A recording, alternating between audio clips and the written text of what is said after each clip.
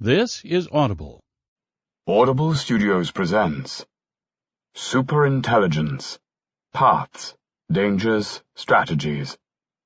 Written by Nick Bostrom. Narrated by Napoleon Ryan. Visual aids found in the print edition of this book are available to you as a downloadable PDF. To access this file, please click the link on the product page where you purchased this title. Thank you. The Unfinished Fable of the Sparrows. It was the nest-building season, but after days of long hard work, the sparrows sat in the evening glow, relaxing and chirping away. "We are so small and weak. Imagine how easy life would be if we had an owl who could help us build our nests." "Yes," said another, "and we could use it to look after our elderly and our young." "It could give us advice and keep an eye out for the neighborhood cat," added a third. Then Pastus, the elder bird, spoke. "Let us send out scouts in all directions and try to find an abandoned owlet somewhere, or maybe an egg. A crow chick might also do, or a baby weasel. This could be the best thing that ever happened to us, at least since the opening of the pavilion of unlimited grain in yonder backyard." The flock was exhilarated, and sparrows everywhere started chirping at the top of their lungs. Only Skronkfinkel, a one-eyed sparrow with a fretful temperament, was unconvinced of the wisdom of the endeavor. Quoth he, "This will surely be our undoing. Shall we not give some thought to the art of owl domestication and owl taming first, before we bring such a creature into our midst?" Replied Pastus, "Taming an owl sounds like an exceedingly difficult thing to do. It will be difficult enough to find an owl egg, so let us start there. After we have succeeded in raising an owl, then we can think about taking on this other challenge." "There is a flaw in that plan," squeaked Skronkfinkel. But his protests were in vain, as the flock had already lifted off to start implementing the directives set out by Pastus. Just 2 or 3 sparrows remained behind. Together, they began to try to work out how owls might be tamed or domesticated. They soon realized that Pastus had been right. This was an exceedingly difficult challenge, especially in the absence of an actual owl to practice on. Nevertheless, they pressed on as best they could, constantly fearing that the flock might return with an owl egg before a solution to the control problem had been found. It is not known how the story ends, but the author dedicates this book to Skronkfinkel and his followers.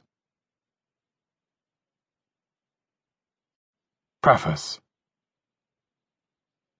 Inside your cranium is the thing that does the reading. This thing, the human brain, has some capabilities that the brains of other animals lack. It is to these distinctive capabilities that we owe our dominant position on the planet. Other animals have stronger muscles and sharper claws, but we have cleverer brains. Our modest advantage in general intelligence has led us to develop language, technology, and complex social organization. The advantage has compounded over time, as each generation has built on the achievements of its predecessors. If someday we build machine brains that surpass human brains in general intelligence, then this new superintelligence could become very powerful. And, as the fate of the gorillas now depends more on us humans than on the gorillas themselves, so the fate of our species would depend on the actions of the machine superintelligence. We do have one advantage. We get to build the stuff. In principle, we could build a kind of superintelligence that would protect human values. We would certainly have strong reason to do so. In practice, the control problem, the problem of how to control what the superintelligence would do, looks quite difficult. It also looks like we will only get one chance. Once unfriendly superintelligence exists, it would prevent us from replacing it or changing its preferences. Our fate would be sealed. In this book, I try to understand the challenge presented by the prospect of superintelligence, and how we might best respond. This is quite possibly the most important and most daunting challenge humanity has ever faced. And, whether we succeed or fail, it is probably the last challenge we will ever face. It is no part of the argument in this book that we are on the threshold of a big breakthrough in artificial intelligence, or that we can predict with any precision when such a development might occur. It seems somewhat likely that it will happen sometime in this century, but we don't know for sure. The first couple of chapters do discuss possible pathways and say something about the question of timing. The bulk of the book, however, is about what happens after. We study the kinetics of an intelligence explosion, the forms and powers of superintelligence, and the strategic choices available to a superintelligent agent that attains a decisive advantage. We then shift our focus to the control problem and ask what we could do to shape the initial conditions so as to achieve a survivable and beneficial outcome. Toward the end of the book, we zoom out and contemplate the larger picture that emerges from our investigations. Some suggestions are offered on what ought to be done now to increase our chances of avoiding an existential catastrophe later. This has not been an easy book to write. I hope the path that has been cleared will enable other investigators to reach the new frontier more swiftly and conveniently, so that they can arrive there fresh and ready to join the work to further expand the reach of our comprehension. And if the way that has been made is a little bumpy and bendy, I hope that reviewers, in judging the result, will not underestimate the hostility of the terrain ex ante. This has not been an easy book to write. I have tried to make it an easy book to read, but I don't think I have quite succeeded. When writing, I had in mind as the target audience an earlier time slice of myself, and I tried to produce a kind of book that I would have enjoyed reading. This could prove a narrow demographic. Nevertheless, I think that the content should be accessible to many people if they put some thought into it and resist the temptation to instantaneously misunderstand each new idea by assimilating it with the most similar-sounding cliché available in their cultural larders. Non-technical readers should not be discouraged by the occasional bit of mathematics or specialized vocabulary, for it is always possible to glean the main point from the surrounding explanations. Conversely, for those readers who want more of the nitty-gritty, there is quite a lot to be found among the endnotes. Many of the points made in this book are probably wrong. It is also likely that there are considerations of critical importance that I failed to take into account, thereby invalidating some or all of my conclusions. I have gone to some length to indicate nuances and degrees of uncertainty throughout the text, encumbering it with an unsightly smudge of possibly, might, may, could well, it seems, probably, very likely, almost certainly. Each qualifier has been placed where it is carefully and deliberately, yet these topical applications of epistemic modesty are not enough. They must be supplemented here by a systemic admission of uncertainty and fallibility. This is not false modesty, for while I believe that my book is likely to be seriously wrong and misleading, I think that the alternative views that have been presented in the literature are substantially worse, including the default view, or null hypothesis, according to which we can, for the time being, safely or reasonably ignore the prospect of superintelligence. Chapter 1. Past Developments and Present Capabilities. We begin by looking back. History, at the largest scale, seems to exhibit a sequence of distinct growth modes, each much more rapid than its predecessor. This pattern has been taken to suggest that another, even faster growth mode might be possible. However, we do not place much weight on this observation. This is not a book about technological acceleration or exponential growth, or the miscellaneous notions sometimes gathered under the rubric of the singularity. Next, we review the history of artificial intelligence. We then survey the field's current capabilities. Finally, we glance at some recent expert opinion surveys and contemplate our ignorance about the timeline of future advances. Growth modes and big history. A mere few million years ago, our ancestors were still swinging from the branches in the African canopy.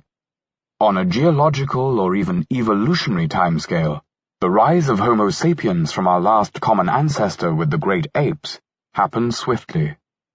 We developed upright posture, opposable thumbs, and, crucially, some relatively minor changes in brain size and neurological organization that led to a great leap in cognitive ability. As a consequence, humans can think abstractly, communicate complex thoughts, and culturally accumulate information over the generations far better than any other species on the planet. These capabilities let humans develop increasingly efficient productive technologies, making it possible for our ancestors to migrate far away from the rainforest and the savanna. Especially after the adoption of agriculture, population densities rose along with the total size of the human population. More people meant more ideas. Greater densities meant that ideas could spread more readily and that some individuals could devote themselves to developing specialized skills. These developments increased the rate of growth of economic productivity and technological capacity. Later developments related to the Industrial Revolution brought about a second, comparable step change in the rate of growth. Such changes in the rate of growth have important consequences. A few 100,000 years ago, in early human or hominid prehistory, growth was so slow that it took on the order of 1 million years for human productive capacity to increase sufficiently to sustain an additional 1 million individuals living at subsistence level. By 5000 BC, following the agricultural revolution, the rate of growth had increased to the point where the same amount of growth took just 2 centuries. Today, following the Industrial Revolution, the world economy grows on average by that amount every 90 minutes. Even the present rate of growth will produce impressive results if maintained for a moderately long time. If the world economy continues to grow at the same pace as it has over the past 50 years, then the world will be some 4.8 times richer by 2050 and about 34 times richer by 2100 than it is today. Yet the prospect of continuing on a steady exponential growth path pales in comparison to what would happen if the world were to experience another step change in the rate of growth comparable in magnitude to those associated with the agricultural revolution and the Industrial Revolution. The economist Robin Hanson estimates, based on historical economic and population data, a characteristic world economy doubling time for Pleistocene hunter-gatherer society of 224,000 years. For farming society, 909 years. And for industrial society, 6.3 years. In Hanson's model, the present epoch is a mixture of the farming and the industrial growth modes. The world economy as a whole is not yet growing at the 6.3-year doubling rate. If another such transition to a different growth mode were to occur, and it were of similar magnitude to the previous two, it would result in a new growth regime in which the world economy would double in size about every 2 weeks. Such a growth rate seems fantastic by current lights. Observers in earlier epochs might have found it equally preposterous to suppose that the world economy would one day be doubling several times within a single lifespan. Yet that is the extraordinary condition we now take to be ordinary. The idea of a coming technological singularity has by now been widely popularized, starting with Werner Winger's seminal essay and continuing with the writings of Ray Kurzweil and others. The term singularity, however, has been used confusedly in many disparate senses and has accreted an unholy yet almost millenarian order of techno-utopian connotations. Since most of these meanings and connotations are irrelevant to our argument, we can gain clarity by dispensing with the singularity word in favor of more precise terminology. The singularity-related idea that interests us here is the possibility of an intelligence explosion, particularly the prospect of machine superintelligence. There may be those who are persuaded by growth diagrams like the ones in Figure 1 that another drastic change in growth mode is in the cards, comparable to the agricultural or industrial revolution. These folk may then reflect that it is hard to conceive of a scenario in which the world economy's doubling time shortens to mere weeks that does not involve the creation of minds that are much faster and more efficient than the familiar biological kind. However, the case for taking seriously the prospect of a machine intelligence revolution need not rely on curve-fitting exercises or extrapolations from past economic growth. As we shall see, there are stronger reasons for taking heed. Great expectations. Machines matching humans in general intelligence, that is, possessing common sense and an effective ability to learn, reason, and plan to meet complex information processing challenges across a wide range of natural and abstract domains, have been expected since the invention of computers in the 1940s. At that time, the advent of such machines was often placed some 20 years into the future. Since then, the expected arrival date has been receding at a rate of 1 year per year, so that today, futurists who concern themselves with the possibility of artificial general intelligence still often believe that intelligent machines are a couple of decades away. 2 decades is a sweet spot for prognosticators of radical change, near enough to be attention-grabbing and relevant, yet far enough to make it possible to suppose that a string of breakthroughs, currently only vaguely imaginable, might by then have occurred. Contrast this with shorter timescales. Most technologies that will have a big impact on the world in 5 or 10 years from now are already in limited use, while technologies that will reshape the world in less than 15 years probably exist as laboratory prototypes. 20 years may also be close to the typical duration remaining of a forecaster's career, bounding the reputational risk of a bold prediction. From the fact that some individuals have overpredicted artificial intelligence in the past, however, it does not follow that AI is impossible or will never be developed. The main reason why progress has been slower than expected is that the technical difficulties of constructing intelligent machines have proved greater than the pioneers foresaw. But this leaves open just how great those difficulties are, and how far we now are from overcoming them. Sometimes a problem that initially looks hopelessly complicated turns out to have a surprisingly simple solution, though the reverse is probably more common. In the next chapter, we will look at different paths that may lead to human-level machine intelligence. But let us note at the outset that however many stops there are between here and human-level machine intelligence, the latter is not the final destination. The next stop, just a short distance farther along the tracks, is superhuman-level machine intelligence. The train might not pause or even decelerate at Humanville Station. It is likely to swoosh right by. The mathematician I.J. Good, who had served as chief statistician in Alan Turing's code-breaking team in World War II, might have been the first to enunciate the essential aspects of this scenario.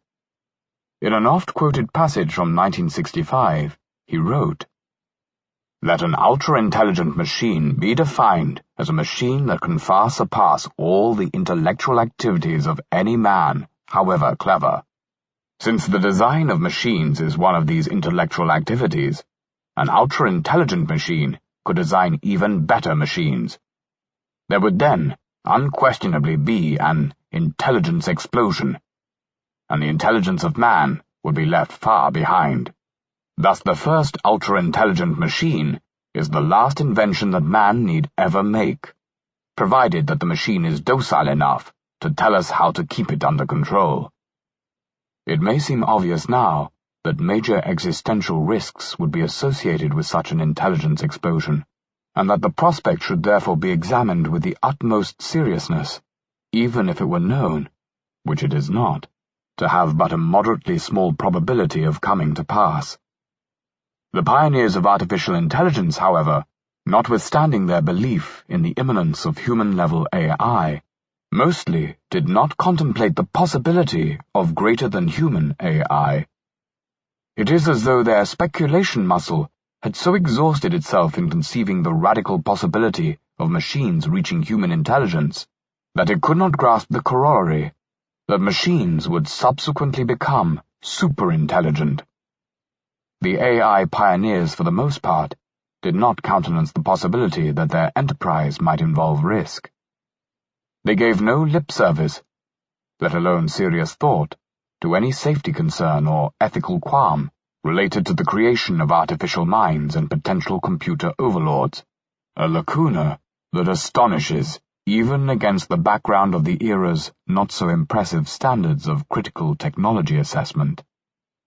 We must hope that by the time the enterprise eventually does become feasible, we will have gained not only the technological proficiency to set off an intelligence explosion, but also the higher level of mastery that may be necessary to make the detonation survivable. But before we turn to what lies ahead, it will be useful to take a quick glance at the history of machine intelligence to date. Seasons of Hope and Despair. In the summer of 1956, at Dartmouth College, 10 scientists sharing an interest in neural nets, automata theory, and the study of intelligence convened for a 6-week workshop. This Dartmouth summer project is often regarded as the cockcrow of artificial intelligence as a field of research. Many of the participants would later be recognized as founding figures. The optimistic outlook among the delegates is reflected in the proposal submitted to the Rockefeller Foundation, which provided funding for the event. We propose that a 2-month, 10-man study of artificial intelligence be carried out. The study is to proceed on the basis of the conjecture that every aspect of learning, or any other feature of intelligence, can, in principle, be so precisely described that a machine can be made to simulate it. An attempt will be made to find how to make machines that use language, form abstractions and concepts, solve kinds of problems now reserved for humans, and improve themselves. We think that a significant advance can be made in one or more of these problems if a carefully selected group of scientists work on it together for a summer. In the 6 decades since this brash beginning, the field of artificial intelligence has been through periods of hype and high expectations, alternating with periods of setback and disappointment. The first period of excitement, which began with the Dartmouth meeting, was later described by John McCarthy, the event's main organizer, as the "Look Ma, no hands" era. During these early days, researchers built systems designed to refute claims of the form, "No machine could ever do X." Such skeptical claims were common at the time.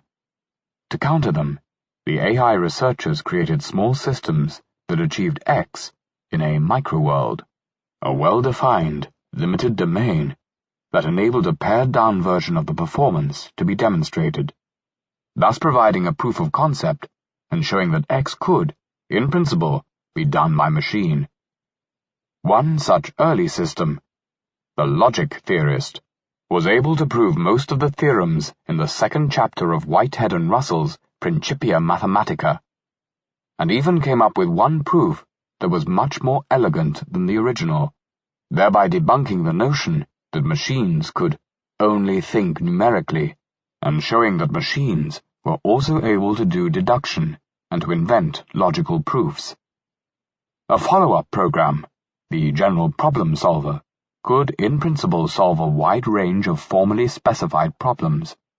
Programs that could solve calculus problems typical of first-year college courses, visual analogy problems of the type that appear in some IQ tests, and simple verbal algebra problems were also written. The shaky robot, so named because of its tendency to tremble during operation, demonstrated how logical reasoning could be integrated with perception and used to plan and control physical activity. The ELIZA program showed how a computer could impersonate a Rogerian psychotherapist. In the mid-70s, the program SHRDLU showed how a simulated robotic arm in a simulated world of geometric blocks could follow instructions and answer questions in English that were typed in by a user. In later decades, systems would be created that demonstrated that machines could compose music in the style of various classical composers, outperform junior doctors in certain clinical diagnostic tasks, drive cars autonomously, and make patentable inventions. There has even been an AI that cracked original jokes. Not that its level of humor is high. What do you get when you cross an optic with a mental object? An idea. But children reportedly found its puns consistently entertaining.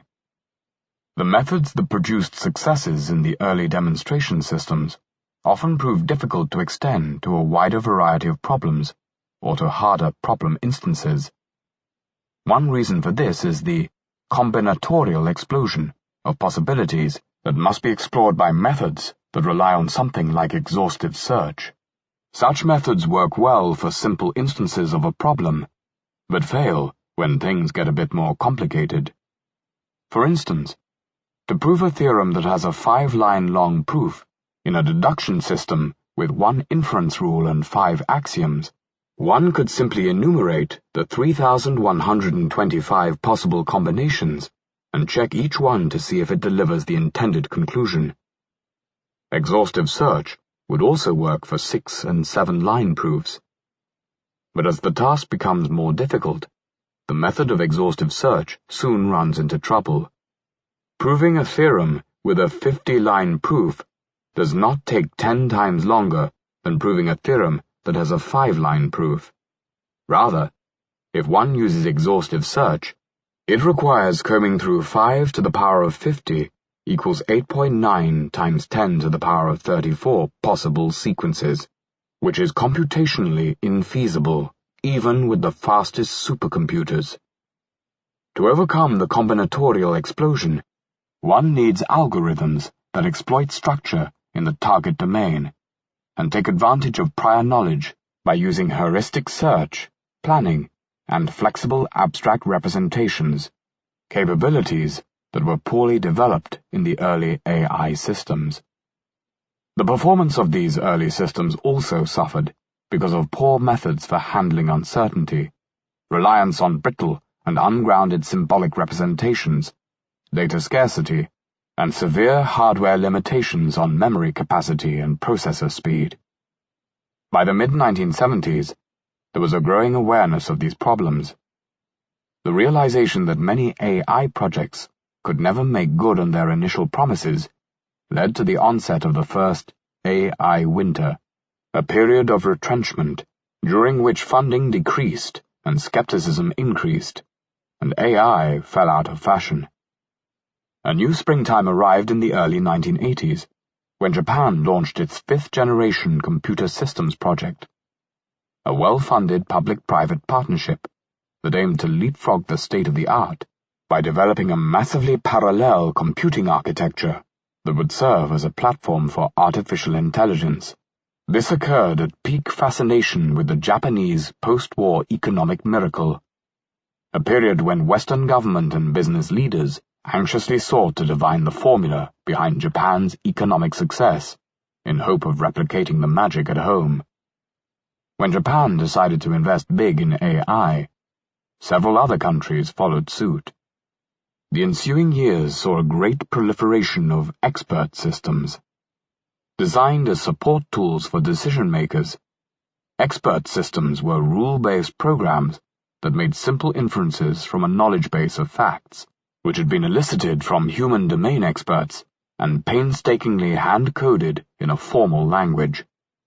Hundreds of these expert systems were built, However, the smaller systems provided little benefit, and the larger ones proved expensive to develop, validate, and keep updated, and were generally cumbersome to use.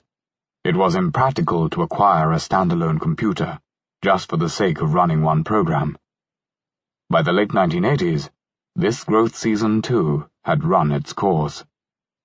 The fifth-generation project failed to meet its objectives, as did its counterparts in the United States and Europe. A second AI winter descended. At this point, a critic could justifiably bemoan the history of artificial intelligence research to date, consisting always of very limited success in particular areas, followed immediately by failure to reach the broader goals at which these initial successes seem at first to hint. Private investors began to shun any venture carrying the brand of artificial intelligence. Even among academics and their funders, AI became an unwanted epithet. Technical work continued apace, however, and by the 1990s, the second AI winter gradually thawed.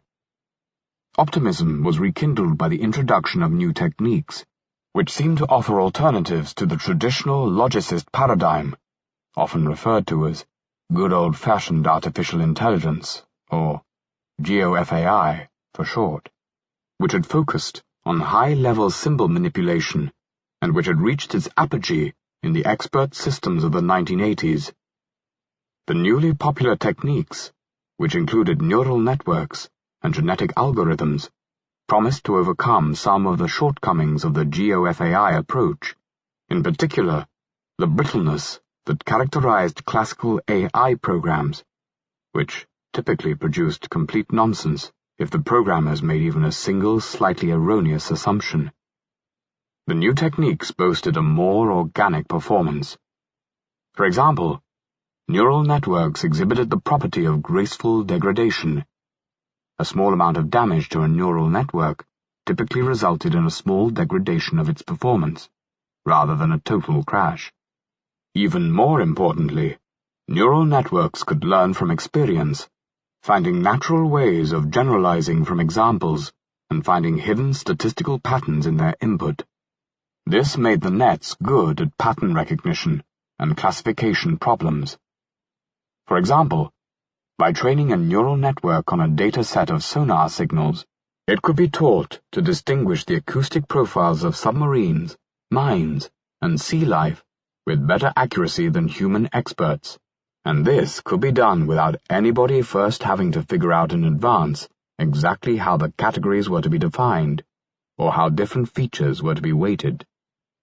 While simple neural network models had been known since the late 1950s, the field enjoyed a renaissance after the introduction of the backpropagation algorithm, which made it possible to train multi-layered neural networks. Such multi-layered networks, which have one or more intermediary hidden layers of neurons between the input and output layers, can learn a much wider range of functions than their simpler predecessors. Combined with the increasingly powerful computers that were becoming available, these algorithmic improvements enabled engineers to build neural networks that were good enough to be practically useful in many applications. The brain-like qualities of neural networks contrasted favorably with the rigidly logic-chopping but brittle performance of traditional rule-based GOFAI systems. Enough so to inspire a new ism, connectionism, which emphasized the importance of massively parallel sub-symbolic processing. More than 150,000 academic papers have since been published on artificial neural networks, and they continue to be an important approach in machine learning.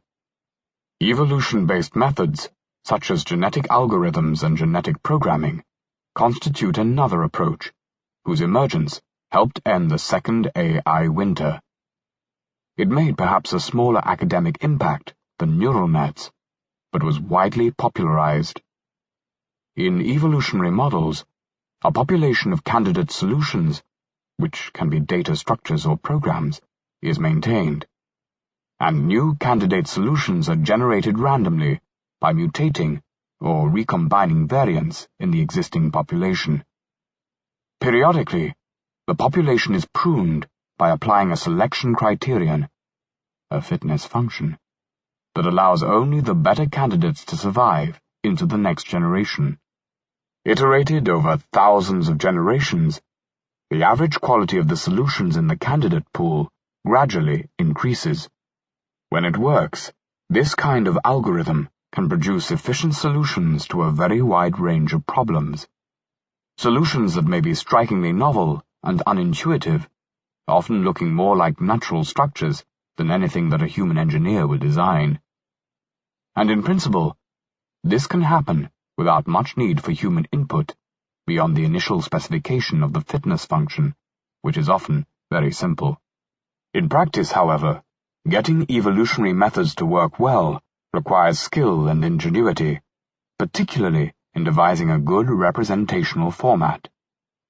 Without an efficient way to encode candidate solutions, a genetic language that matches latent structure in the target domain, evolutionary search tends to meander endlessly in a vast search space, or get stuck at a local optimum. Even if a good representational format is found, evolution is computationally demanding and is often defeated by the combinatorial explosion. Neural networks and genetic algorithms are examples of methods that stimulated excitement in the 1990s by appearing to offer alternatives to the stagnating GeoFAI paradigm. But the intention here is not to sing the praises of these two methods, or to elevate them above the many other techniques in machine learning. In fact, one of the major theoretical developments of the past 20 years has been a clearer realization of how superficially disparate techniques can be understood as special cases within a common mathematical framework. For example, many types of artificial neural network can be viewed as classifiers that perform a particular kind of statistical calculation, maximum likelihood estimation. This perspective allows neural nets to be compared with a larger class of algorithms for learning classifiers from examples, decision trees, logistic regression models, support vector machines, naive Bayes, k-nearest neighbors regression, among others. In a similar manner, genetic algorithms can be viewed as performing stochastic hill climbing, which is again a subset of a wider class of algorithms for optimization. Each of these algorithms for building classifiers or for searching a solution space has its own profile of strengths and weaknesses which can be studied mathematically. Algorithms differ in their processor time and memory space requirements, which inductive biases they presuppose, the ease with which externally produced content can be incorporated, and how transparent their inner workings are to a human analyst. Behind the razzle-dazzle of machine learning and creative problem-solving, thus lies a set of mathematically well-specified trade-offs.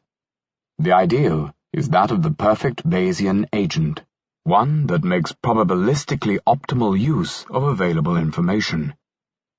This ideal is unattainable because it is too computationally demanding to be implemented in any physical computer. See Box 1. Accordingly, one can view artificial intelligence as a quest to find shortcuts, ways of tractably approximating the Bayesian ideal by sacrificing some optimality or generality while preserving enough to get high performance in the actual domains of interest. A reflection of this picture can be seen in the work done over the past couple of decades on probabilistic graphical models, such as Bayesian networks. Bayesian networks provide a concise way of representing probabilistic and conditional independence relations that hold in some particular domain. Exploiting such independence relations is essential for overcoming the combinatorial explosion, which is as much of a problem for probabilistic inference as it is for logical deduction. They also provide important insight into the concept of causality. One advantage of relating learning problems from specific domains to the general problem of Bayesian inference is that new algorithms that make Bayesian inference more efficient will then yield immediate improvements across many different areas. Advances in Monte Carlo approximation techniques, for example, are directly applied in computer vision, robotics, and computational genetics. Another advantage is that it lets researchers from different disciplines more easily pool their findings. Graphical models and Bayesian statistics have become a shared focus of research in many fields, including machine learning, statistical physics, bioinformatics, combinatorial optimization, and communication theory. A fair amount of the recent progress in machine learning has resulted from incorporating formal results originally derived in other academic fields. Machine learning applications have also benefited enormously from faster computers and greater availability of large data sets. Box 1. An optimal Bayesian agent. An ideal Bayesian agent starts out with a prior probability distribution, a function that assigns probabilities to each possible world, i.e., to each maximally specific way the world could turn out to be. This prior incorporates an inductive bias, such that simpler possible worlds are assigned higher probabilities. One way to formally define the simplicity of a possible world is in terms of its Kolmogorov complexity, a measure based on the length of the shortest computer program that generates a complete description of the world. The prior also incorporates any background knowledge that the programmers wish to give to the agent. As the agent receives new information from its sensors, it updates its probability distribution by conditionalizing the distribution on the new information according to Bayes' theorem. Conditionalization is the mathematical operation that sets the new probability of those worlds that are inconsistent with the information received to 0 and renormalizes the probability distribution over the remaining possible worlds. The result is a posterior probability distribution, which the agent may use as its new prior in the next time step. As the agent makes observations, its probability mass thus gets concentrated on the shrinking set of possible worlds that remain consistent with the evidence. And among these possible worlds, simpler ones always have more probability. Metaphorically, we can think of a probability as sand on a large sheet of paper. The paper is partitioned into areas of various sizes, each area corresponding to one possible world, with larger areas corresponding to simpler possible worlds. Imagine also a layer of sand of even thickness spread across the entire sheet. This is our prior probability distribution. Whenever an observation is made that rules out some possible worlds, we remove the sand from the corresponding areas of the paper and redistribute it evenly over the areas that remain in play. Thus, the total amount of sand on the sheet never changes. It just gets concentrated into fewer areas as observational evidence accumulates. This is a picture of learning in its purest form. To calculate the probability of a hypothesis, we simply measure the amount of sand in all the areas that correspond to the possible worlds in which the hypothesis is true. So far, we have defined a learning rule. To get an agent, we also need a decision rule. To this end, we endow the agent with a utility function, which assigns a number to each possible world. The number represents the desirability of that world according to the agent's basic preferences. Now, at each time step, the agent selects the action with the highest expected utility. To find the action with the highest expected utility, the agent could list all possible actions. It could then compute the conditional probability distribution given the action, the probability distribution that would result from conditionalizing its current probability distribution on the observation that the action had just been taken. Finally, it could calculate the expected value of the action as the sum of the value of each possible world multiplied by the conditional probability of that world given the action. The learning rule and the decision rule together define an optimality notion for an agent. Essentially, the same optimality notion has been broadly used in artificial intelligence, epistemology, philosophy of science, economics, and statistics.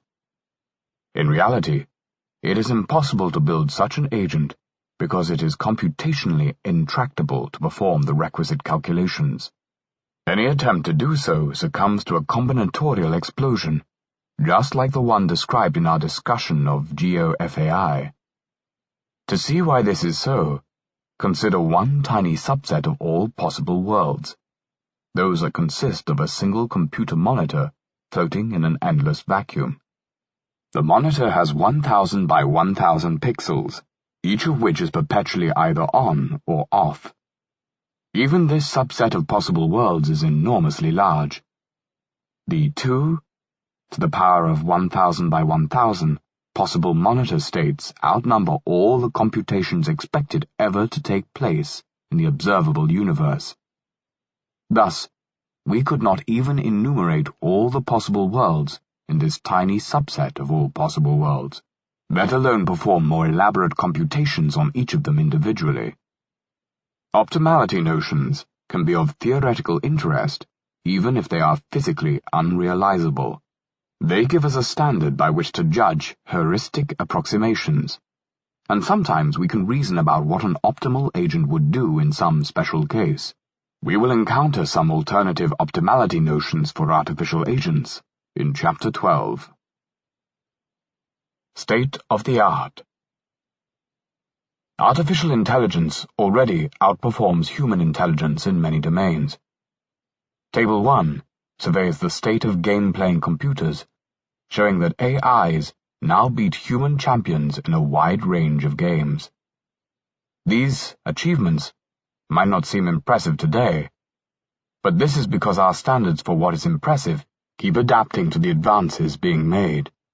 Expert chess playing, for example, was once thought to epitomize human intellection.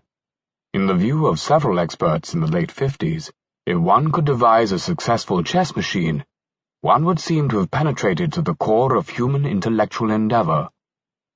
This no longer seems so. One sympathizes with John McCarthy, who lamented, "As soon as it works, no one calls it AI anymore." There is an important sense, however, in which chess-playing AI turned out to be a lesser triumph than many imagined it would be.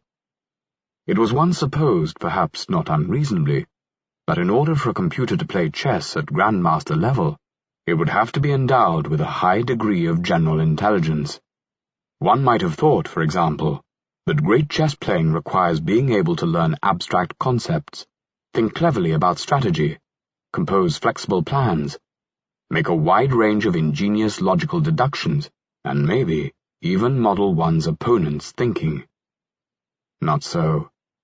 It turned out to be possible to build a perfectly fine chess engine around a special-purpose algorithm. When implemented on the fast processors that became available towards the end of the 20th century, it produces very strong play. But an AI built like that is narrow. It plays chess. It can do no other. In other domains, solutions have turned out to be more complicated than initially expected, and progress slower. The computer scientist Donald Knuth was struck that AI has by now succeeded in doing essentially everything that requires thinking, but has failed to do most of what people and animals do without thinking. That somehow is much harder. Analyzing visual scenes, recognizing objects, or controlling a robot's behavior as it interacts with a natural environment has proved challenging. Nevertheless, a fair amount of progress has been made, and continues to be made, aided by steady improvements in hardware. Common sense and natural language understanding have also turned out to be difficult. It is now often thought that achieving a fully human-level performance on these tasks is an AI-complete problem, meaning that the difficulty of solving these problems is essentially equivalent to the difficulty of building generally human-level intelligent machines. In other words, if somebody were to succeed in creating an AI that could understand natural language as well as a human adult, they would in all likelihood also either already have succeeded in creating an AI that could do everything else that human intelligence can do, or they would be but a very short step from such a general capability. Chess-playing expertise turned out to be achievable by means of a surprisingly simple algorithm. It is tempting to speculate that other capabilities, such as general reasoning ability or some key ability involved in programming, might likewise be achievable through some surprisingly simple algorithm. The fact that the best performance at one time is attained through a complicated mechanism does not mean that no simple mechanism could do the job as well or better. It might simply be that nobody has yet found the simpler alternative.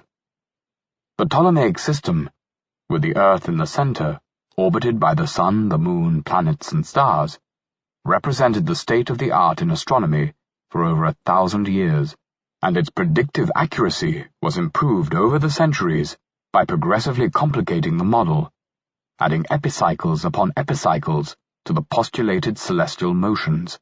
Then the entire system was overthrown by the heliocentric theory of Copernicus, which was simpler and, though only after further elaboration by Kepler, more predictively accurate. Artificial intelligence methods are now used in more areas than it would make sense to review here, but mentioning a sampling of them will give an idea of the breadth of applications.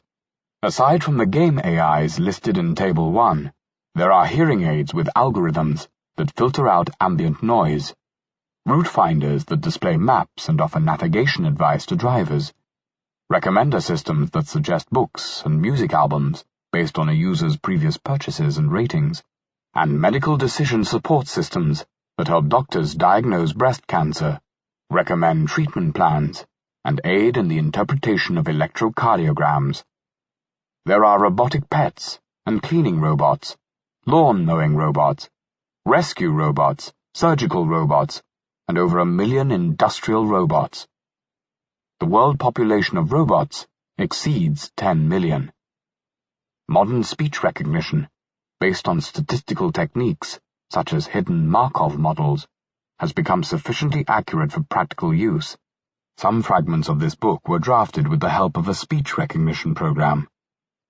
Personal digital assistants, such as Apple's Siri, respond to spoken commands and can answer simple questions and execute commands.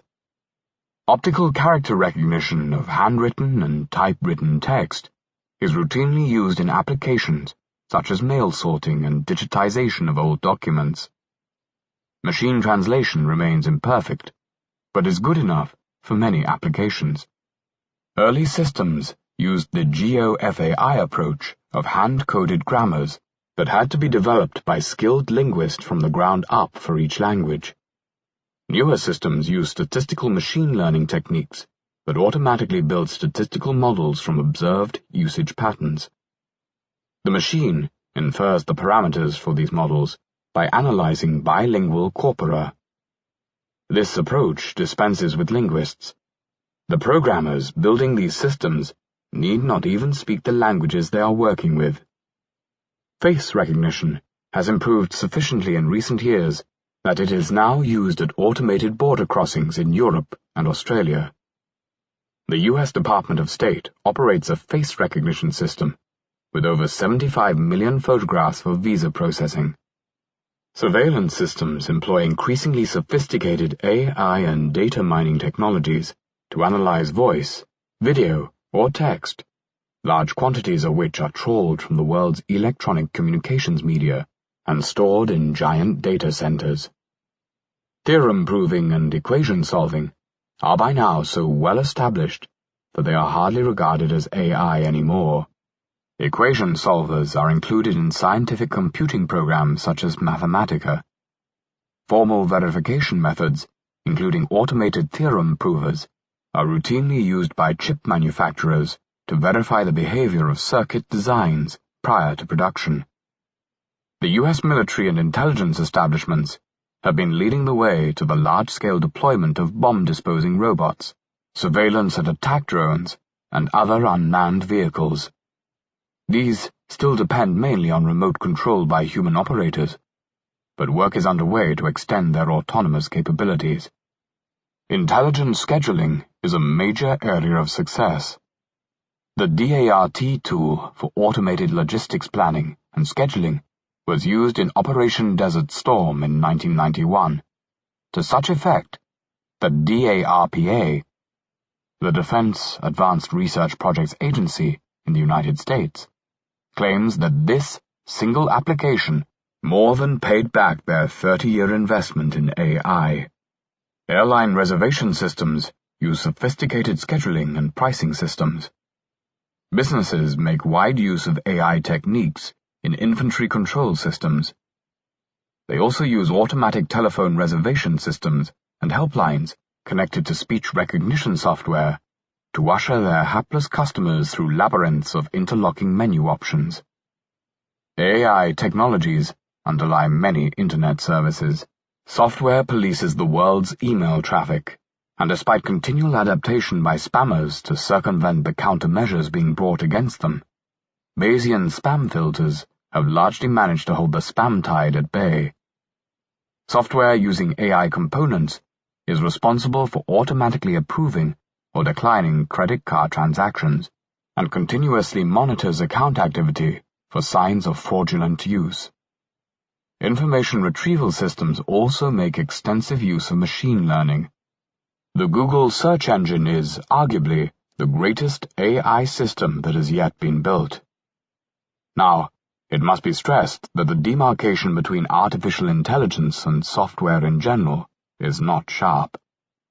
Some of the applications listed above might be viewed more as generic software applications rather than AI in particular, though this brings us back to McCarthy's dictum that when something works, it is no longer called AI. A more relevant distinction for our purposes is that between systems that have a narrow range of cognitive capability, whether they be called AI or not, and systems that have more generally applicable problem-solving capacities. Essentially, all the systems currently in use are of the former type, narrow. However, many of them contain components that might also play a role in future artificial general intelligence or be of service in its development. Components such as classifiers, search algorithms, planners, solvers, and representational frameworks. One high-stakes and extremely competitive environment in which AI systems operate today is the global financial market.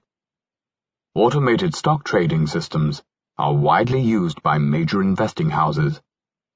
While some of these are simply ways of automating the execution of particular buy or sell orders issued by a human fund manager, others pursue complicated trading strategies that adapt to changing market conditions.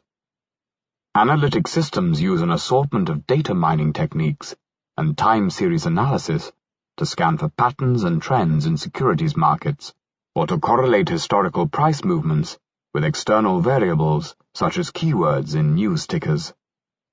Financial news providers sell news feeds that are specially formatted for use by such AI programs. Other systems specialize in finding arbitrage opportunities within or between markets, or in high-frequency trading that seeks to profit from minute price movements that occur over the course of milliseconds, a timescale at which communication latencies, even for speed-of-light signals in optical fiber cable, become significant, making it advantageous to locate computers near the exchange. Algorithmic high-frequency traders account for more than half of equity shares traded on U.S. markets.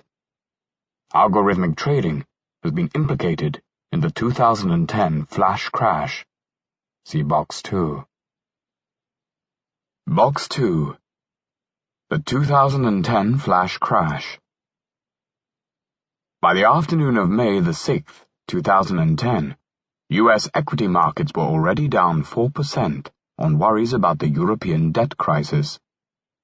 At 2:32 p.m., a large seller, a mutual fund complex, initiated a sell algorithm to dispose of a large number of the E-mini S&P 500 futures contracts to be sold off at a sell rate linked to a measure of minute-to-minute liquidity on the exchange. These contracts were bought by algorithmic high-frequency traders, which were programmed to quickly eliminate their temporary long positions by selling the contracts onto other traders. With demand from fundamental buyers slacking, the algorithmic traders started to sell the E-minis primarily to other algorithmic traders, which in turn passed them on to other algorithmic traders, creating a hot potato effect, driving up trading volume. This being interpreted by the sell algorithm as an indicator of high liquidity, prompting it to increase the rate at which it was putting E-mini contracts on the market, pushing the downward spiral. At some point, the high-frequency traders started withdrawing from the market, drying up liquidity while prices continued to fall. At 2:45 p.m., trading on the E-mini was halted by an automatic circuit breaker, the exchange's stop logic functionality. When trading was restarted a mere 5 seconds later, prices stabilized and soon began to recover most of the losses. But for a while, at the trough of the crisis, $1 trillion had been wiped off the market, and spillover effects had led to a substantial number of trades in individual securities being executed at absurd prices, such as 1 cent or $100,000. After the market closed for the day, representatives of the exchanges met with regulators and decided to break all trades that had been executed at prices 60% or more away from their pre-crisis levels, deeming such transactions clearly erroneous, and thus subject to post-facto cancellation under existing trade rules. The retelling here of this episode is a digression because the computer programs involved in the flash crash were not particularly intelligent or sophisticated, and the kind of threat they created is fundamentally different from the concerns we shall raise later in this book in relation to the prospect of machine superintelligence. Nevertheless, these events illustrate several useful lessons. One is the reminder that interactions between individually simple components, such as the sell algorithm and the high-frequency algorithmic trading programs, can produce complicated and unexpected effects. Systemic risk can build up in a system as new elements are introduced, risks that are not obvious until after something goes wrong, and sometimes not even then. Another lesson is that smart professionals might give an instruction to a program based on a sensible-seeming and normally sound assumption, e.g., that trading volume is a good measure of market liquidity, and that this can produce catastrophic results when the program continues to act on the instruction with ironclad logical consistency, even in the unanticipated situation where the assumption turns out to be invalid. The algorithm just does what it does, and unless it is a very special kind of algorithm, it does not care that we clasp our heads and gasp in dumbstruck horror at the absurd inappropriateness of its actions. This is a theme that we will encounter again. A third observation in relation to the flash crash is that while automation contributed to the incident, it also contributed to its resolution. The pre-programmed stop-order logic, which suspended trading when prices moved too far out of whack, was set to execute automatically because it had been correctly anticipated that the triggering events could happen on a timescale too swift for humans to respond. The need for pre-installed and automatically executing safety functionality, as opposed to reliance on runtime human supervision, again foreshadows a theme that will be important in our discussion of machine superintelligence. Opinions about the future of machine intelligence. Progress on two major fronts, towards a more solid statistical and information theoretic foundation for machine learning on the one hand, and toward the practical and commercial success of various problem-specific or domain-specific applications on the other, has restored to AI research some of its lost prestige. There may, however, be a residual cultural effect on the AI community of its earlier history that makes many mainstream researchers reluctant to align themselves with over-grand ambition. Thus, Niels Nilsson, one of the old-timers in the field, complains that his present-day colleagues lack the boldness of spirit that propelled the pioneers of his own generation. Concern for respectability has had, I think, a stultifying effect on some AI researchers. I hear them saying things like, AI used to be criticized for its flossiness. Now that we have made solid progress, let us not risk losing our respectability. One result of this conservatism has been increased concentration on weak AI, the variety devoted to providing aids to human thought, and away from strong AI, the variety that attempts to mechanize human-level intelligence. Nilsson's sentiment has been echoed by several others of the founders, including Marvin Minsky, John McCarthy, and Patrick Winston. The last few years have seen a resurgence of interest in AI, which might yet spill over into renewed efforts towards artificial general intelligence, what Nilsson calls strong AI. In addition to faster hardware, a contemporary project would benefit from the great strides that have been made in the many subfields of AI, in software engineering more generally, and in neighboring fields such as computational neuroscience. One indication of pent-up demand for quality information in education is shown in the response to the free online offering of an introductory course in artificial intelligence at Stanford University in the fall of 2011, organized by Sebastian Thrun and Peter Norvig. Some 160,000 students from around the world signed up to take it, and 23,000 completed it. Expert opinions about the future of AI vary wildly. There is disagreement about timescales, as well as about what forms AI might eventually take. Predictions about the future development of artificial intelligence, one recent study noted, are as confident as they are diverse.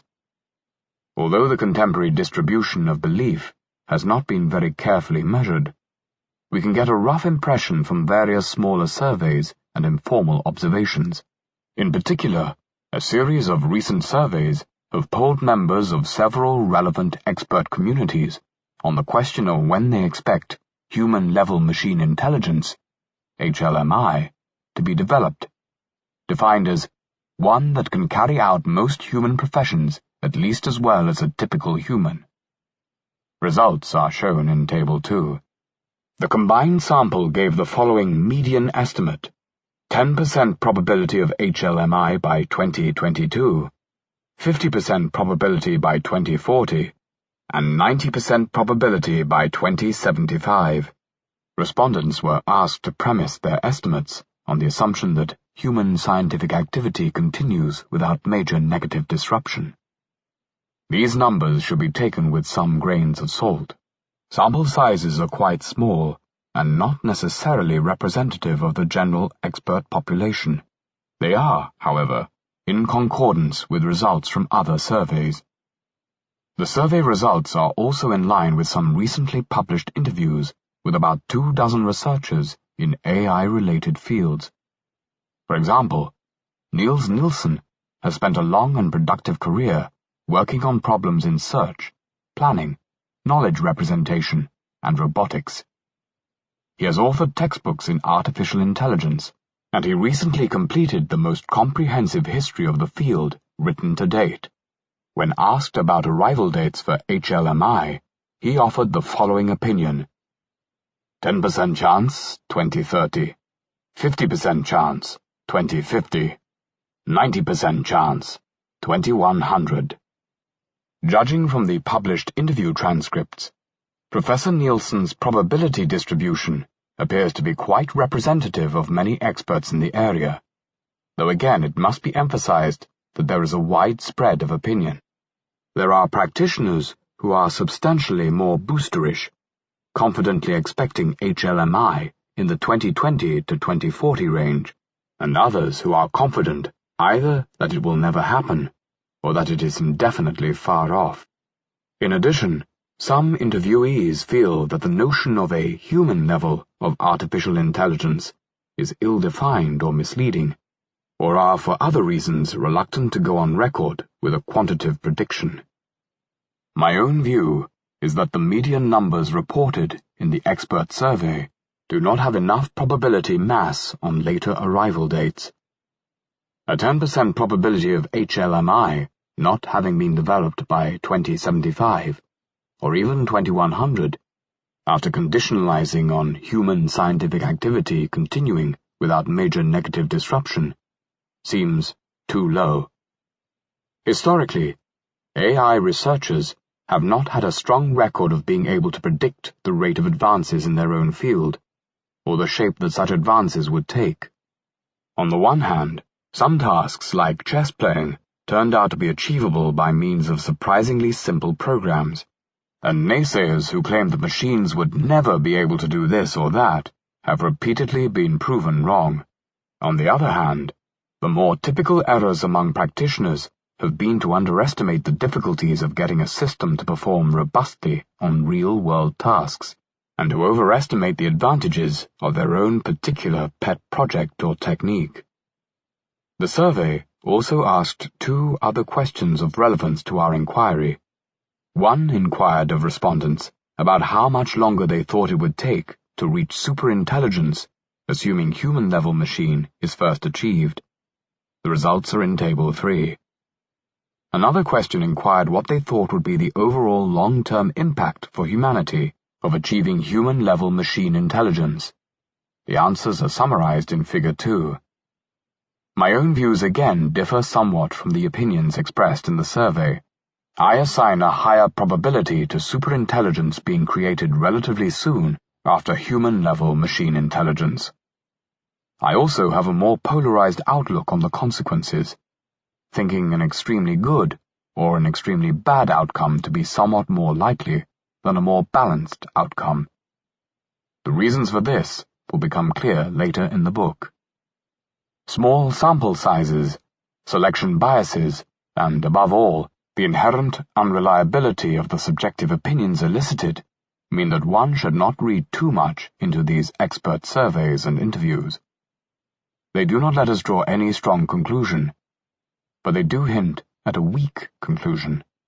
They suggest that, at least in lieu of better data or analysis, it may be reasonable to believe that human-level machine intelligence has a fairly sizable chance of being developed by mid-century, and that it has a non-trivial chance of being developed considerably sooner or much later, that it might perhaps fairly soon thereafter result in superintelligence, and that a wide range of outcomes may have a significant chance of occurring, including extremely good outcomes, and outcomes that are as bad as human extinction. At the very least, they suggest that the topic is worth a closer look. Chapter 2. Paths to Superintelligence. Machines are currently far inferior to humans in general intelligence. Yet one day, we have suggested, they will be superintelligent. How do we get from here to there? This chapter explores several conceivable technological paths. We look at artificial intelligence, whole brain emulation, biological cognition, and human-machine interfaces, as well as networks and organizations. We evaluate their different degrees of plausibility as pathways to superintelligence. The existence of multiple paths increases the probability that the destination can be reached via at least one of them. We can tentatively define a superintelligence as any intellect that greatly exceeds the cognitive performance of humans in virtually all domains of interest.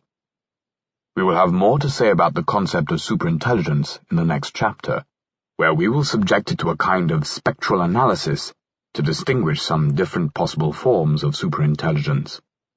But for now, the rough characterization just given will suffice. Note that the definition is non-committal about how the superintelligence is implemented. It is also non-committal regarding qualia. Whether a superintelligence would have subjective conscious experience might matter greatly for some questions, in particular for some moral questions. But our primary focus here is on the causal antecedents and consequences of superintelligence, not on the metaphysics of mind. The chess program Deep Fritz is not a superintelligence on this definition, since Fritz is only smart within the narrow domain of chess.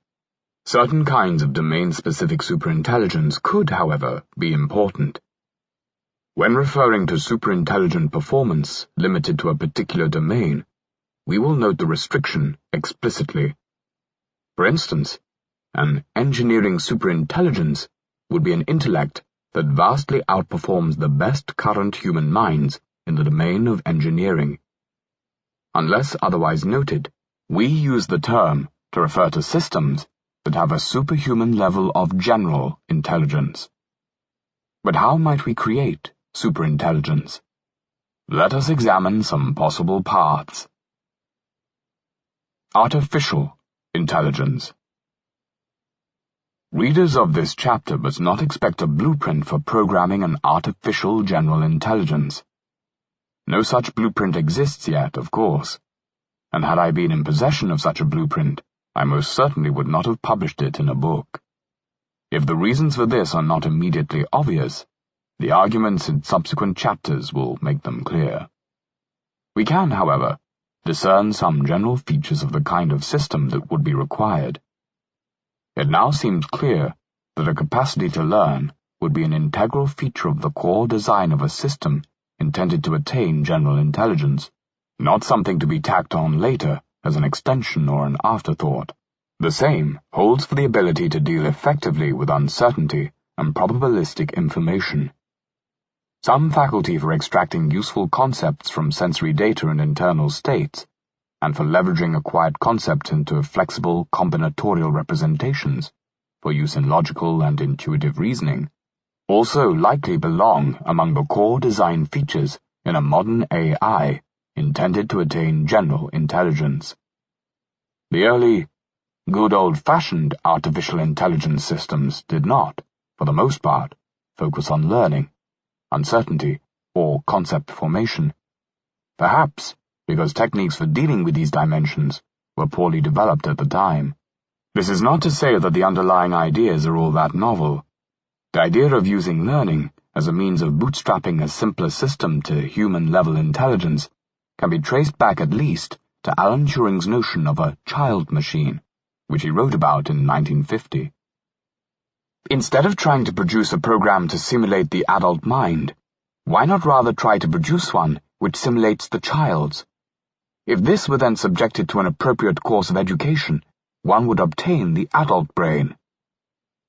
Turing envisaged an iterative process to develop such a child machine. We cannot expect to find a good child machine at the first attempt. One must experiment with teaching one such machine and see how well it learns. One can then try another and see if it is better or worse. There is an obvious connection between this process and evolution. One may hope, however, that this process will be more expeditious than evolution. The survival of the fittest is a slow method for measuring advantages. The experimenter, by the exercise of intelligence, should be able to speed it up. Equally important is the fact that he is not restricted to random mutations. If he can trace a cause for some weakness, he can probably think of the kind of mutation which will improve it. We know that blind evolutionary processes can produce human-level general intelligence, since they have already done so at least once.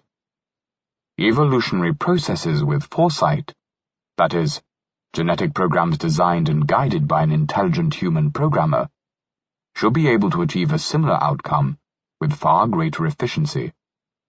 This observation has been used by some philosophers and scientists, including David Chalmers and Hans Moravec, to argue that human-level AI is not only theoretically possible, but feasible within this century. The idea is that we can estimate the relative capabilities of evolution and human engineering to produce intelligence, and find that human engineering is already vastly superior to evolution in some areas, and is likely to become superior in the remaining areas before too long. The fact that evolution produced intelligence therefore indicates that human engineering will soon be able to do the same. Thus Moravec wrote already back in 1976. The existence of several examples of intelligence designed under these constraints should give us great confidence that we can achieve the same in short order.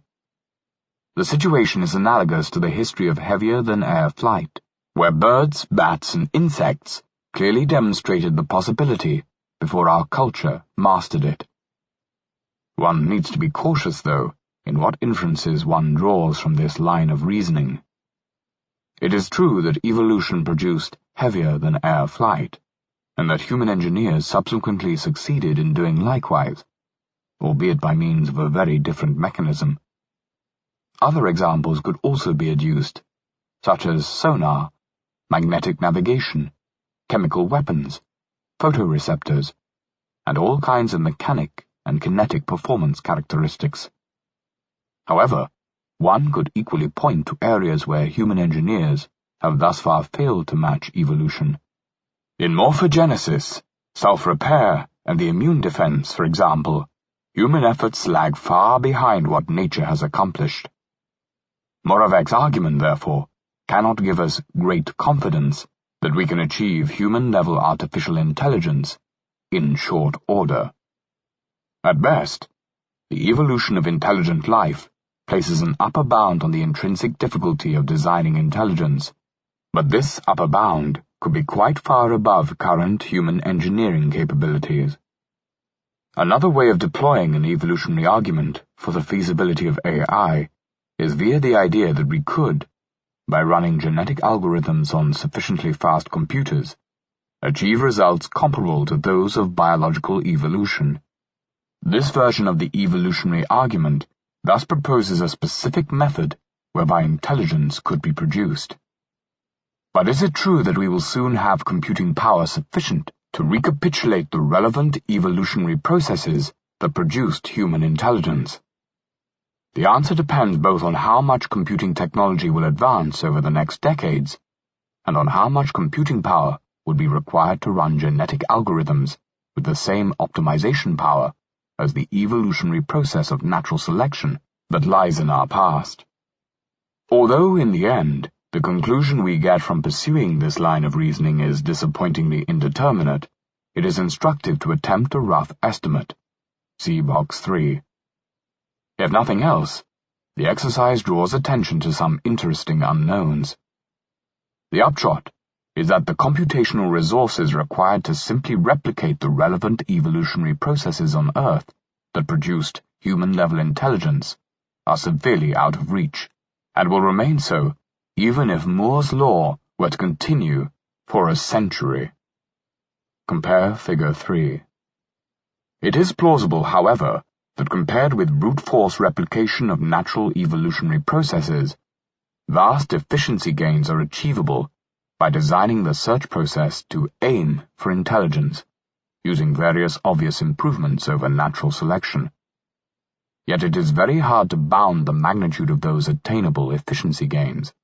We cannot even say whether they amount to 5 or to 25 orders of magnitude. Absent further elaboration, therefore, evolutionary arguments are not able to meaningfully constrain our expectations of either the difficulty of building human-level machine intelligence or the timescales for such developments. There is a further complication with these kinds of evolutionary considerations, one that makes it hard to derive from them even a very loose upper bound on the difficulty of evolving intelligence. We must avoid the error of inferring, from the fact that intelligent life evolved on Earth, that the evolutionary processes involved had a reasonably high prior probability of producing intelligence.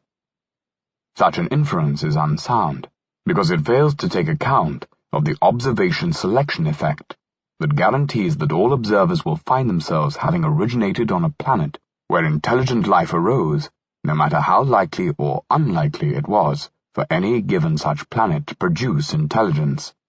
Suppose, for example, that in addition to the systematic effects of natural selection, it required an enormous amount of lucky coincidence to produce intelligent life, enough so that intelligent life evolves on only one planet out of every 10 to the power of 30 planets on which simple replicators arise. In that case, when we run our genetic algorithms to try to replicate what natural evolution did, we might find that we must run some 10 to the power of 30 simulations before we find one where all the elements come together in just the right way. This seems fully consistent with our observation that life did evolve here on Earth. Only by careful and somewhat intricate reasoning, by analyzing instances of convergent evolution of intelligence-related traits, and engaging with the subtleties of observation selection theory, Can we partially circumvent this epistemological barrier? Unless one takes the trouble to do so, one is not in a position to rule out the possibility that the alleged upper bound on the computational requirements for recapitulating the evolution of intelligence derived in Box 3 might be too low by 30 orders of magnitude, or some other such large number. Another way of arguing for the feasibility of artificial intelligence is by pointing to the human brain and suggesting that we could use it as a template for a machine intelligence. One can distinguish different versions of this approach based on how closely they propose to imitate biological brain functions. At one extreme, that of very close imitation, we have the idea of whole brain emulation, which we will discuss in the next subsection. At the other extreme are approaches that take their inspiration from the functioning of the brain, but do not attempt low-level imitation. Advances in neuroscience and cognitive psychology, which will be aided by improvements in instrumentation, should eventually uncover the general principles of brain function. This knowledge could then guide AI efforts. We have already encountered neural networks as an example of a brain-inspired AI technique. Hierarchical perceptual organization is another idea that has been transferred from brain science to machine learning. The study of reinforcement learning has been motivated, at least in part, by its role in psychological theories of animal cognition, and reinforcement learning techniques, e.g. the TD algorithm, inspired by these theories, are now widely used in AI. More cases like these will surely accumulate in the future. Since there is a limited number, perhaps a very small number, of distinct, fundamental mechanisms that operate in the brain, continuing incremental progress in brain science should eventually discover them all. Before this happens, though, it is possible that a hybrid approach, combining some brain-inspired techniques with some purely artificial methods, would cross the finishing line. In that case, the resultant system need not be recognizably brain-like, even though some brain-derived insights were used in its development. The availability of the brain as template provides strong support for the claim that machine intelligence is ultimately feasible. This, however, does not enable us to predict when it will be achieved, because it is hard to predict the future rate of discoveries in brain science.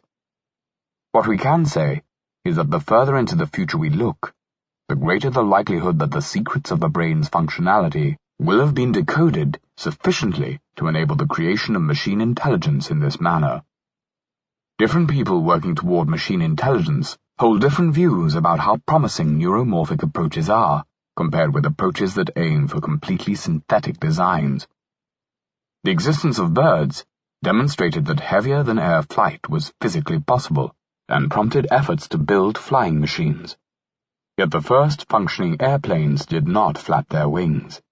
The jury is out on whether machine intelligence will be like flight, which humans achieved through an artificial mechanism, or like combustion, which we initially mastered by copying naturally occurring fires. Turing's idea of designing a program that acquires most of its content by learning, rather than having it pre-programmed at the outset, can apply equally to neuromorphic and synthetic approaches to machine intelligence. A variation on Turing's conception of a child machine is the idea of a seed AI. Whereas a child machine, as Turing seems to have envisaged it, would have a relatively fixed architecture that simply develops its inherent potentialities by accumulating content. A seed AI would be a more sophisticated artificial intelligence, capable of improving its own architecture. In the early stages of a seed AI, such improvements might occur mainly through trial and error, information acquisition, or assistance from the programmers. At its later stages, however, a seed AI should be able to understand its own workings sufficiently to engineer new algorithms and computational structures to bootstrap its cognitive performance. This needed understanding could result from the seed AI reaching a sufficient level of general intelligence across many domains, or from crossing some threshold in a particularly relevant domain, such as computer science or mathematics. This brings us to another important concept, that of recursive self-improvement. A successful seed AI will be able to iteratively enhance itself. An early version of the AI could design an improved version of itself, and the improved version, being smarter than the original, might be able to design an even smarter version of itself, and so forth. Under some conditions, such a process of recursive self-improvement might continue long enough to result in an intelligence explosion, an event in which, in a short period of time, a system's level of intelligence increases from a relatively modest endowment of cognitive capabilities, perhaps subhuman in most respects, but with a domain-specific talent for coding and AI research, to radical superintelligence. We will return to this important possibility in Chapter 4, where the dynamics of such an event will be analyzed more closely. Note that this model suggests the possibility of surprises. Attempts to build artificial general intelligence might fail pretty much completely until the last missing critical component is put in place, at which point a seed AI might become capable of sustained recursive self-improvement. Before we end this subsection, there is one more thing that we should emphasize, which is that an artificial intelligence need not much resemble a human mind. AIs could be, indeed, it is likely that most will be, extremely alien. We should expect that they will have very different cognitive architectures than biological intelligences, and in their early stages of development, they will have very different profiles of cognitive strengths and weaknesses, though, as we shall later argue, they could eventually overcome any initial weakness. Furthermore, the goal systems of AIs could diverge radically from those of human beings. There is no reason to expect a generic AI to be motivated by love or hate or pride or other such common human sentiments. These complex adaptations would require deliberate, expensive effort to recreate in AIs. This is at once a big problem and a big opportunity. We will return to the issue of AI motivation in later chapters, but it is so central to the argument in this book that it is worth bearing in mind throughout. Box 3. What would it take to recapitulate evolution? Not every feat accomplished by evolution in the course of the development of human intelligence is relevant to a human engineer trying to artificially evolve machine intelligence. Only a small portion of evolutionary selection on Earth has been selection for intelligence. More specifically, the problems that human engineers cannot trivially bypass may have been the target of a very small portion of total evolutionary selection. For example, since we can run our computers on electrical power, we do not have to reinvent the molecules of the cellular energy economy in order to create intelligent machines. Yet such molecular evolution of metabolic pathways might have used up a large part of the total amount of selection power that was available to evolution over the course of Earth's history. One might argue that the key insights for AI are embodied in the structure of nervous systems, which came into existence less than 1 billion years ago. If we take that view, then the number of relevant experiments available to evolution is drastically curtailed.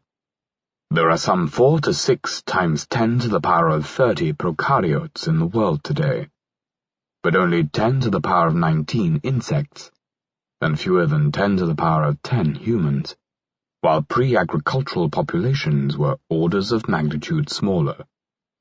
These numbers are only moderately intimidating. Evolutionary algorithms, however, require not only variations to select among, but also a fitness function to evaluate variance, and this is typically the most computationally expensive component. A fitness function for the evolution of artificial intelligence plausibly requires simulation of neural development, learning, and cognition to evaluate fitness. We might thus do better not to look at the raw number of organisms with complex nervous systems, but instead to attend to the number of neurons in biological organisms that we might need to simulate to mimic evolution's fitness function.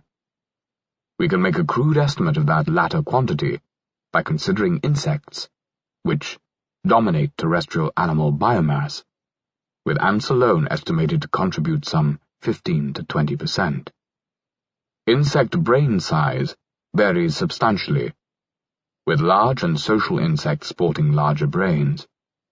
A honeybee brain has just under 10 to the power of 6 neurons.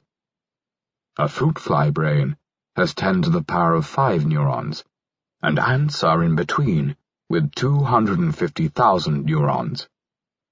The majority of smaller insects may have brains of only a few thousand neurons. Erring on the side of conservatively high, if we assigned all 10 to the power of 19 insects fruit fly numbers of neurons, the total would be 10 to the power of 24 insect neurons in the world. This could be augmented with an additional order of magnitude to account for aquatic copepods, birds, reptiles, mammals, etc., to reach 10 to the power of 25. By contrast, in pre-agricultural times, there were fewer than 10 to the power of 7 humans, with under 10 to the power of 11 neurons each, thus fewer than 10 to the power of 18 human neurons in total, though humans have a higher number of synapses per neuron. The computational cost of simulating one neuron depends on the level of detail that one includes in the simulation.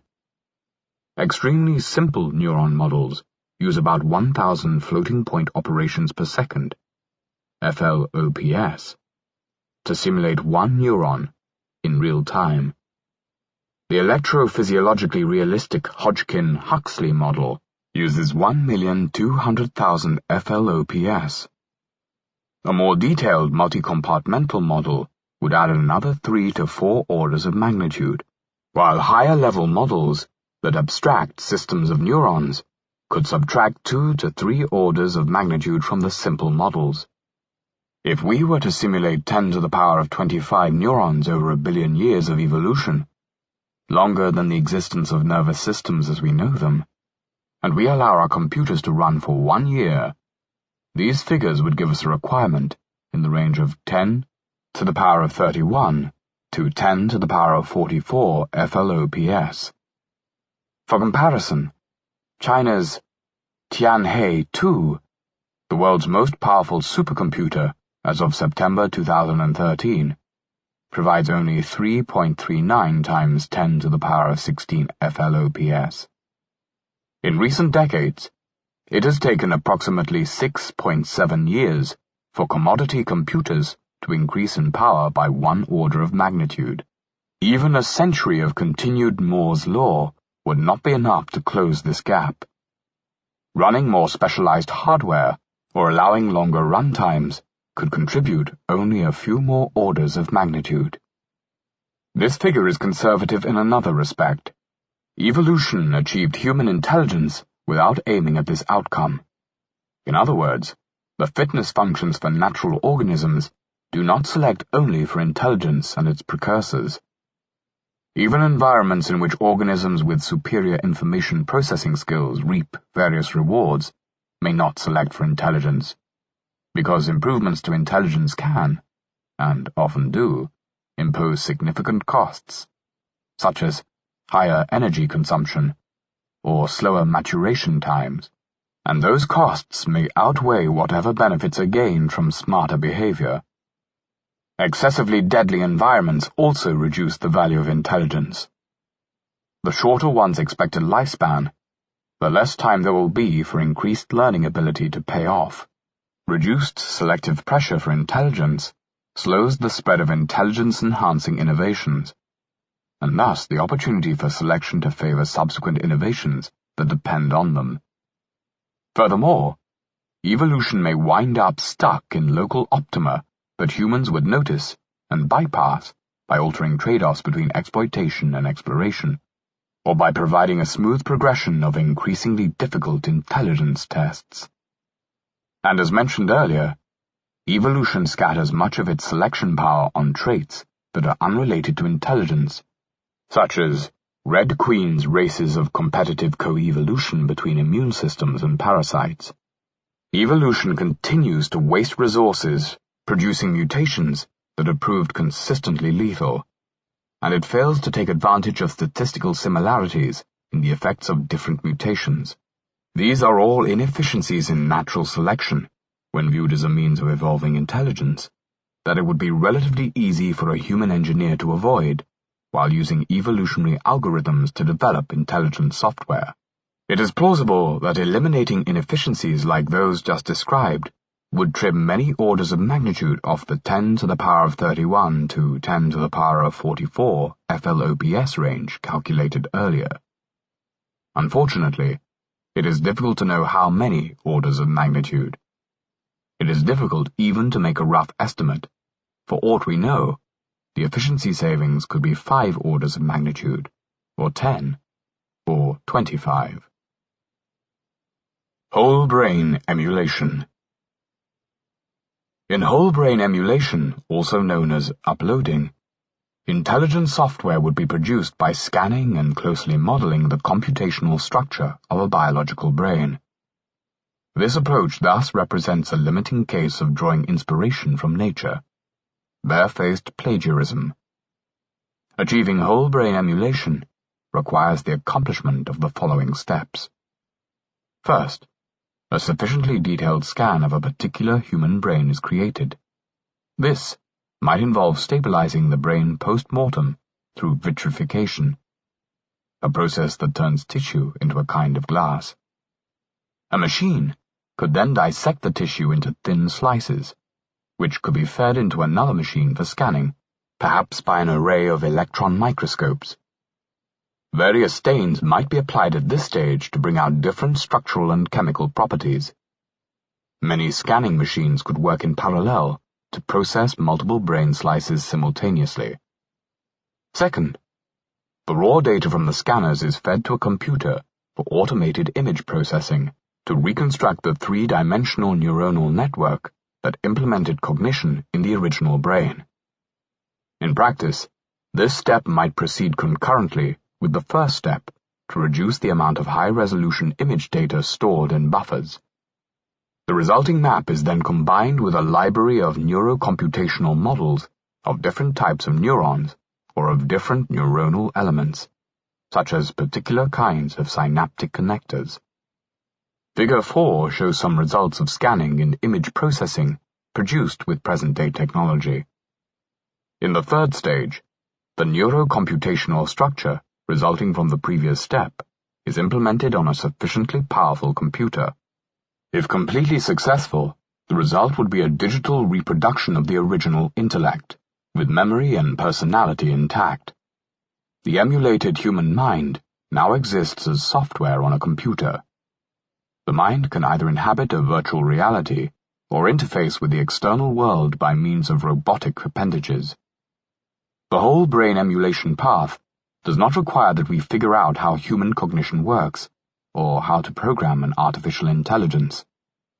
It requires only that we understand the low-level functional characteristics of the basic computational elements of the brain. No fundamental conceptual or theoretical breakthrough is needed for whole brain emulation to succeed. Whole brain emulation does, however, require some rather advanced enabling technologies. There are 3 key prerequisites. 1. Scanning. High-throughput microscopy with sufficient resolution and detection of relevant properties. 2. Translation. Automated image analysis to turn raw scanning data into an interpreted 3-dimensional model of relevant neurocomputational elements. And 3. Simulation. Hardware powerful enough to implement the resultant computational structure. See Table 4.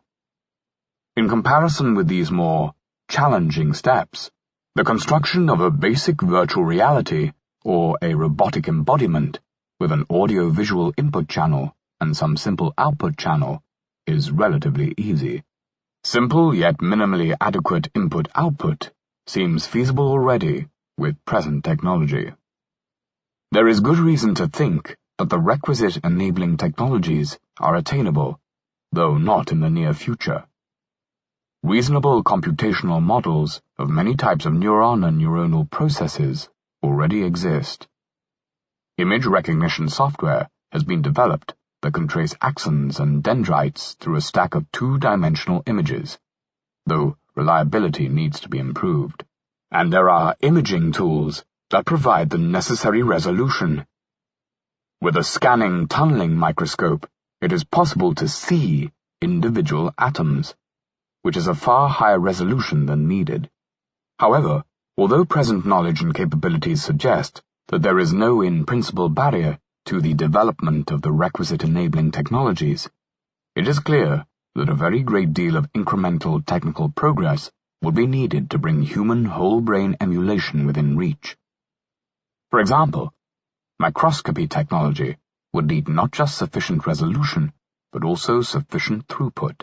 Using an atomic resolution scanning tunneling microscope to image the needed surface area would be far too slow to be practicable. It would be more plausible to use a lower-resolution electron microscope, but this would require new methods for preparing and staining cortical tissue to make visible relevant details such as synaptic fine structure. A great expansion of neurocomputational libraries and major improvements in automated image processing and scan interpretation would also be needed.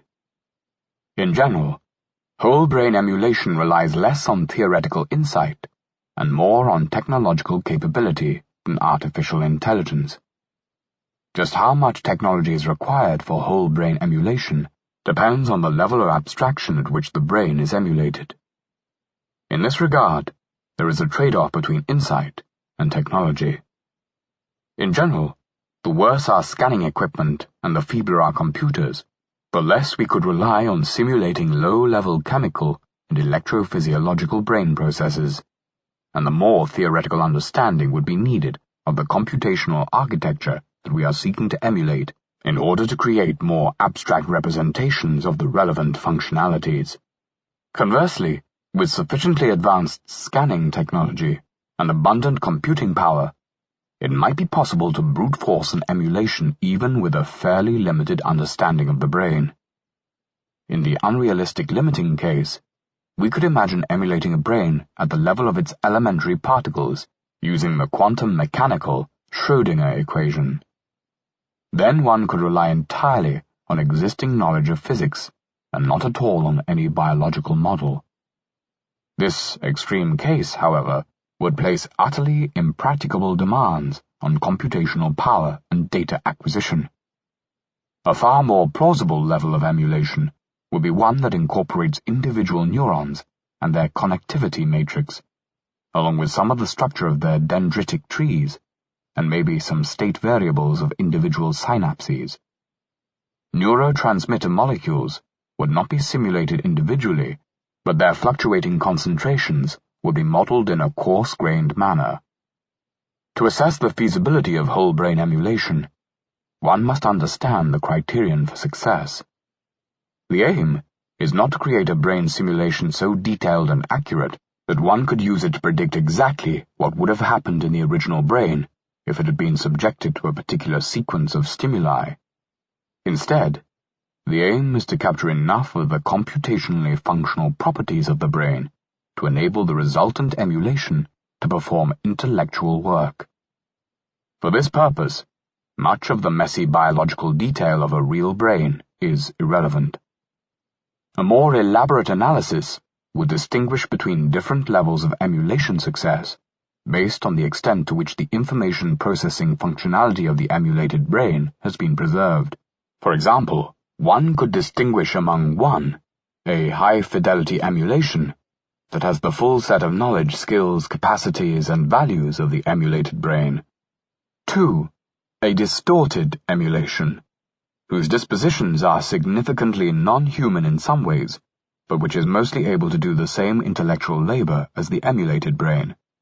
And 3, a generic emulation, which might also be distorted, that is somewhat like an infant, lacking the skills or memories that had been acquired by the emulated adult brain, but with the capacity to learn most of what a normal human can learn. While it appears ultimately feasible to produce a high-fidelity emulation, it seems quite likely that the first whole-brain emulation that we would achieve, if we went down this path, would be of a lower grade. Before we would get things to work perfectly, we would probably get things to work imperfectly. It is also possible that a push towards emulation technology would lead to the creation of some kind of neuromorphic AI that would adapt some neurocomputational principles discovered during emulation efforts and hybridize them with synthetic methods, and that this would happen before the completion of a fully functional whole-brain emulation. The possibility of such a spillover into neuromorphic AI, as we shall see in a later chapter, complicates the strategic assessment of the desirability of seeking to expedite emulation technology. How far are we currently from achieving a human whole-brain emulation? One recent assessment presented a technical roadmap and concluded that the prerequisite capabilities might be available around mid-century, though with a large uncertainty interval. Figure 5 depicts the major milestones in this roadmap. The apparent simplicity of the map may be deceptive, however, and we should be careful not to understate how much work remains to be done. No brain has yet been emulated. Consider the humble model organism, Caenorhabditis elegans, which is a transparent roundworm about 1 millimeter in length, with 302 neurons. The complete connectivity matrix of these neurons has been known since the mid-1980s, when it was laboriously mapped out by means of slicing, electron microscopy, and hand-labeling of specimens. But knowing merely which neurons are connected with which is not enough. To create a brain emulation, one would also need to know which synapses are excitatory and which are inhibitory, the strength of the connections, and various dynamical properties of axons, synapses, and dendritic trees. This information is not yet available, even for the small nervous system of Caenorhabditis elegans, although it may now be within range of a targeted, moderately sized research project. Success at emulating a tiny brain, such as that of Caenorhabditis elegans, would give us a better view of what it would take to emulate larger brains. At some point in the technology development process, once techniques are available for automatically emulating small quantities of brain tissue, the problem reduces to one of scaling. Notice the ladder at the right side of Figure 5.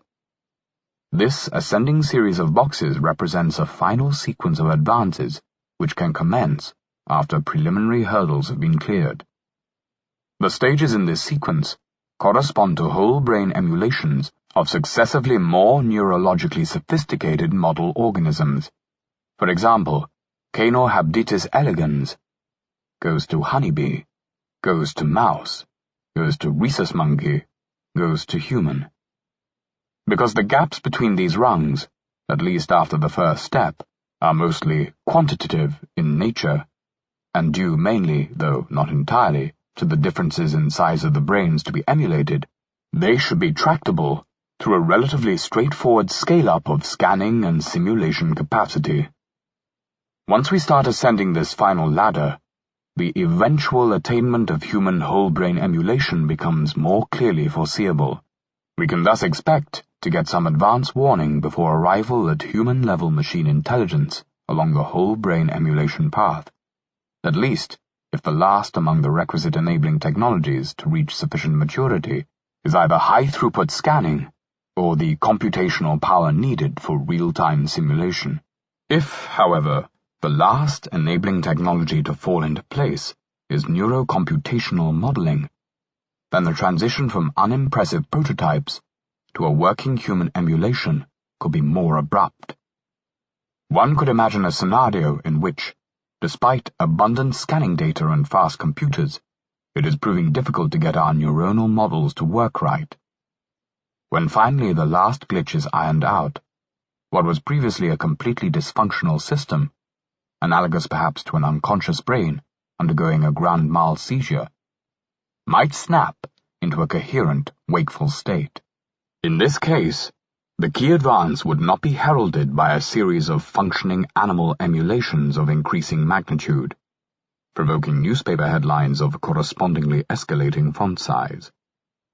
Even for those paying attention, it might be difficult to tell in advance of success just how many flaws remained in the neurocomputational models at any point, and how long it would take to fix them, even up to the eve of the critical breakthrough. Once a human whole-brain emulation has been achieved, further, potentially explosive developments would take place, but we postpone discussion of this until Chapter 4. Surprise scenarios are thus imaginable for whole-brain emulation, even if all the relevant research were conducted in the open.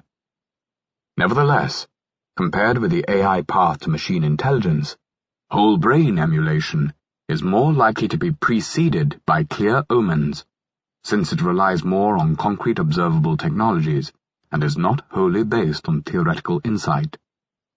We can also say, with greater confidence than for the AI path, that the emulation path will not succeed in the near future, within the next 15 years, say, because we know that several challenging precursor technologies have not yet been developed. By contrast, it seems likely that somebody could, in principle, sit down and code a seed AI on an ordinary present-day personal computer, and it is conceivable, though unlikely, that somebody somewhere will get the right insight for how to do this in the near future. Biological cognition. A third path to greater than current human intelligence is to enhance the functioning of biological brains. In principle, this could be achieved without technology, through selective breeding. Any attempt to initiate a classical large-scale eugenics program, however, would confront major political and moral hurdles. Moreover, unless the selection were extremely strong, many generations would be required to produce substantial results. Long before such an initiative would bear fruit, advances in biotechnology will allow much more direct control of human genetics and neurobiology, rendering OTOs any human breeding program. We will therefore focus on methods that hold the potential to deliver results faster, on the timescale of a few generations or less. Our individual cognitive capacities can be strengthened in various ways, including by such traditional methods as education and training. Neurological development can be promoted by low-tech interventions, such as optimizing maternal and infant nutrition, removing lead and other neurotoxic pollutants from the environment, eradicating parasites, ensuring adequate sleep and exercise, and preventing diseases that affect the brain. Improvements in cognition can certainly be obtained through each of these means, though the magnitudes of the gains are likely to be modest, especially in populations that are already reasonably well nourished and schooled. We will certainly not achieve superintelligence by any of these means, but they might help on the margin, particularly by lifting up the deprived and expanding the catchment of global talent.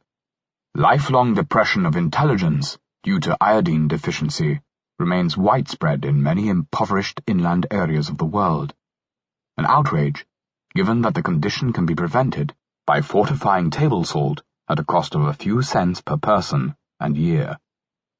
Biomedical enhancements could give bigger boosts. Drugs already exist that are alleged to improve memory, concentration, and mental energy in at least some subjects. Work on this book was fueled by coffee and nicotine chewing gum. While the efficacy of the present generation of smart drugs is variable, marginal, and generally dubious, future nootropics might offer clearer benefits and fewer side effects. However, it seems implausible on both neurological and evolutionary grounds that one could, by introducing some chemical into the brain of a healthy person, spark a dramatic rise in intelligence. The cognitive functioning of a human brain depends on a delicate orchestration of many factors, especially during the critical stages of embryo development, and it is much more likely that this self-organizing structure, to be enhanced, needs to be carefully balanced, tuned, and cultivated, rather than simply flooded with some extraneous potion. Manipulation of genetics will provide a more powerful set of tools than psychopharmacology. Consider again the idea of genetic selection. Instead of trying to implement a eugenics program by controlling mating patterns, one could use selection at the level of embryos or gametes. Pre-implantation genetic diagnosis has already been used during in vitro fertilization procedures to screen embryos produced for monogenic disorders such as Huntington's disease, and for predisposition to some late-onset diseases such as breast cancer. It has also been used for sex selection, and for matching human leukocyte antigen type with that of a sick sibling, who can then benefit from a cord blood stem cell donation when the new baby is born. The range of traits that can be selected for or against will expand greatly over the next decade or two. A strong driver of progress in behavioral genetics is the rapidly falling cost of genotyping and gene sequencing. Genome-wide complex trait analysis, using studies with vast numbers of subjects, is just now starting to become feasible and will greatly increase our knowledge of the genetic architectures of human cognitive and behavioral traits. Any trait with a non-negligible heritability, including cognitive capacity, could then become susceptible to selection.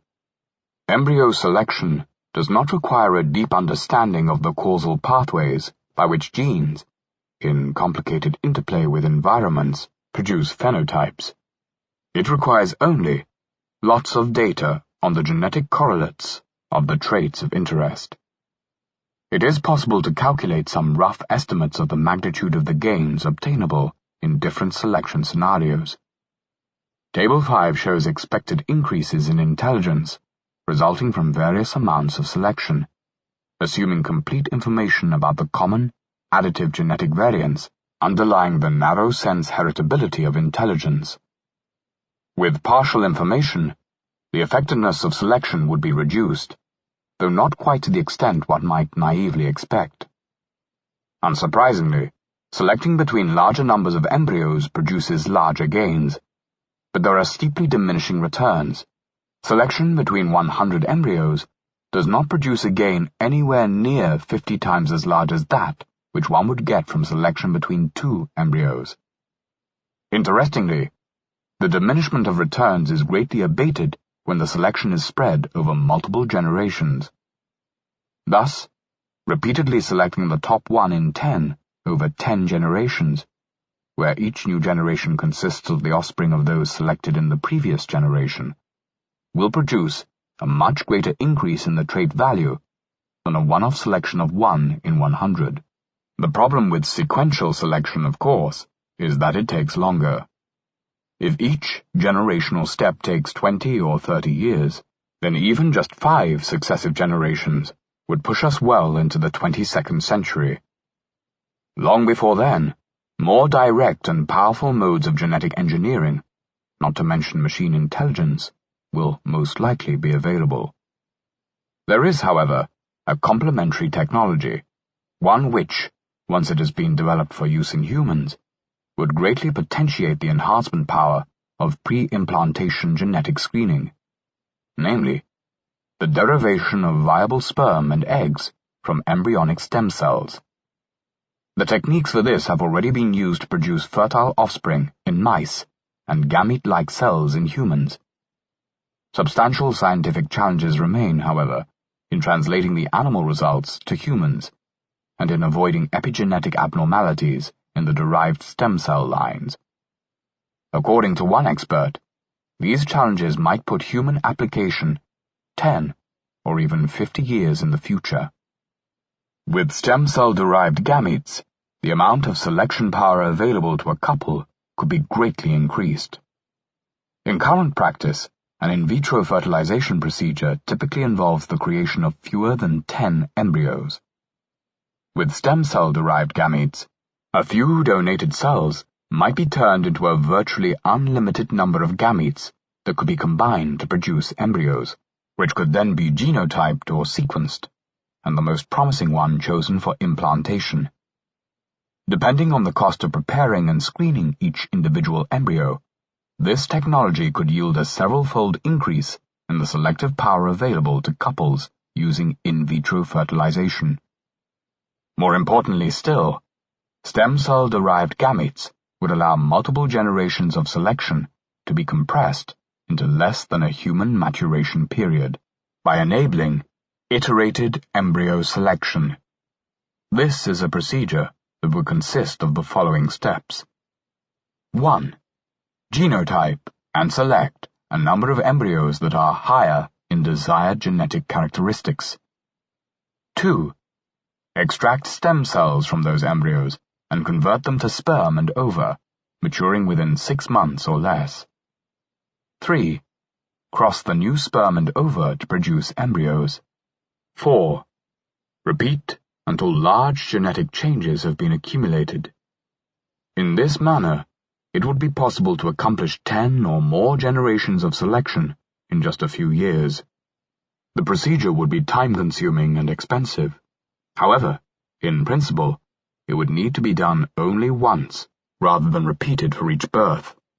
The cell lines established at the end of the procedure could be used to generate very large numbers of enhanced embryos. As Table 5 indicates, the average level of intelligence among individuals conceived in this manner could be very high, possibly equal to or somewhat above that of the most intelligent individual in the historical human population. A world that had a large population of such individuals might, if it had the culture, education, communications infrastructure, etc. to match, constitute a collective superintelligence. The impact of this technology will be dampened and delayed by several factors. There is the unavoidable maturational lag while the finely selected embryos grow into adult human beings. At least 20 years before an enhanced child reaches full productivity. Longer still before such children come to constitute a substantial segment of the labor force. Furthermore, even after the technology has been perfected, adoption rates will probably start out low. Some countries might prohibit its use altogether on moral or religious grounds. Even where selection is allowed, many couples will prefer the natural way of conceiving. Willingness to use IVF, however, would increase if there were clearer benefits associated with the procedure, such as a virtual guarantee that the child would be highly talented and free from genetic predispositions to disease. Lower healthcare costs and higher expected lifetime earnings would also argue in favor of genetic selection. As use of the procedure becomes more common, particularly among social elites, there might be a cultural shift toward parenting norms that present the use of selection as the thing that responsible, enlightened couples do. Many of the initially reluctant might join the bandwagon in order to have a child that is not at a disadvantage relative to the enhanced children of their friends and colleagues. Some countries might offer inducements to encourage their citizens to take advantage of genetic selection in order to increase the country's stock of human capital, or to increase long-term social stability by selecting for traits like docility, obedience, submissiveness, conformity, risk aversion, or cowardice outside of the ruling clan. Effects on intellectual capacity would also depend on the extent to which the available selection power would be used for enhancing cognitive traits. Table 6. Those who do opt to use some form of embryo selection would have to choose how to allocate the selection power at their disposal, and intelligence would to some extent be in competition with other desired attributes, such as health, beauty, personality, or athleticism. Iterated embryo selection, by offering such a large amount of selection power, would alleviate some of these trade-offs, enabling simultaneous strong selection from multiple traits. However, this procedure would tend to disrupt the normal genetic relationship between parents and child, something that could negatively affect demand in many cultures. With further advances in genetic technology, it may become possible to synthesize genomes to specification, obviating the need for large pools of embryos. DNA synthesis is already a routine and largely automated biotechnology, though it is not yet feasible to synthesize an entire human genome that could be used in a reproductive context, not least because of still unresolved difficulties in getting the epigenetics right. But once this technology has matured, an embryo could be designed with the exact preferred combination of genetic inputs from each parent.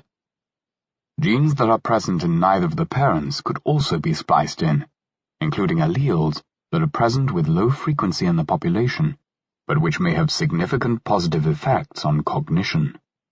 One intervention that becomes possible when human genomes can be synthesized is genetic spell-checking of an embryo. Iterated embryo selection might also allow an approximation of this.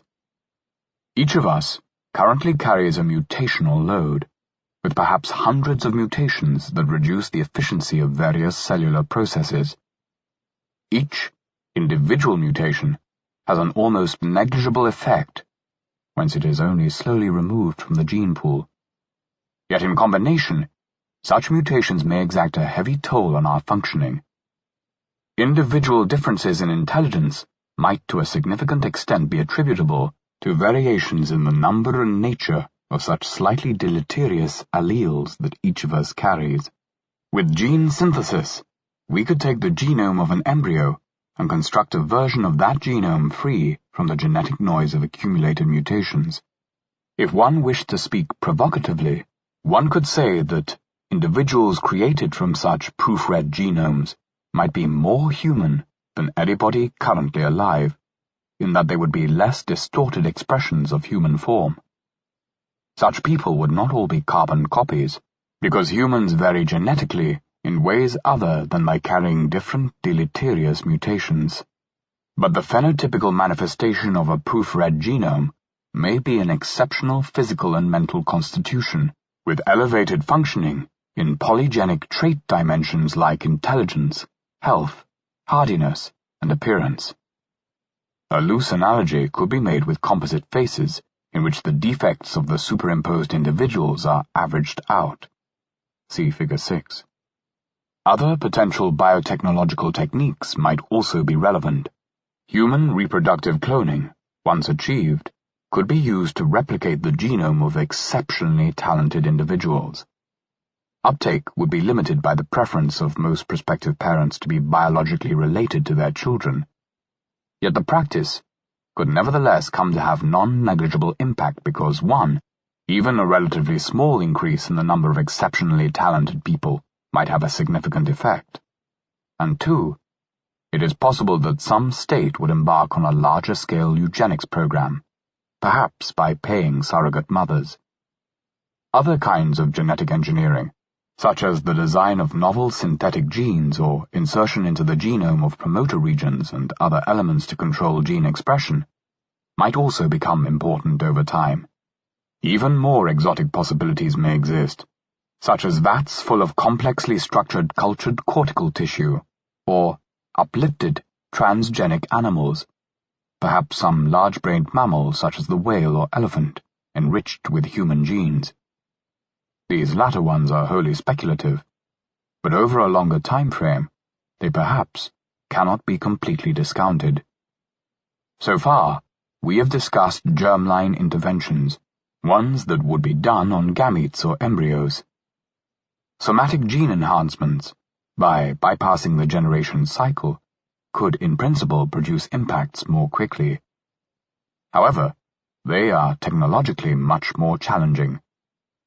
They require that the modified genes be inserted into a large number of cells in the living body, including, in the case of cognitive enhancement, the brain. Selecting among existing egg cells or embryos, in contrast, requires no gene insertion. Even such germline therapies as do involve modifying the genome, such as proofreading the genome or splicing in rare alleles, are far easier to implement at the gamete or the embryo stage, where one is dealing with a small number of cells. Furthermore, germline interventions on embryos can probably achieve greater effects than somatic interventions on adults, because the former would be able to shape early brain development, whereas the latter would be limited to tweaking an existing structure. some of what could be done through somatic gene therapy might also be achievable by pharmacological means. Focusing, therefore, on germline interventions, we must take into account the generational lag delaying any large impact on the world. Even if the technology were perfected today and immediately put to use, it would take more than 2 decades for a genetically enhanced brood to reach maturity.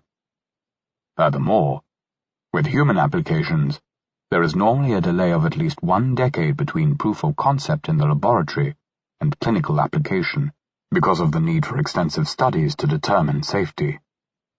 The simplest forms of genetic selection, however, could largely abrogate the need for such testing, since they would use standard fertility treatment techniques and genetic information to choose between embryos that might otherwise have been selected by chance.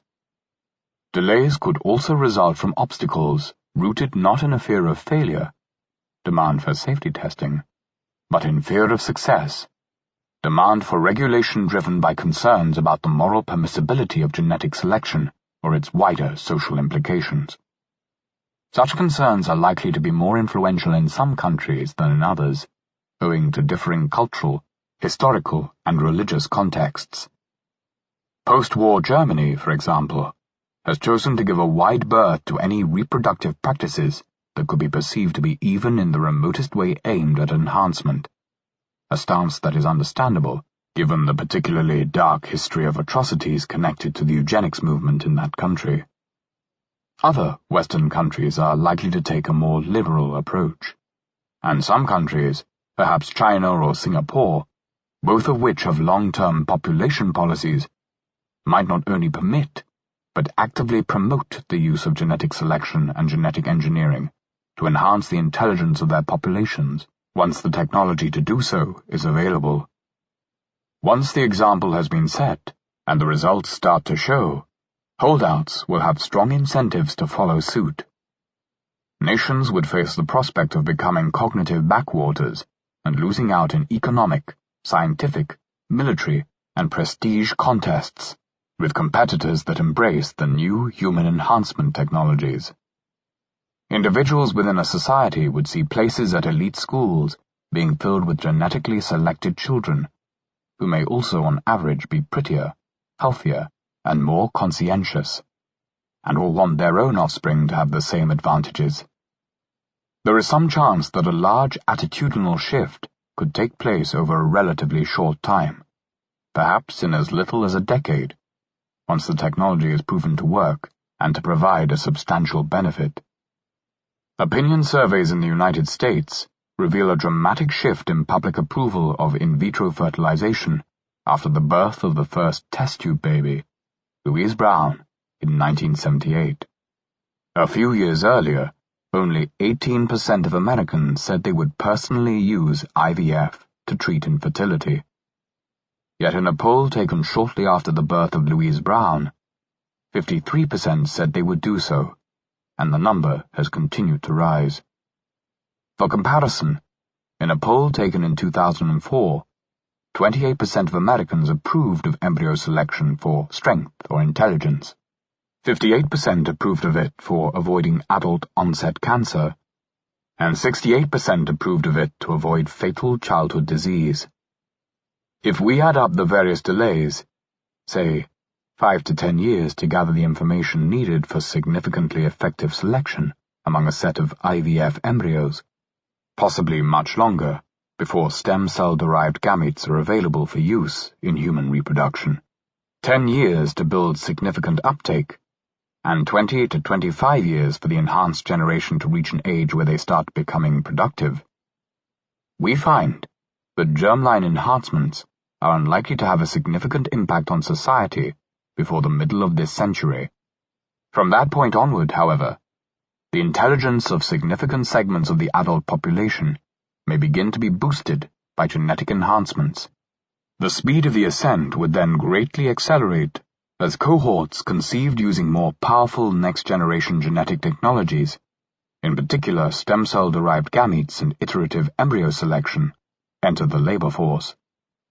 With the full development of the genetic technologies described above, setting aside the more exotic possibilities such as intelligence in cultured neural tissue, it might be possible to ensure that new individuals are on average smarter than any human who has yet existed, with peaks that rise higher still.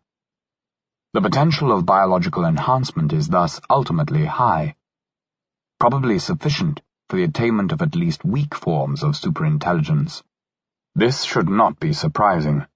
After all, dumb evolutionary processes have dramatically amplified the intelligence in the human lineage, even compared with our close relatives the great apes, and our own humanoid ancestors, and there is no reason to suppose Homo sapiens to have reached the apex of cognitive effectiveness attainable in a biological system. Far from being the smartest possible biological species, we are probably better thought of as the stupidest possible biological species capable of starting a technological civilization. A niche we filled because we got there first, not because we are in any sense optimally adapted to it. Progress along the biological path is clearly feasible. The generational lag in germline interventions means that progress could not be nearly as sudden and abrupt as in scenarios involving machine intelligence. Somatic gene therapies and pharmacological interventions could theoretically skip the generational lag, but they seem harder to perfect and are less likely to produce dramatic effects. The ultimate potential of machine intelligence is, of course, vastly greater than that of organic intelligence. One can get some sense of the magnitude of the gap by considering the speed differential between electronic components and nerve cells. Even today's transistors operate on a timescale 10 million times shorter than that of biological neurons. However, even comparatively moderate enhancements of biological cognition could have important consequences. In particular, cognitive enhancement could accelerate science and technology, including progress toward more potent forms of biological intelligence amplification and machine intelligence. Consider how the rate of progress in the field of artificial intelligence would change in a world where average Joe is an intellectual peer of Alan Turing or John von Neumann, and where millions of people tower far above any intellectual giant of the past. A discussion of the strategic implications of cognitive enhancement will have to await a later chapter, but we can summarize this section by noting 3 conclusions. 1. At least weak forms of superintelligence are achievable by means of biotechnological enhancements. 2.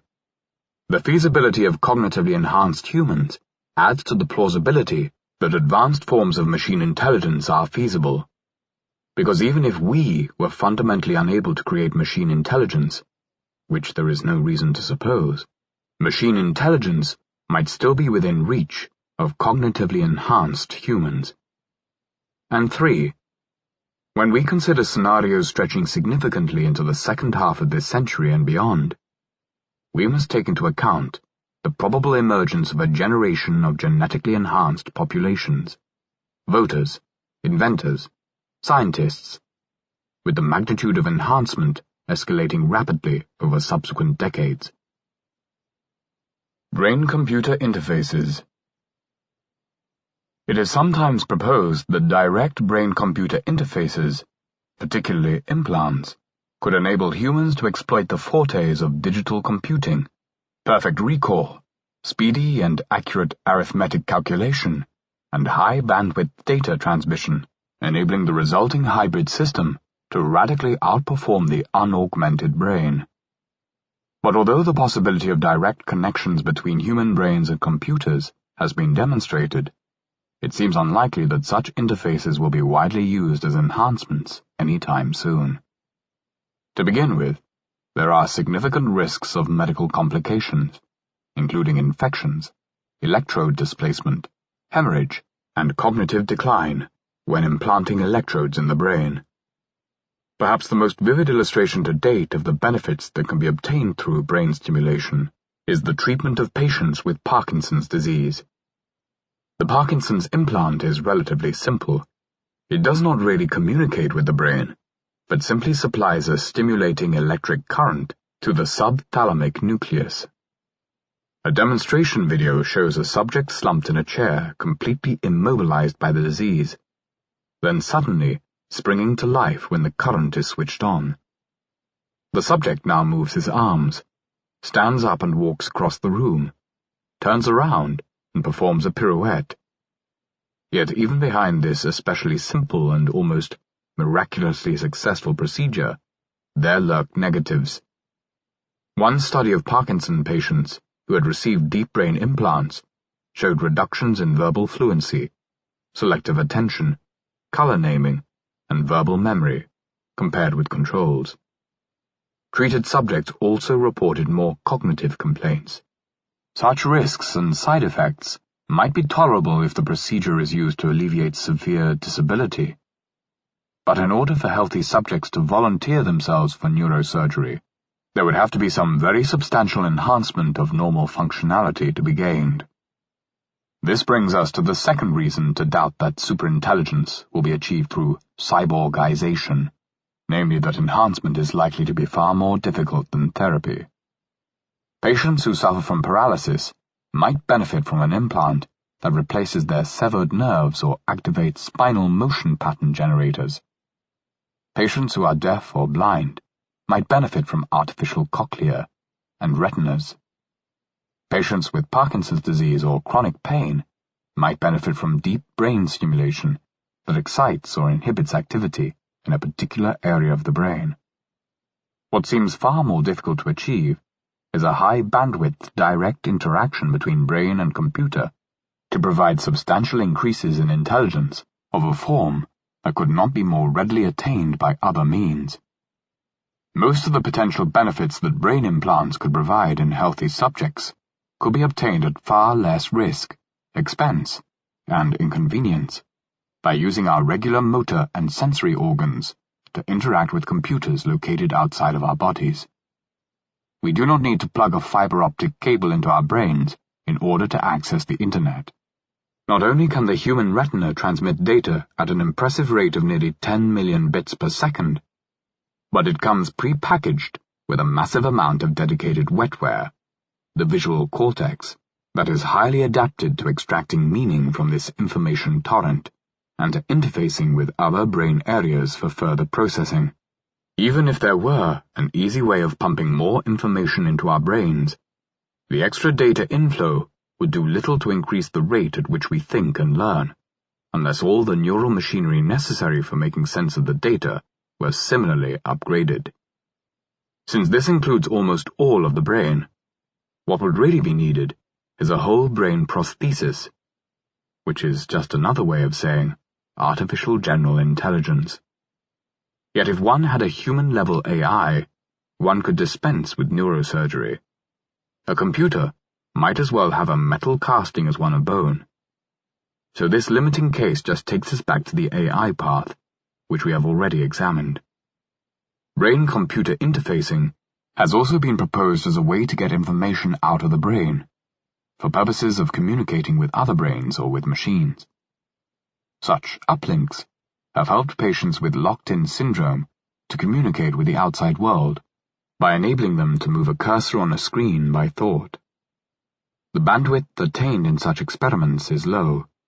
The patient painstakingly types out one slow letter after another at a rate of a few words per minute. One can readily imagine improved versions of this technology. Perhaps a next-generation implant could plug into Broca's area, a region in the frontal lobe involved in language production, and pick up internal speech. But whilst such a technology might assist some people with disabilities induced by stroke or muscular degeneration, it would hold little appeal for healthy subjects. The functionality it would provide is essentially that of a microphone, coupled with speech recognition software, which is already commercially available, minus the pain, inconvenience, expense, and risks associated with neurosurgery, and minus at least some of the hyper-Orwellian overtones of an intracranial listening device. Keeping our machines outside of our bodies also makes upgrading easier. But what about the dream of bypassing words altogether and establishing a connection between two brains that enables concepts, thoughts, or entire areas of expertise to be downloaded from one mind to another? We can download large files to our computers, including libraries with millions of books and articles, and this can be done over the course of seconds. Could something similar be done with our brains? The apparent plausibility of this idea probably derives from an incorrect view of how information is stored and represented in the brain. As noted, the rate-limiting step in human intelligence is not how fast raw data can be fed into the brain, but rather how quickly the brain can extract meaning and make sense of the data. Perhaps it will be suggested that we transmit meanings directly, rather than package them into sensory data that must be decoded by the recipient. There are two problems with this. The first is that brains, by contrast to the kinds of program we typically run on our computers, do not use standardized data storage and representation formats. Rather, each brain develops its own idiosyncratic representations of higher-level content. Which particular neuronal assemblies are recruited to represent a particular concept depends on the unique experiences of the brain in question, along with various genetic factors and stochastic physiological processes. Just as in artificial neural nets, meaning in biological neural networks is likely represented holistically in the structure and activity patterns of sizable overlapping regions, not in discrete memory cells laid out in neat arrays.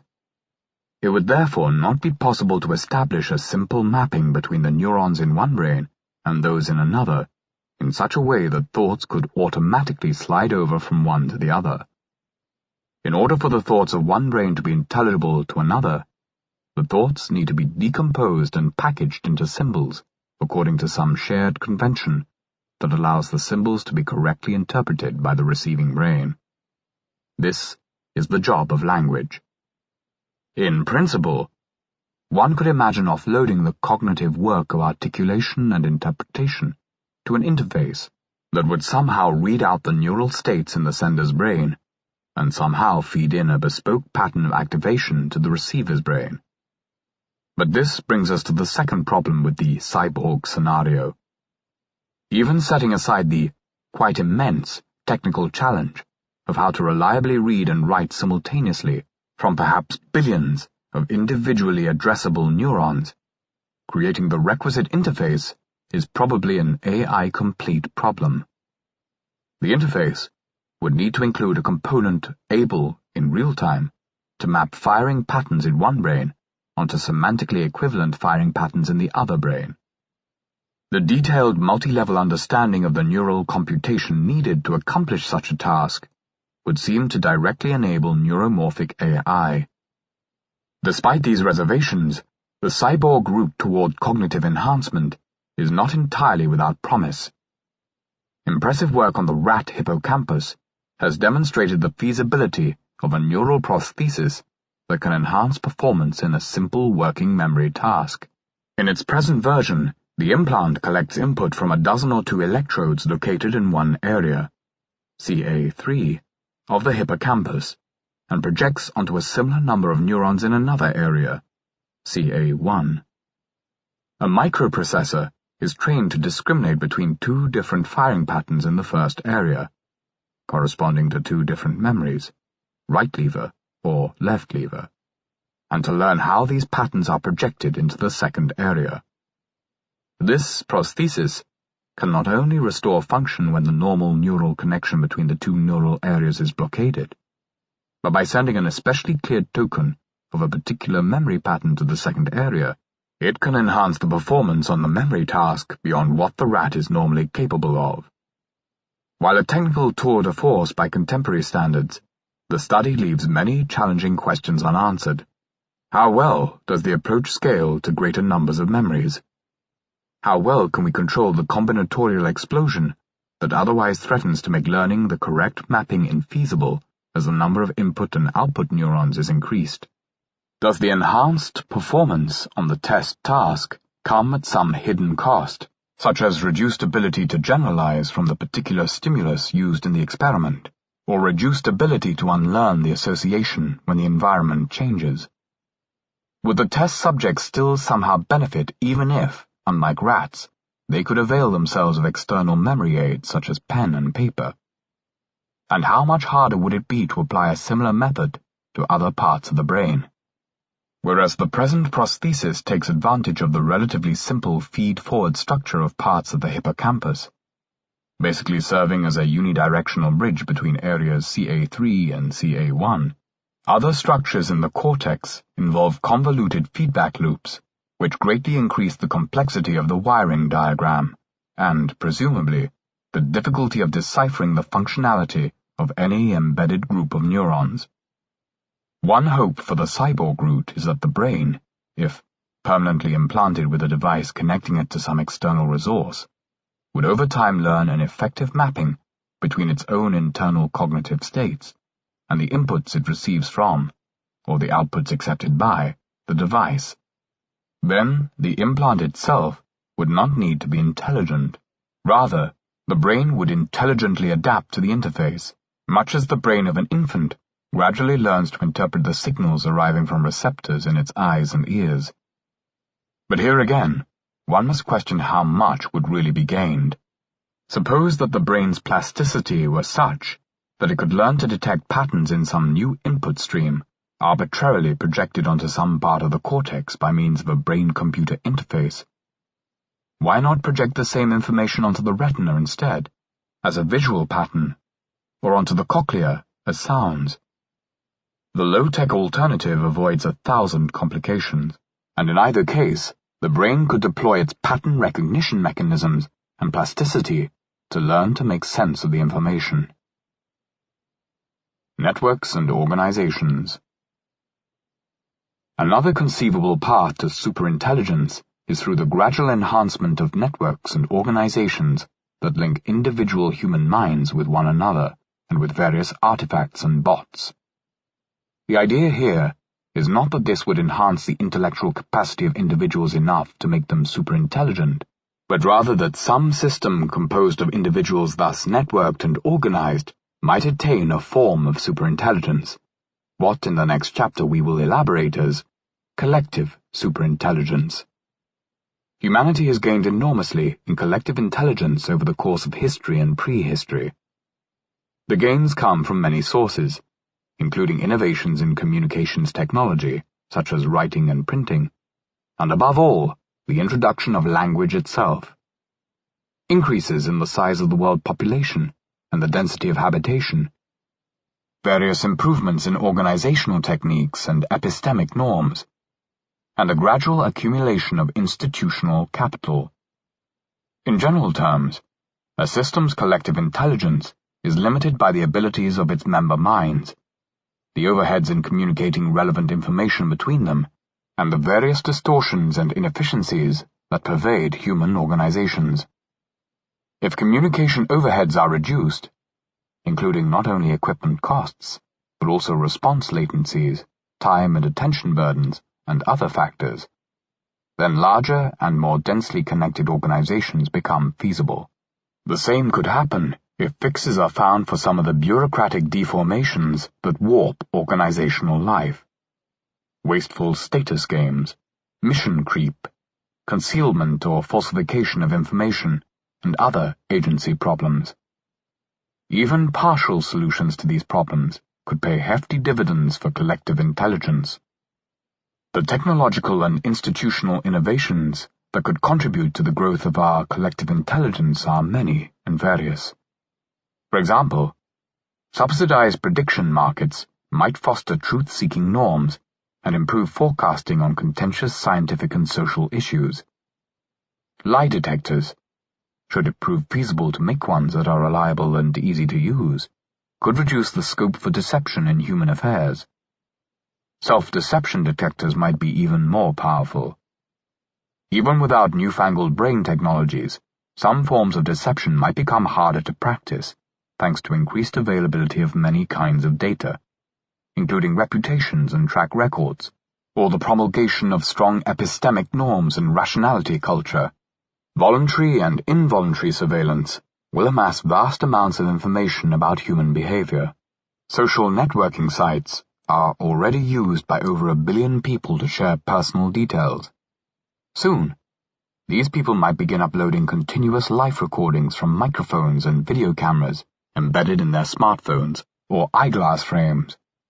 Automated analysis of such data streams will enable many new applications, sinister as well as benign, of course.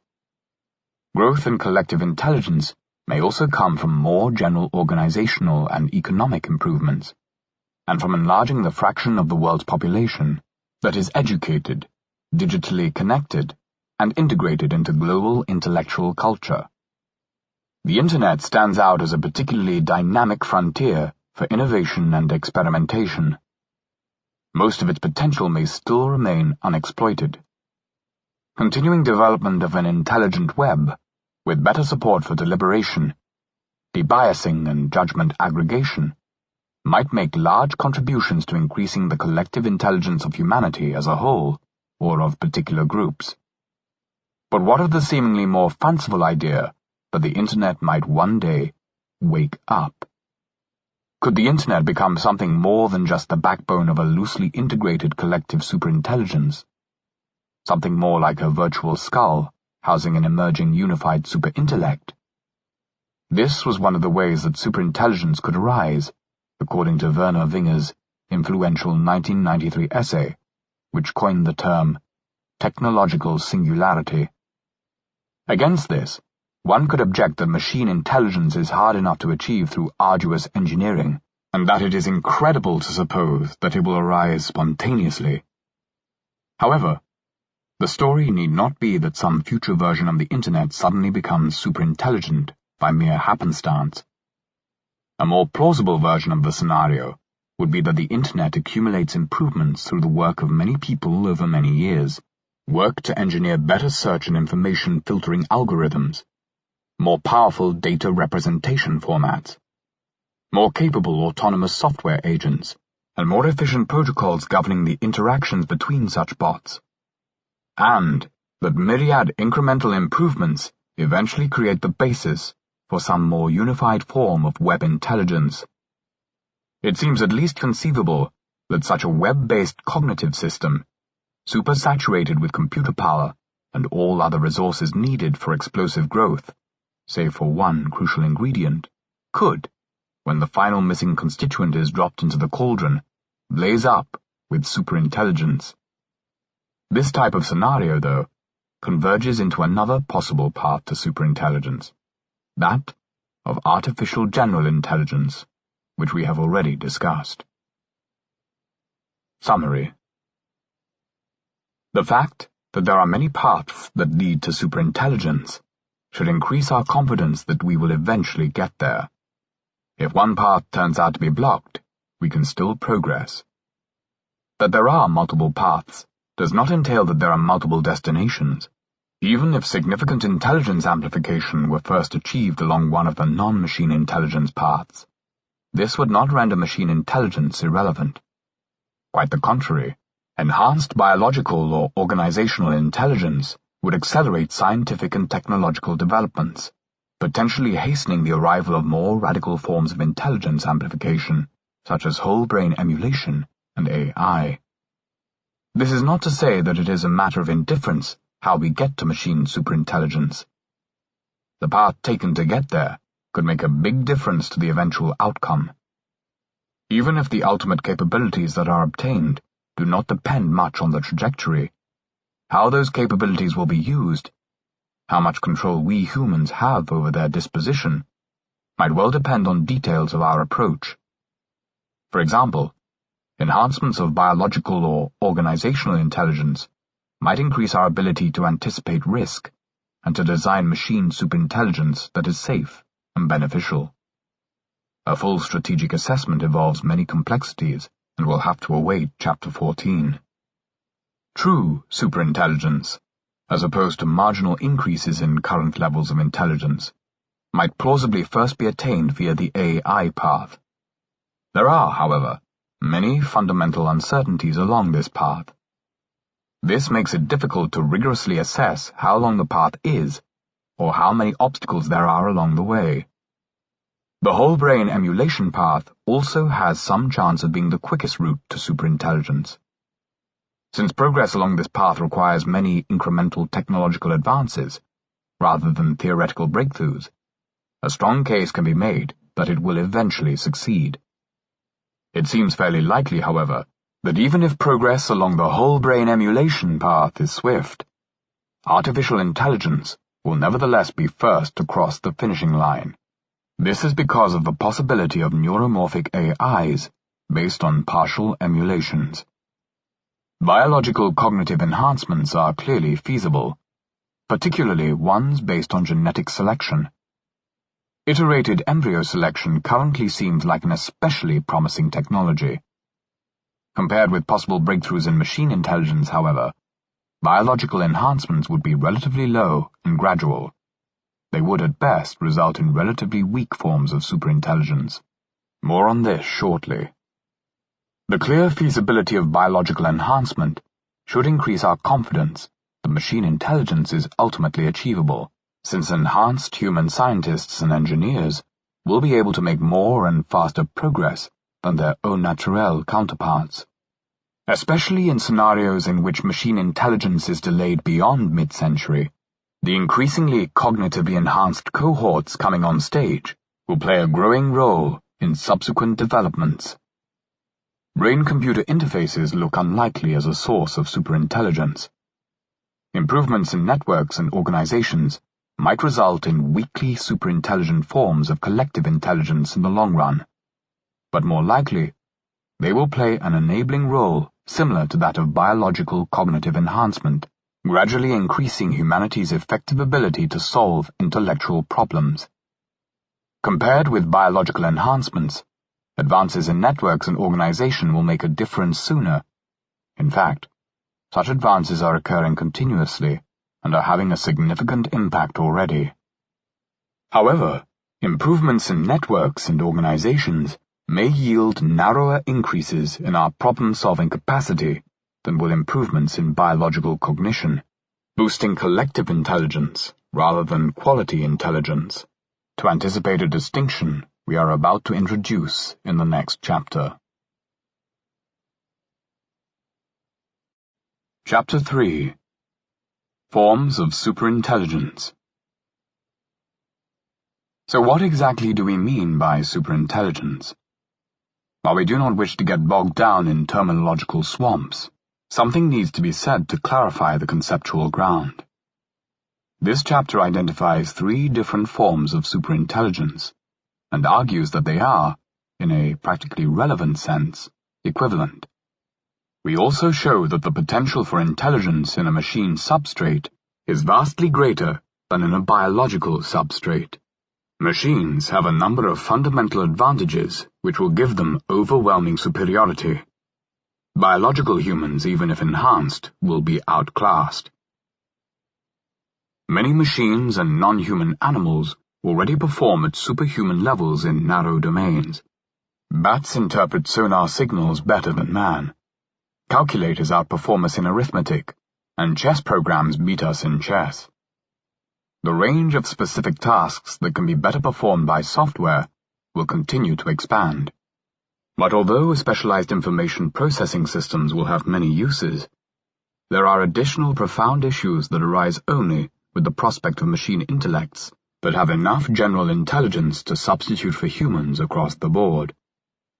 As previously indicated, we use the term superintelligence to refer to intellects that greatly outperform the best current human minds across many very general cognitive domains.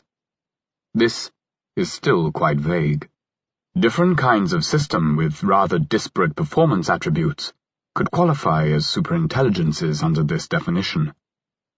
To advance the analysis, it is helpful to disaggregate this simple notion of superintelligence by distinguishing different bundles of intellectual supercapabilities. There are many ways in which such decomposition could be done. Here we will differentiate between 3 forms: speed superintelligence, collective superintelligence, and quality superintelligence. Speed superintelligence. A speed superintelligence is an intellect that is just like a human mind, but faster. This is conceptually the easiest form of superintelligence to analyze. We can define speed superintelligence as follows. Speed superintelligence A system that can do all that a human intellect can do, but much faster. By much, we here mean something like multiple orders of magnitude. But rather than try to expunge every remnant of vagueness from the definition, we will entrust the reader with interpreting it sensibly. The simplest example of speed superintelligence would be a whole-brain emulation running on fast hardware. An emulation operating at a speed of 10,000 times that of a biological brain would be able to read a book in a few seconds and write a PhD thesis in an afternoon. With a speed-up factor of 1,000,000, an emulation could accomplish an entire millennium of intellectual work in one working day. To such a fast mind, events in the external world appear to unfold in slow motion. Suppose your mind ran at 10,000 times. If your fleshly friend should happen to drop his teacup, you could watch the porcelain slowly descend toward the carpet over the course of several hours, like a comet silently gliding through space toward an assignation with a far-off planet.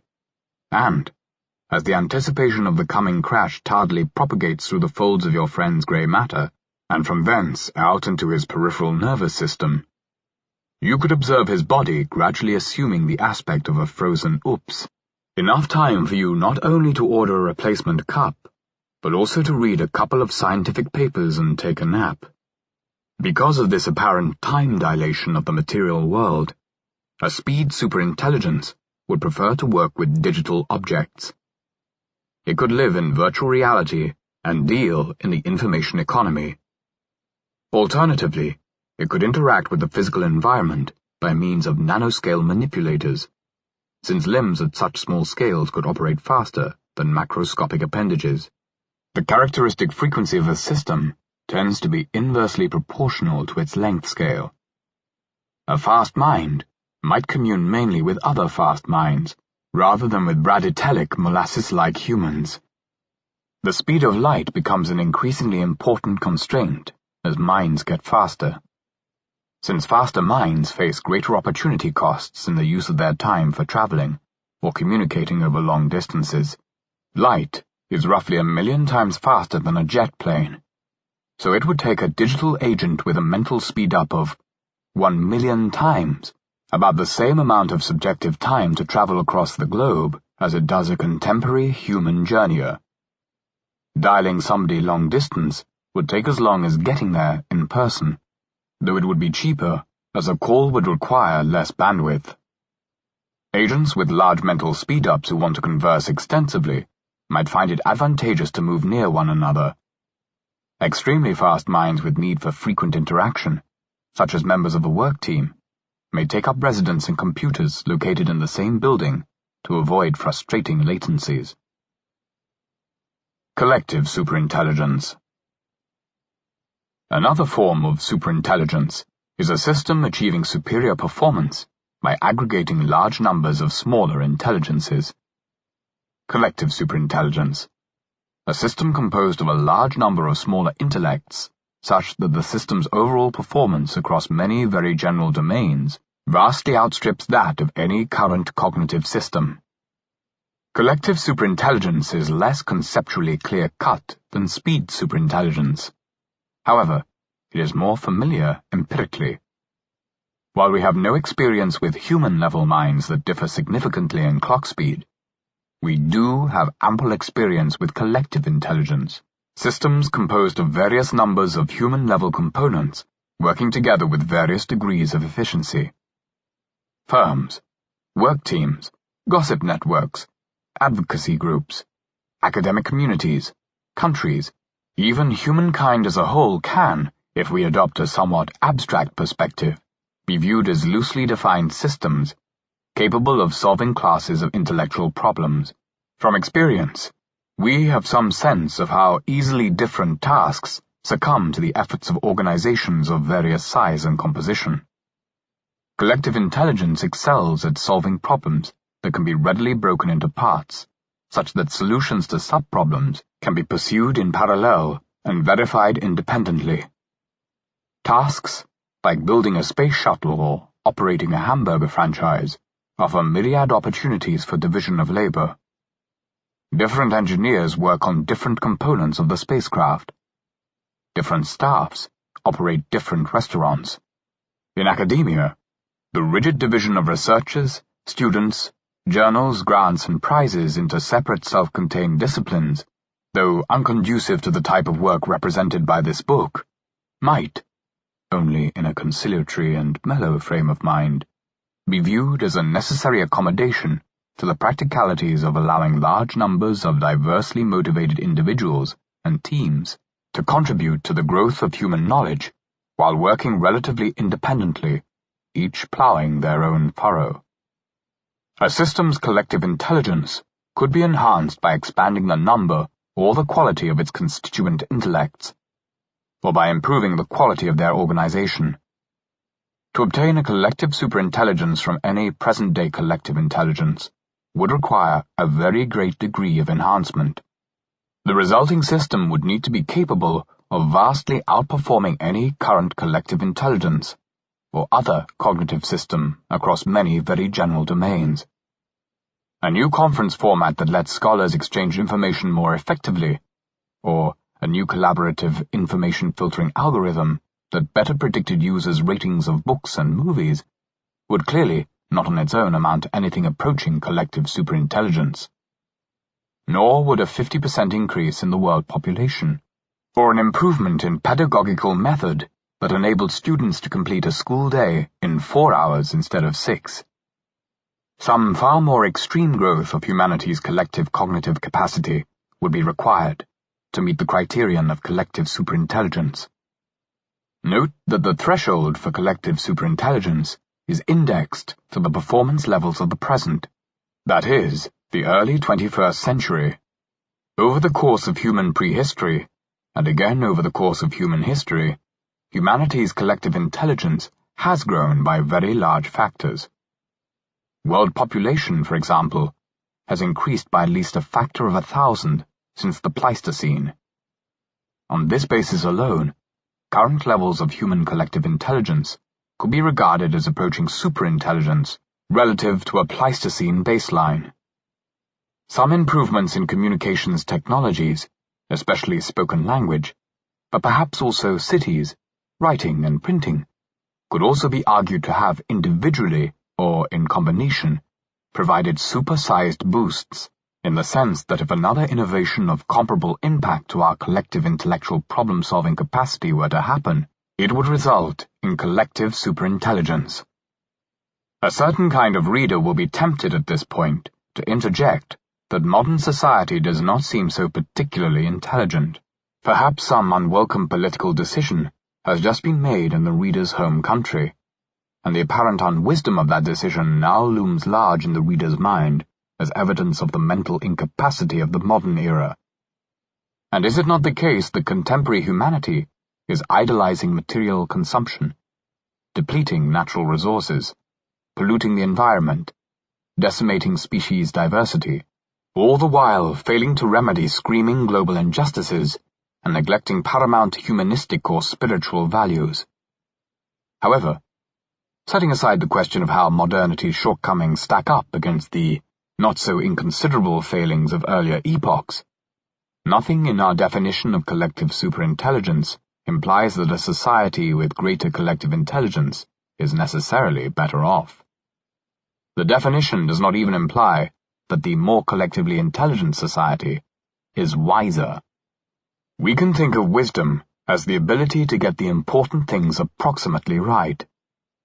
It is then possible to imagine an organization composed of a very large cadre of very efficiently coordinated knowledge workers who, collectively, can solve intellectual problems across many very general domains.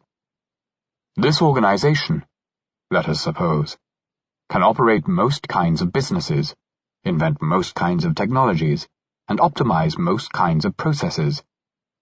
Even so, it might get a few key big-picture issues entirely wrong. For instance, it may fail to take proper precautions against existential risks, and as a result, pursue a short explosive growth spurt that ends ingloriously in total collapse.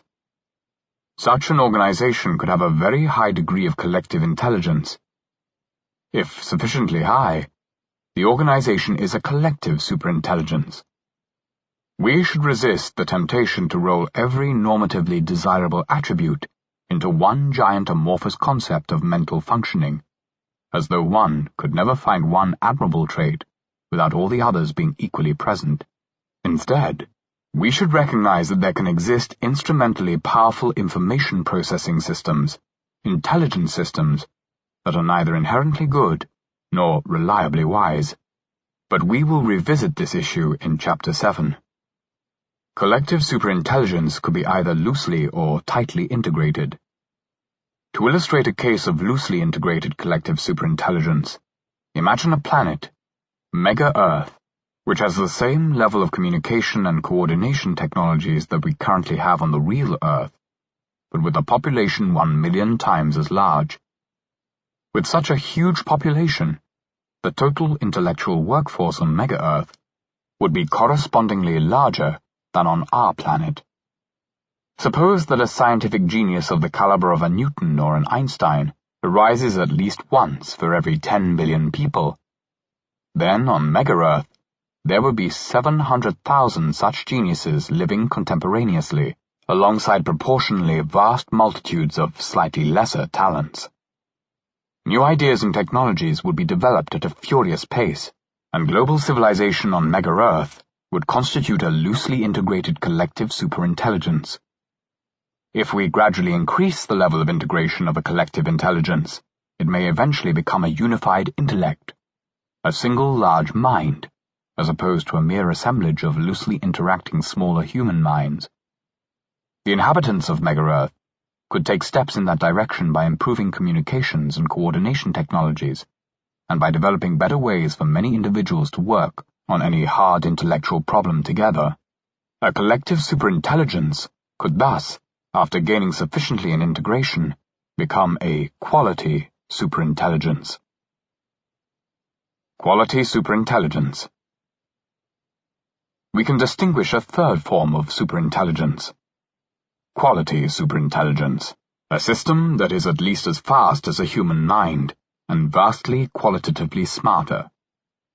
As with collective intelligence, intelligence quality is also a somewhat murky concept, and in this case, the difficulty is compounded by our lack of experience with any variations in intelligence quality above the upper end of the present human distribution. We can, however, get some grasp of the notion by considering some related cases. First, we can expand the range of our reference points by considering non-human animals, which have intelligence of lower quality. This is not meant as a speciesist remark. A zebrafish has a quality of intelligence that is excellently adapted to its ecological needs, but the relevant perspective here is a more anthropocentric one. Our concern is with performance on humanly relevant complex cognitive tasks. Non-human animals lack complex structured language. They are capable of no or only rudimentary tool use and tool construction. They are severely restricted in their ability to make long-term plans, and they have very limited abstract reasoning ability.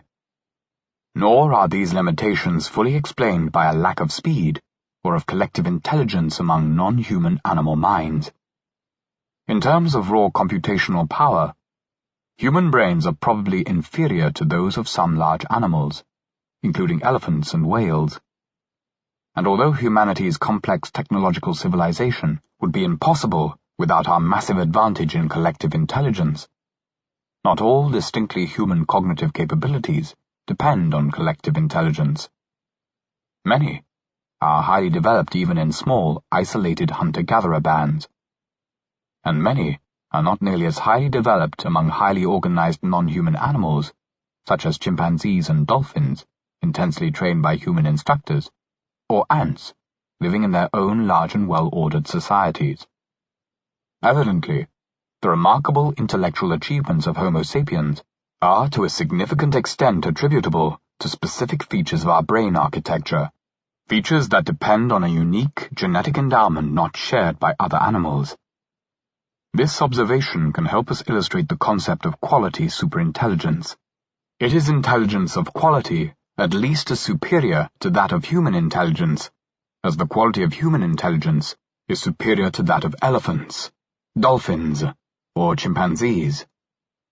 A second way to illustrate the concept of quality superintelligence is by noting the domain-specific cognitive deficits that can afflict individual humans, particularly deficits that are not caused by general dementia or other conditions associated with wholesale destruction of the brain's neurocomputational resources. Consider, for example, individuals with autism spectrum disorders who may have striking deficits in social cognition while functioning well in other cognitive domains, or individuals with congenital amusia who are unable to hum or recognize simple tunes, yet perform normally in most other respects. Many other examples could be adduced from the neuropsychiatric literature, which is replete with case studies of patients suffering narrowly circumscribed deficits caused by genetic abnormalities or brain trauma. Such examples show that normal human adults have a range of remarkable cognitive talents that are not simply a function of possessing a sufficient amount of general neural processing power, or even a sufficient amount of general intelligence. Specialized neural circuitry is also needed. This observation suggests the idea of possible but non-realized cognitive talents.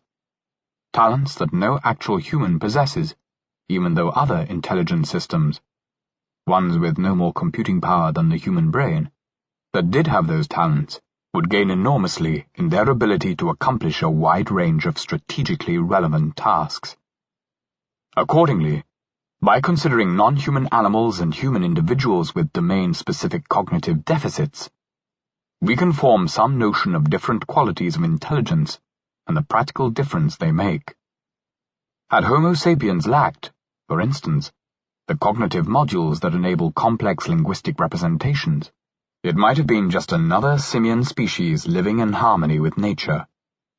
Conversely, were we to gain some new set of modules, giving an advantage comparable to that of being able to form complex linguistic representations, we would become superintelligent. Direct and indirect reach. Superintelligence in any of these forms could, over time, develop the technology necessary to create any of the others. The indirect reaches of these three forms of superintelligence are therefore equal.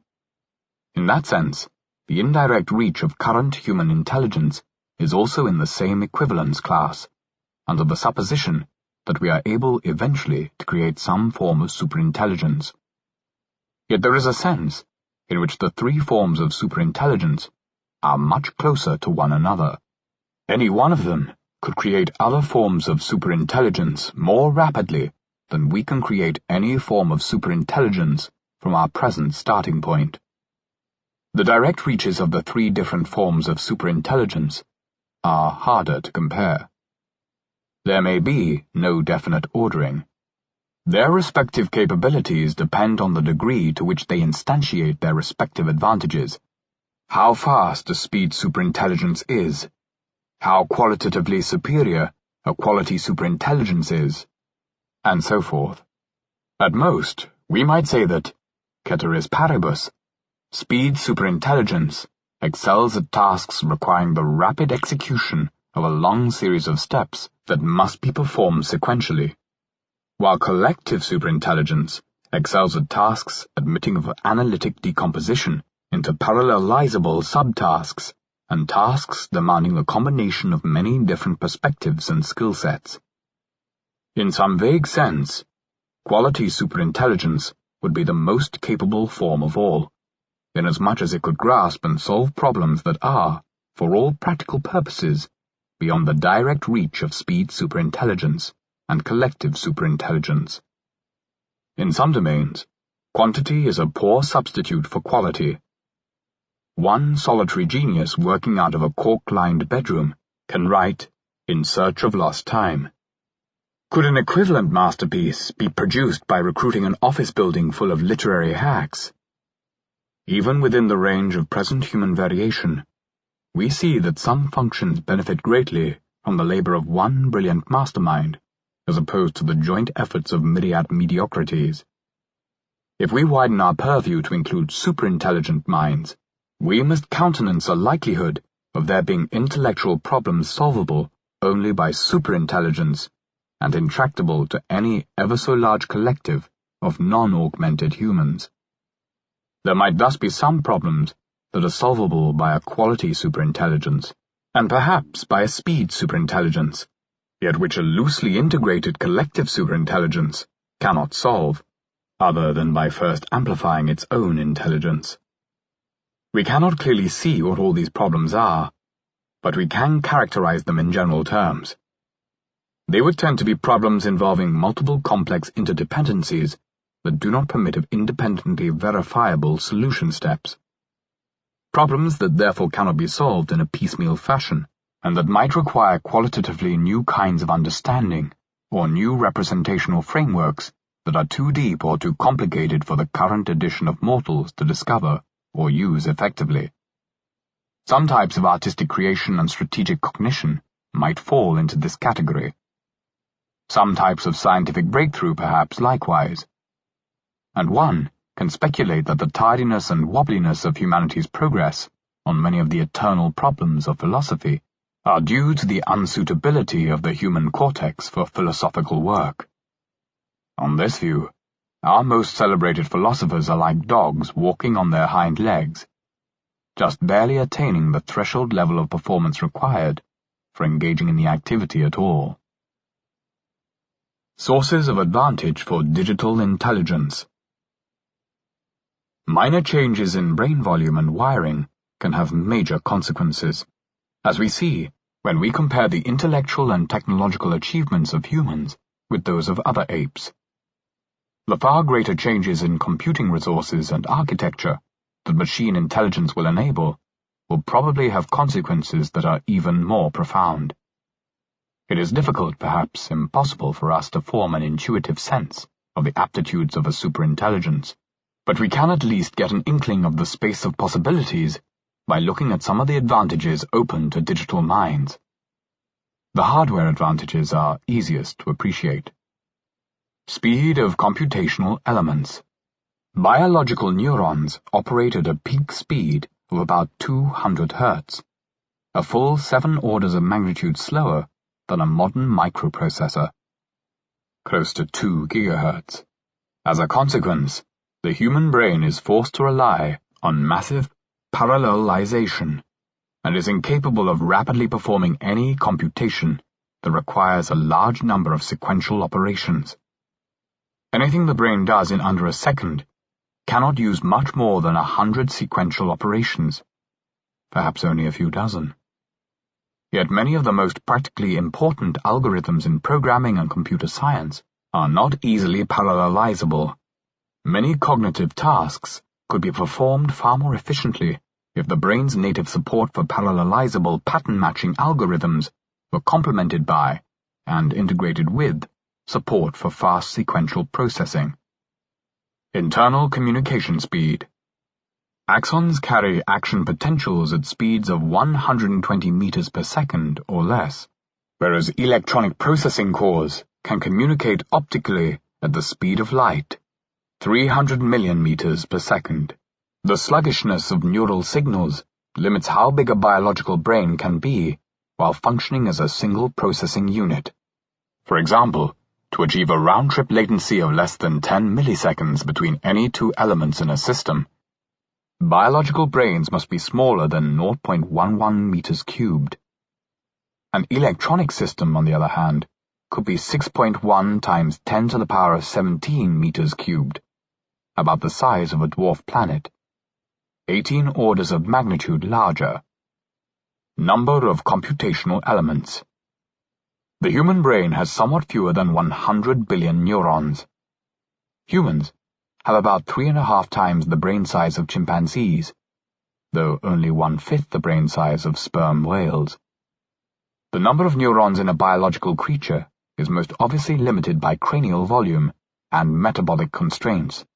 But other factors may also be significant for larger brains, such as cooling, development time, and signal conductance delays. See the previous point. By contrast, computer hardware is indefinitely scalable up to very high physical limits. Supercomputers can be warehouse-sized or larger, with additional remote capacity added via high-speed cables. Storage capacity. Human working memory is able to hold no more than some 4 or 5 chunks of information at any given time. While it would be misleading to compare the size of human working memory directly with the amount of RAM in a digital computer, it is clear that the hardware advantages of digital intelligences will make it possible for them to have larger working memories. This might enable such minds to intuitively grasp complex relationships that humans can only fumblingly handle via plodding calculation.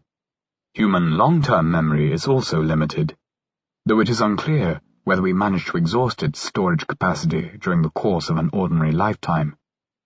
The rate at which we accumulate information is so slow. On one estimate, the adult human brain stores about 1 billion bits, a couple of orders of magnitude less than a low-end smartphone. Both the amount of information stored and the speed with which it can be accessed could thus be vastly greater in a machine brain than in a biological brain.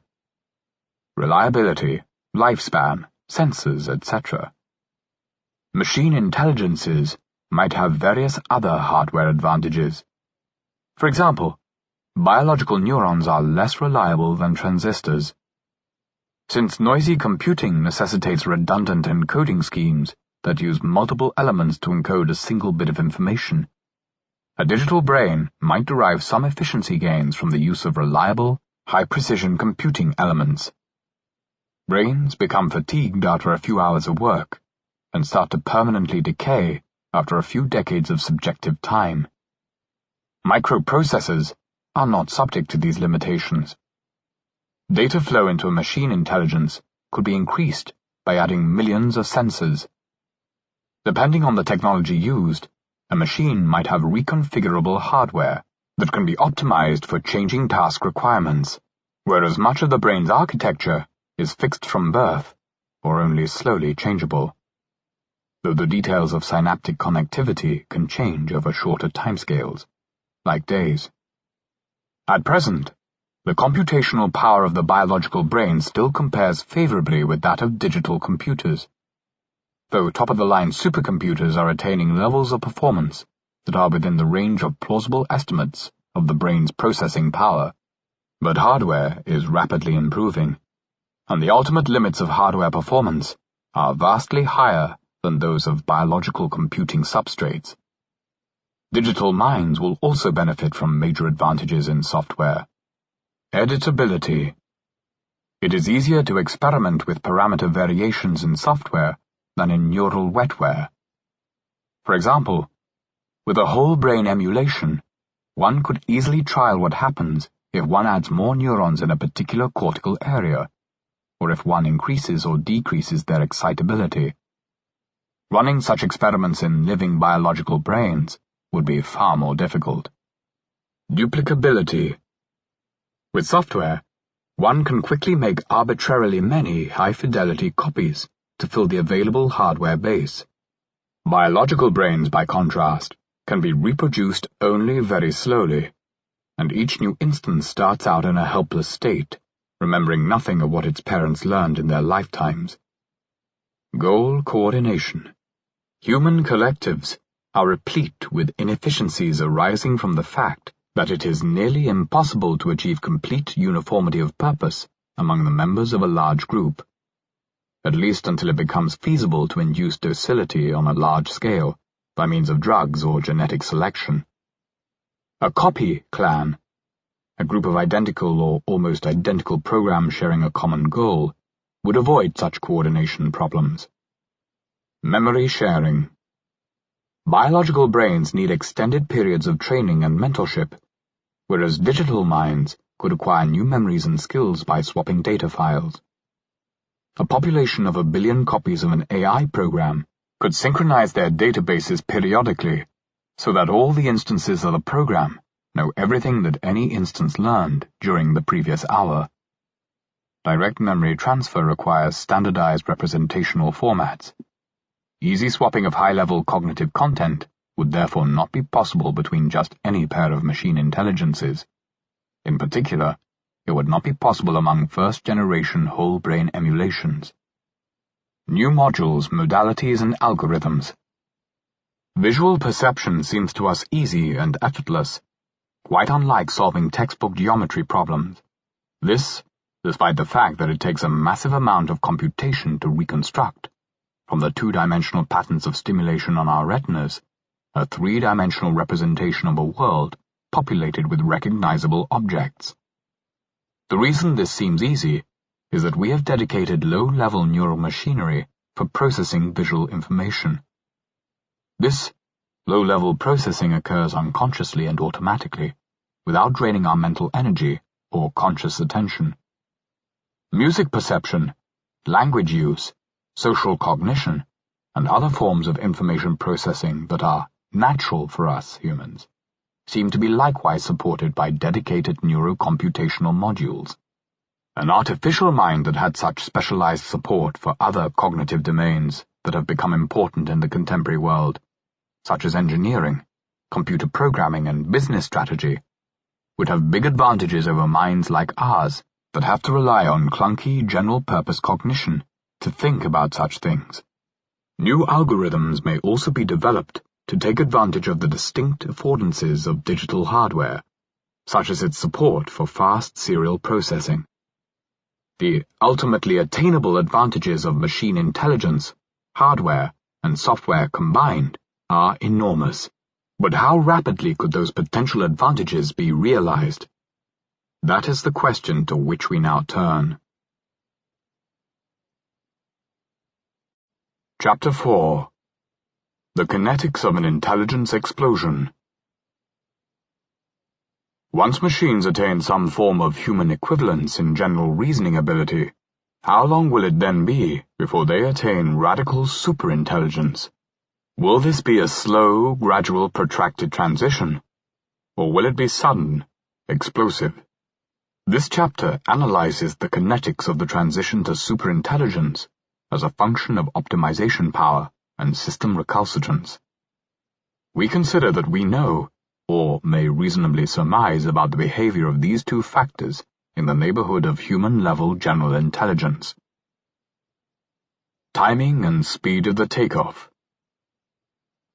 Given that machines will eventually vastly exceed biology in general intelligence, but that machine cognition is currently vastly narrower than human cognition, one is led to wonder how quickly this usurpation will take place. The question we are asking here must be sharply distinguished from the question we considered in Chapter 1, about how far away we currently are from developing a machine with human-level general intelligence. Here the question is instead, if and when such a machine is developed, how long will it be from then until a machine becomes radically superintelligent? Note that one could think that it will take quite a long time until machines reach the human baseline, or one might be agnostic about how long that will take, and yet have a strong view that once this happens, the further ascent into strong superintelligence will be very rapid. It can be helpful to think about these matters schematically, even though doing so involves temporarily ignoring some qualifications and complicating details. Consider, then, a diagram that plots the intellectual capability of the most advanced machine intelligence system as a function of time. A horizontal line labeled Human Baseline represents the effective intellectual capabilities of a representative human adult with access to the information sources and technological aids currently available in developed countries. At present, the most advanced AI system is far below the human baseline on any reasonable metric of general intellectual ability. At some point in future, a machine might reach approximate parity with this human baseline, which we take to be fixed, anchored to the year 2014, say, even if the capabilities of human individuals should have increased in the intervening years. This would mark the onset of the takeoff. The capabilities of the system continue to grow, and at some later point, the system reaches parity with the combined intellectual capability of all of humanity, again anchored to the present. What we may call the civilization baseline. Eventually, If the system's abilities continue to grow, it attains strong superintelligence, a level of intelligence vastly greater than contemporary humanity's combined intellectual wherewithal. The attainment of strong superintelligence marks the completion of the takeoff, though the system might continue to gain in capacity thereafter. Sometime during the takeoff phase, the system may pass a landmark, which we can call the crossover, a point beyond which the system's further improvement is mainly driven by the system's own actions, rather than by work performed upon it by others. The possible existence of such a crossover will become important in the subsection on optimization power and explosivity later in this chapter. With this picture in mind, we can distinguish three classes of transition scenarios: scenarios in which systems progress from human-level intelligence to superintelligence, based on their steepness. That is to say, whether they represent a slow, fast, or moderate takeoff. Slow. A slow takeoff is one that occurs over some long temporal interval, such as decades or centuries. Slow takeoff scenarios offer excellent opportunities for human political processes to adapt and respond. Different approaches can be tried and tested in sequence. New experts can be trained and credentialed. Grassroots campaigns can be mobilized by groups that feel they are being disadvantaged by unfolding developments. If it appears that new kinds of secure infrastructure or mass surveillance of AI researchers is needed, such systems could be developed and deployed. Nations fearing an AI arms race would have time to try to negotiate treaties and design enforcement mechanisms. Most preparations undertaken before onset of the slow takeoff would be rendered obsolete, as better solutions would gradually become visible in the light of the dawning era. Fast. A fast takeoff occurs over some short temporal interval, such as minutes, hours, or days. Fast takeoff scenarios offer scant opportunity for humans to deliberate. Nobody need even notice anything unusual before the game is already lost. In a fast takeoff scenario, humanity's fate essentially depends on preparations previously put in place.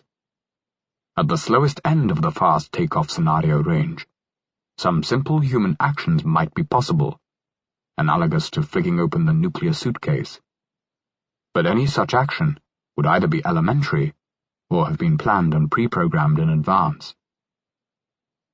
Moderate. A moderate takeoff is one that occurs over some intermediary temporal interval, such as months or years. Moderate takeoff scenarios give humans some chance to respond, but not much time to analyze the situation, to test different approaches, or to solve complicated coordination problems. There is not enough time to develop or deploy new systems, e.g., political systems, surveillance regimes, or computer network security protocols. But extant systems could be applied to the new challenge. During a slow takeoff, there would be plenty of time for the news to get out. In a moderate takeoff, by contrast, it is possible that developments would be kept secret as they unfold. Knowledge might be restricted to a small group of insiders, as if in a covert state-sponsored military research program. Commercial projects, small academic teams, and 9 hackers in a basement outfits might also be clandestine, though if the prospect of an intelligence explosion were on the radar of state intelligence agencies as a national security priority, then the most promising private projects would seem to have a good chance of being under surveillance. The host state or a dominant foreign power would then have the option of nationalizing or shutting down any project that showed signs of commencing takeoff. Fast takeoffs would happen so quickly that there would not be much time for word to get out, or for anybody to mount a meaningful reaction if it did. But an outsider might intervene before the onset of the takeoff, if they believed a particular project to be closing in on success. Moderate takeoff scenarios could lead to geopolitical, social, and economic turbulence, as individuals and groups jockey to position themselves to gain from the unfolding transformation. Such upheaval, should it occur, might impede efforts to orchestrate a well-composed response. Alternatively, it might enable solutions more radical than calmer circumstances would permit. For instance, in a moderate takeoff scenario, where cheap and capable emulations or other digital minds gradually flood labor markets over a period of years, one could imagine mass protests by laid-off workers pressuring governments to increase unemployment benefits, or institute a living wage guarantee to all human citizens, or to levy special taxes or impose minimum wage requirements on employers who use emulation workers. In order for any relief derived from such policies to be more than fleeting, support for them would somehow have to be cemented into permanent power structures. Similar issues can arise if the takeoff is slow rather than moderate, but the disequilibrium and rapid change in moderate scenarios may present special opportunities for small groups to wield disproportionate influence.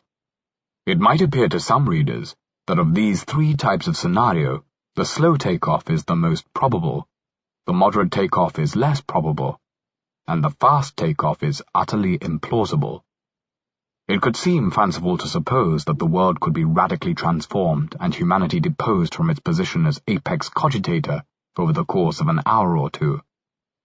No change of such moment has ever occurred in human history, and its nearest parallels, the agricultural and industrial revolutions, played out over much longer timescales, centuries to millennia in the former case, decades to centuries in the latter.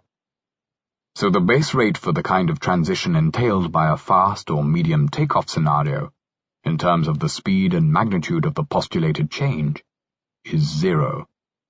It lacks precedent outside myth and religion.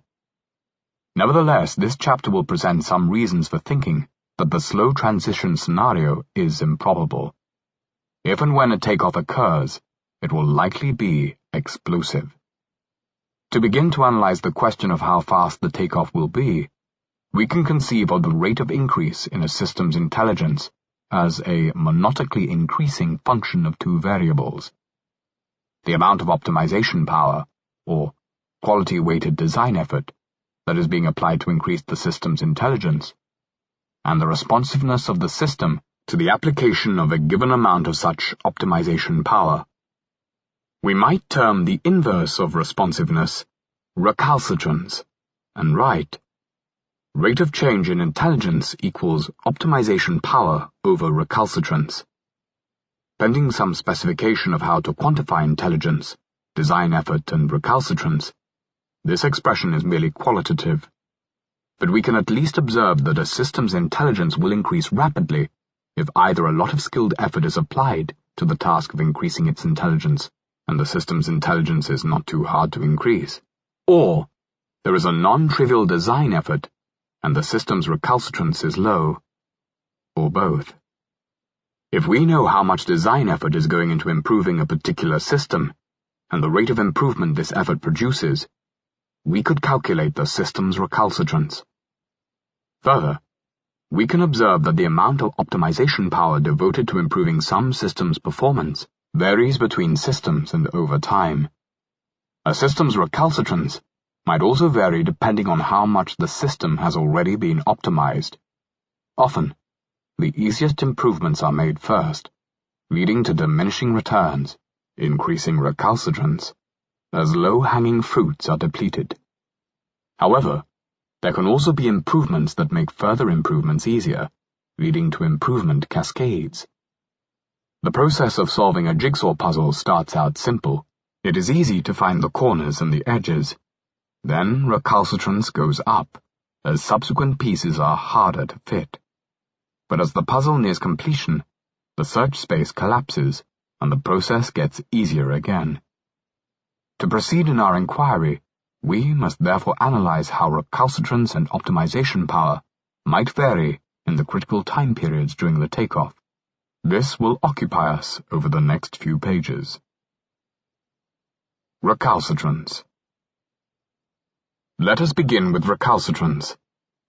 The outlook here depends on the type of the system under consideration. For completeness, we first cast a brief glance at the recalcitrance that will be encountered along paths to superintelligence, that do not involve advanced machine intelligence. We find that recalcitrance along those paths appears to be fairly high. That done, we will turn to the main case, which is that the takeoff involves machine intelligence, and there we find that recalcitrance at the critical juncture seems low.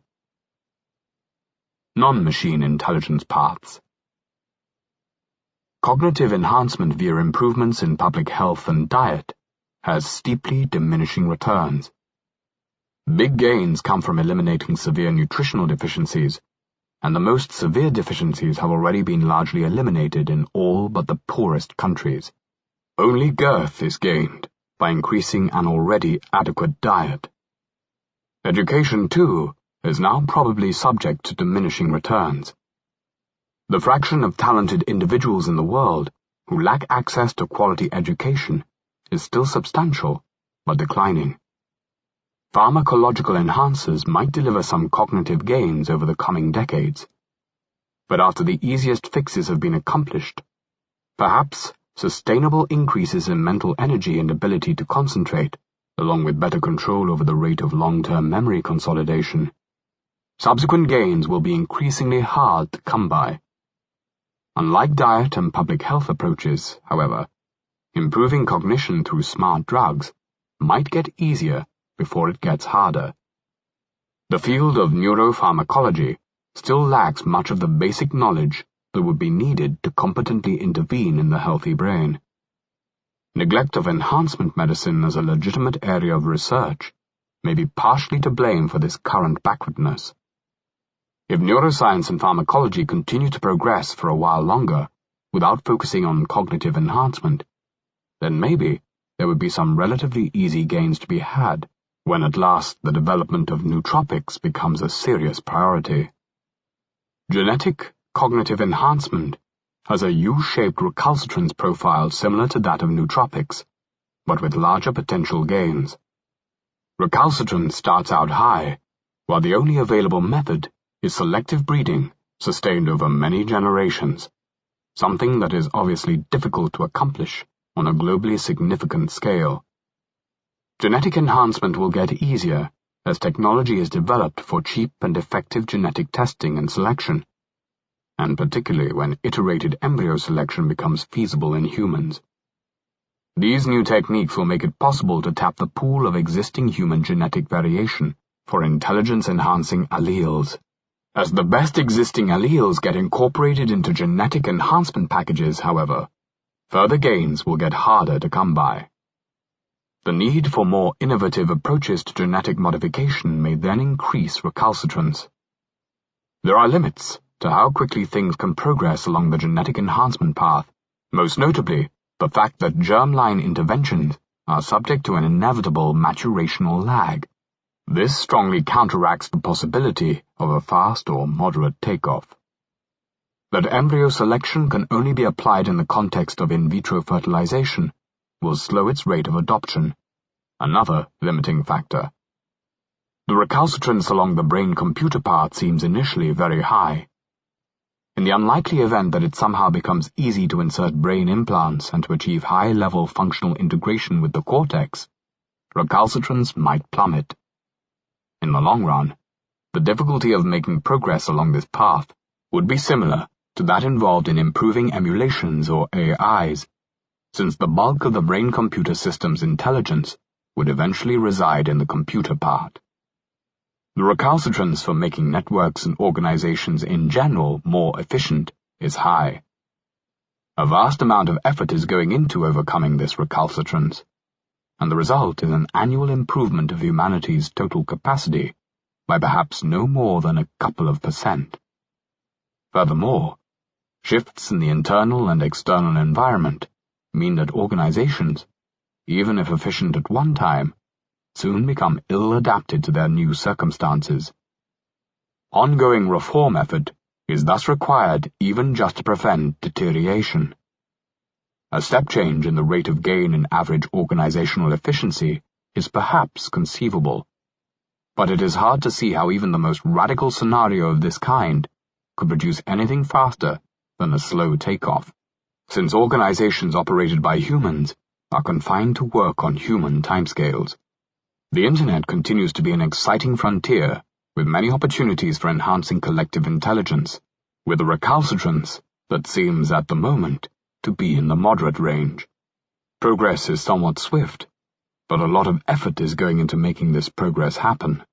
It may be expected to increase as low-hanging fruits, such as search engines and email, are depleted. Emulation and AI paths. The difficulty of advancing toward whole-brain emulation is difficult to estimate. Yet we can point to a specific future milestone: the successful emulation of an insect brain. That milestone stands on a hill, and its conquest would bring into view much of the terrain ahead, allowing us to make a decent guess at the recalcitrance of scaling up the technology to human whole-brain emulation.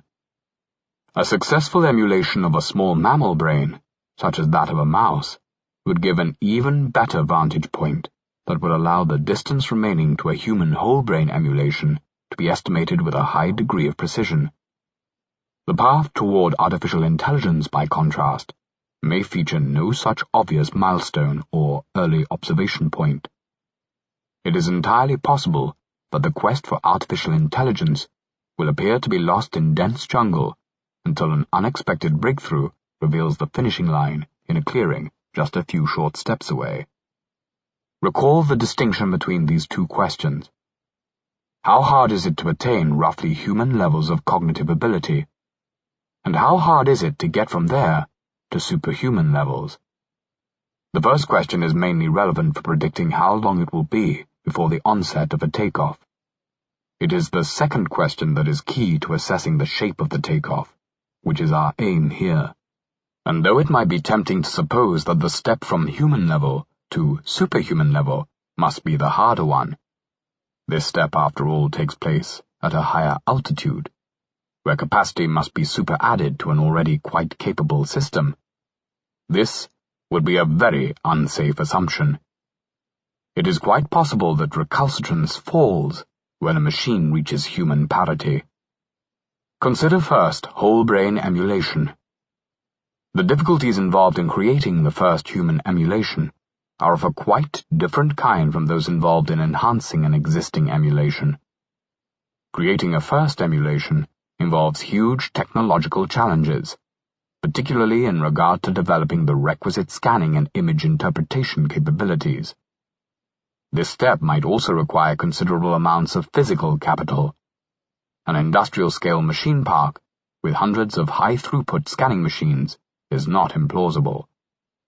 By contrast, enhancing the quality of an existing emulation involves tweaking algorithms and data structures, essentially a software problem, and one that could turn out to be much easier than perfecting the imaging technology needed to create the original template. Programmers could easily experiment with tricks like increasing the neuron count in different cortical areas to see how it affects performance. They also could work on code optimization and on finding simpler computational models that preserve the essential functionality of individual neurons or small networks of neurons. If the last technological prerequisite to fall into place is either scanning or translation, with computing power being relatively abundant, then not much attention might have been given during the development phase to implementational efficiency, and easy opportunities for computational efficiency savings might be available.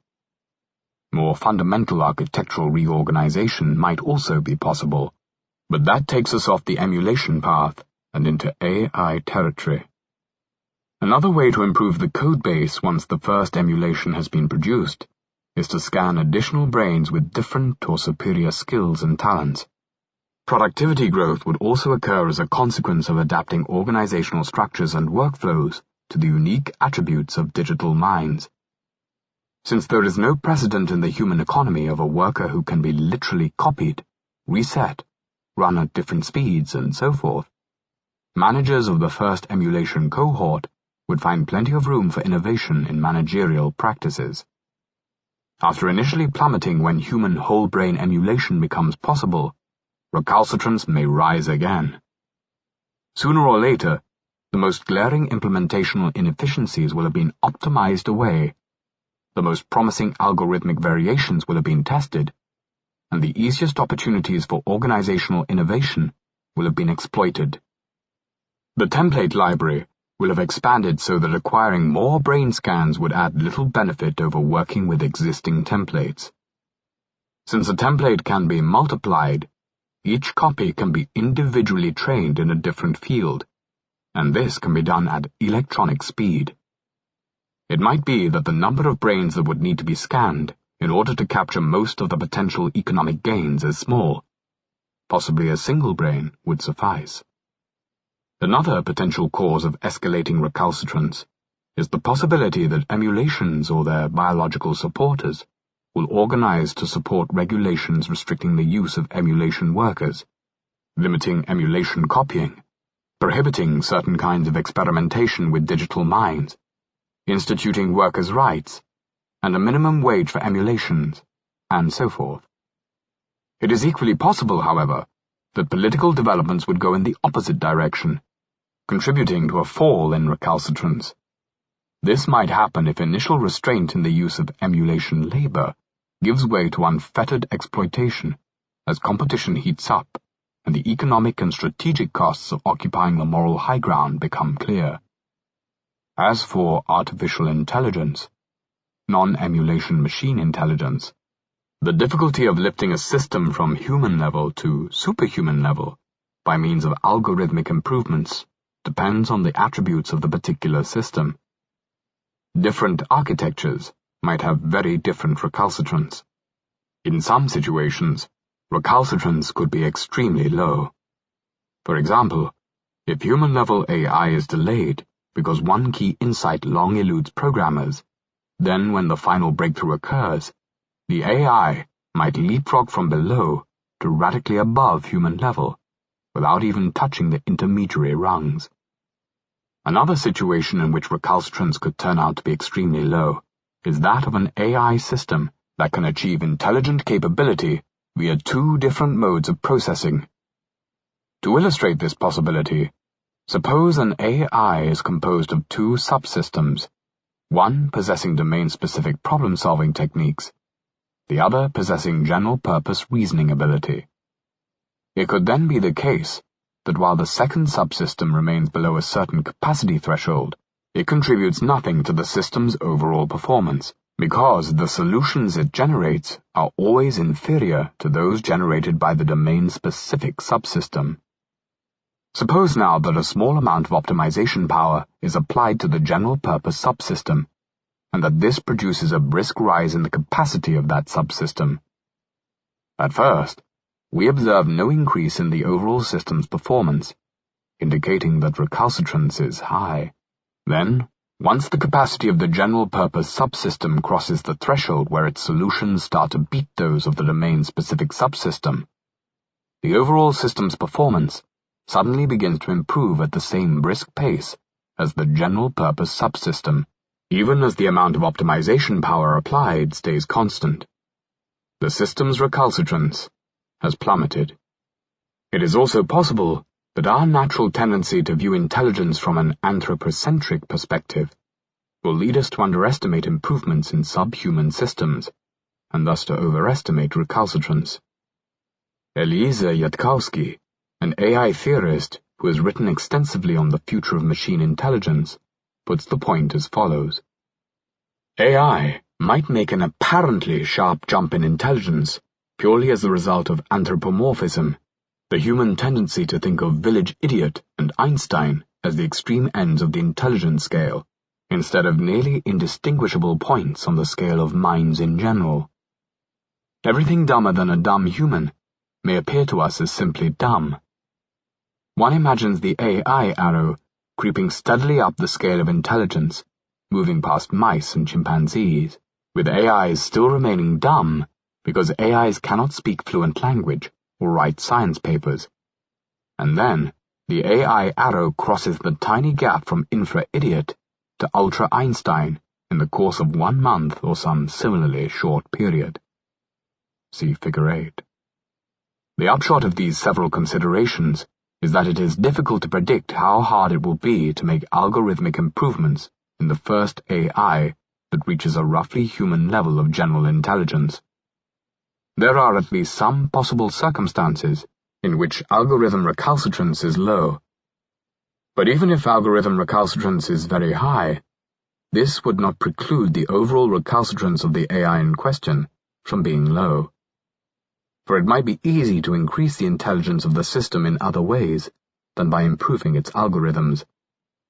There are two other factors that can be improved: content and hardware. First, consider content improvements. By content, we here mean those parts of a system's software assets that do not make up its core algorithmic architecture. Content might include, for example, databases of stored percepts, specialized skills libraries, and inventories of declarative knowledge. For many kinds of system, the distinction between algorithmic architecture and content is very unsharp. Nevertheless, it will serve as a rough and ready way of pointing to one potentially important source of capability gains in a machine intelligence. An alternative way of expressing much the same idea is by saying that a system's intellectual problem-solving capacity can be enhanced not only by making the system cleverer, but also by expanding what the system knows. Consider a contemporary AI system such as TextRunner, a research project at the University of Washington, or IBM's Watson, the system that won the Jeopardy quiz show. These systems can extract certain pieces of semantic information by analyzing text. Although these systems do not understand what they read in the same sense or to the same extent as a human does, they can nevertheless extract significant amounts of information from natural language and use that information to make simple inferences and answer questions. They can also learn from experience, building up more extensive representations of a concept as they encounter additional instances of its use. They are designed to operate for much of the time in unsupervised mode, i.e., to learn hidden structure in unlabeled data in the absence of error or reward signal, without human guidance, and to be fast and scalable. TextRunner, for instance, works with a corpus of 500 million web pages. Now imagine a remote descendant of such a system that has acquired the ability to read with as much understanding as a human 10-year-old, but with a reading speed similar to that of TextRunner. This is probably an AI-complete problem. So we are imagining a system that thinks much faster and has much better memory than a human adult, but knows much less. And perhaps the net effect of this is that the system is roughly human equivalent in its general problem-solving ability, but its content recalcitrance is very low enough to precipitate a takeoff. Within a few weeks, the system has read and mastered all the content contained in the Library of Congress. Now the system knows much more than any human being and thinks vastly faster. It has become at least weakly superintelligent. A system might thus greatly boost its effective intellectual capability by absorbing pre-produced content accumulated through centuries of human science and civilization. For instance, by reading through the Internet. If an AI reaches human level without previously having had access to this material, or without having been able to digest it, then the AI's overall recalcitrance will be low, even if it is hard to improve its algorithmic architecture. Content recalcitrance is a relevant concept for emulations too. A high-speed emulation has an advantage, not only because it can complete the same tasks as biological humans more quickly, but also because it can accumulate more timely content, such as task-relevant skills and expertise. In order to tap the full potential of fast content accumulation, however, a system needs to have a correspondingly large memory capacity. There is little point in reading an entire library if you have forgotten all about the aardvark by the time you get to the abalone. While an AI system is likely to have adequate memory capacity, emulations would inherit some of the capacity limitations of their human templates. They may therefore need architectural enhancements in order to become capable of unbounded learning. So far, we have considered the recalcitrance of architecture and of content. That is, how difficult it would be to improve the software of a machine intelligence that has reached human parity. Now let us look at a third way of boosting the performance of machine intelligence: improving its hardware. What would be the recalcitrance for hardware-driven improvements? Starting with intelligent software, emulation or AI, one can amplify collective intelligence simply by using additional computers to run more instances of the program. One could also amplify speed intelligence by moving the program to faster computers. Depending on the degree to which the program lends itself to parallelization, speed intelligence could also be amplified by running the program on more processors. This is likely to be feasible for emulations, which have a highly parallelized architecture. But many AI programs, too, have important subroutines that can benefit from massive parallelization. Amplifying quality intelligence by increasing computing power might also be possible, but that case is less straightforward. The recalcitrance for amplifying collective or speed intelligence, and possibly quality intelligence, in a system with human-level software is therefore likely to be low. The only difficulty involved is gaining access to additional computing power. There are several ways for a system to expand its hardware base, each relevant over a different timescale.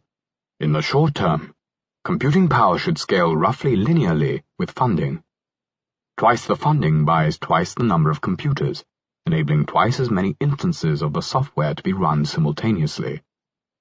The emergence of cloud computing services gives a project the option to scale up its computational resources without even having to wait for new computers to be delivered and installed, though concerns over secrecy might favor the use of in-house computers. In certain scenarios, computing power could also be obtained by other means, such as by commandeering botnets. Just how easy it would be to scale the system by a given factor depends on how much computing power the initial system uses. A system that initially runs on a PC could be scaled by a factor of thousands for a mere $1 million. A program that runs on a supercomputer would be far more expensive to scale. In the slightly longer term, the cost of acquiring additional hardware may be driven up as a growing portion of the world's installed capacity is being used to run digital mines. For instance, in a competitive market-based emulation scenario, the cost of running one additional copy of an emulation should rise to be roughly equal to the income generated by the marginal copy, as investors bid up the price for existing computing infrastructure to match the return they expect from their investment.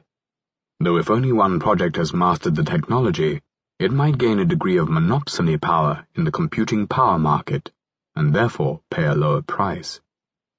Over a somewhat longer timescale, the supply of computing power will grow as new capacity is installed. A demand spike would spur production in existing semiconductor foundries and stimulate the construction of new plants. A one-off performance boost, perhaps amounting to 1 or 2 orders of magnitude, might also be attainable by using customized microprocessors. Above all, the rising wave of technology improvements will pour increasing volumes of computational power into the turbines of the thinking machines. Historically, the rate of improvement of computing technology has been described by the famous Moore's Law, which in one of its variations states that computing power per dollar doubles every 18 months or so.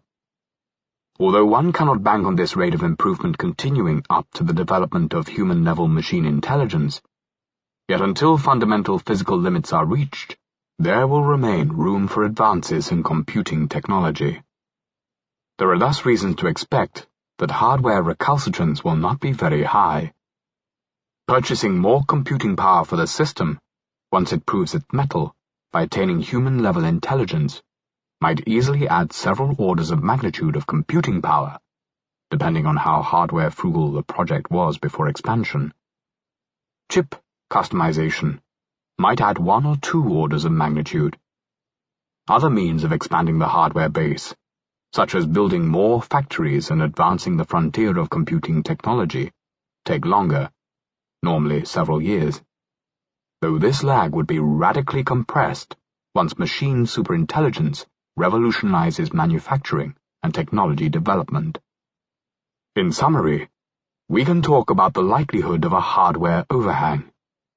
When human-level software is created, enough computing power may already be available to run vast numbers of copies at great speed.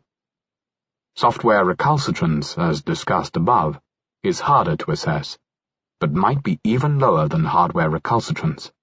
In particular, there may be content overhang in the form of pre-made content, e.g. the Internet, that becomes available to a system once it reaches human parity. Algorithm overhang.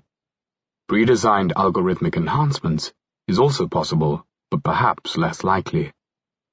Software improvements, whether in algorithms or content, might offer orders of magnitude of potential performance gains that could be fairly easily accessed once a digital mind attains human parity, on top of the performance gains attainable by using more or better hardware.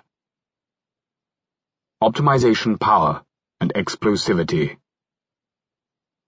Having examined the question of recalcitrance, we must now turn to the other half of our schematic equation, optimization power.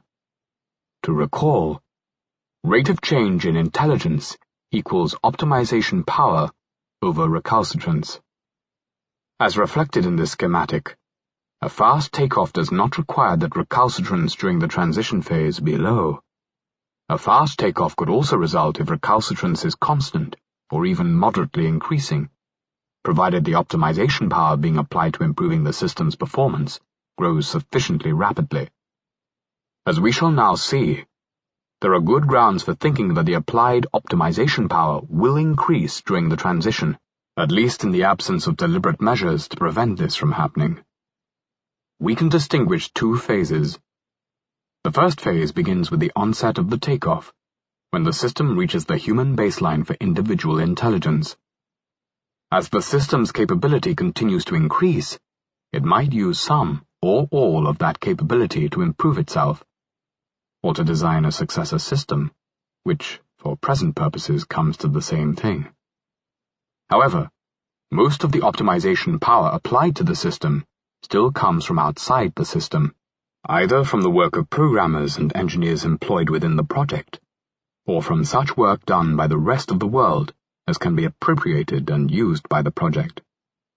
If this phase drags out for any significant period of time, we can expect the amount of optimization power applied to the system to grow. Inputs, both from inside the project and from the outside world, are likely to increase as the promise of the chosen approach becomes manifest. Researchers may work harder, more researchers may be recruited, and more computing power may be purchased to expedite progress. The increase could be especially dramatic if the development of human-level machine intelligence takes the world by surprise, in which case, what was previously a small research project might suddenly become the focus of intense research and development efforts around the world, though some of those efforts might be channeled into competing projects. A second growth phase will begin if at some point the system has acquired so much capability that most of the optimization power exerted on it comes from the system itself, marked by the variable level labeled crossover in Figure 7. This fundamentally changes the dynamic, because any increase in the system's capability now translates into a proportional increase in the amount of optimization power being applied to its further improvement. If recalcitrance remains constant, this feedback dynamic produces exponential growth. See Box 4. The doubling constant depends on the scenario, but might be extremely short, mere seconds in some scenarios. If growth is occurring at electronic speeds, which might happen as a result of algorithmic improvements or the exploitation of an overhang of content or hardware. Growth that is driven by physical construction, such as the production of new computers or manufacturing equipment, would require a somewhat longer timescale, but still one that might be very short compared with the current growth rate of the world economy. It is thus likely that the applied optimization power will increase during the transition. Initially, because humans try harder to improve a machine intelligence that is showing spectacular promise. Later, because the machine intelligence itself becomes capable of driving further progress at digital speeds. This would create a real possibility of a fast or medium takeoff, even if recalcitrance were constant or slightly increasing around the human baseline. Yet we saw in the previous subsection that there are factors that could lead to a big drop in recalcitrance around the human baseline level of capability. These factors include, for example, the possibility of rapid hardware expansion once a working software mind has been attained, the possibility of algorithmic improvements, the possibility of scanning additional brains, in the case of whole brain emulation, and the possibility of rapidly incorporating vast amounts of content by digesting the Internet, in the case of artificial intelligence. These observations notwithstanding, the shape of the recalcitrance curve in the relevant region is not yet well characterized. In particular, it is unclear how difficult it would be to improve the software quality of a human-level emulation, or AI. The difficulty of expanding the hardware power available to a system is also not clear. Whereas today, it would be relatively easy to increase the computing power available to a small project by spending 1,000 times more on computing power, or by waiting a few years for the price of computers to fall. It is possible that the first machine intelligence to reach the human baseline will result from a large project involving pricey supercomputers, which cannot be cheaply scaled, and that Moore's law will by then have expired. For these reasons, although a fast or medium takeoff looks more likely, the possibility of a slow takeoff cannot be excluded. Box 4. On the kinetics of an intelligence explosion. We can write the rate of change in intelligence as the ratio between the optimization power applied to the system and the system's recalcitrance. di over dt equals optimization over recalcitrance. The amount of optimization power acting on a system is the sum of whatever optimization power the system itself contributes, and the optimization power exerted from without. For example, a seed AI might be improved through a combination of its own efforts and the efforts of a human programming team, and perhaps also the efforts of the wider global community of researchers making continuous advances in the semiconductor industry, computer science, and related fields. Optimization equals optimization system plus optimization project plus optimization world. A seed AI starts out with very limited cognitive capacities. At the outset, therefore, optimization system is small. What about optimization project and optimization world? There are cases in which a single project has more relevant capability than the rest of the world combined. The Manhattan Project, for instance, brought a very large fraction of the world's best physicists to Los Alamos to work on the atomic bomb. More commonly, any one project contains only a small fraction of the world's total relevant research capability. But even when the outside world has a greater total amount of relevant research capability than any one project, optimization project may nevertheless exceed optimization world, since much of the outside world's capability is not to be focused on the particular system in question. If a project begins to look promising, which will happen when a system passes the human baseline if not before, it might attract additional investment, increasing optimization project. If the project's accomplishments are public, optimization world might also rise as the progress inspires greater interest in machine intelligence generally, and as various powers scramble to get in on the game. During the transition phase, therefore, total optimization power applied to improving a cognitive system is likely to increase as the capability of the system increases. As the system's capabilities grow, there may come a point at which the optimization power generated by the system itself starts to dominate the optimization power applied to it from outside, across all significant dimensions of improvement. Optimization system is greater than optimization project plus optimization world. This crossover is significant because beyond this point, further improvement to the system's capabilities contributes strongly to increasing the total optimization power applied to improving the system. We thereby enter a regime of strong recursive self-improvement. This leads to explosive growth of the system's capability under a fairly wide range of different shapes of the recalcitrance curve. To illustrate, consider first a scenario in which recalcitrance is constant, so that the rate of increase in an AI's intelligence is equal to the optimization power being applied.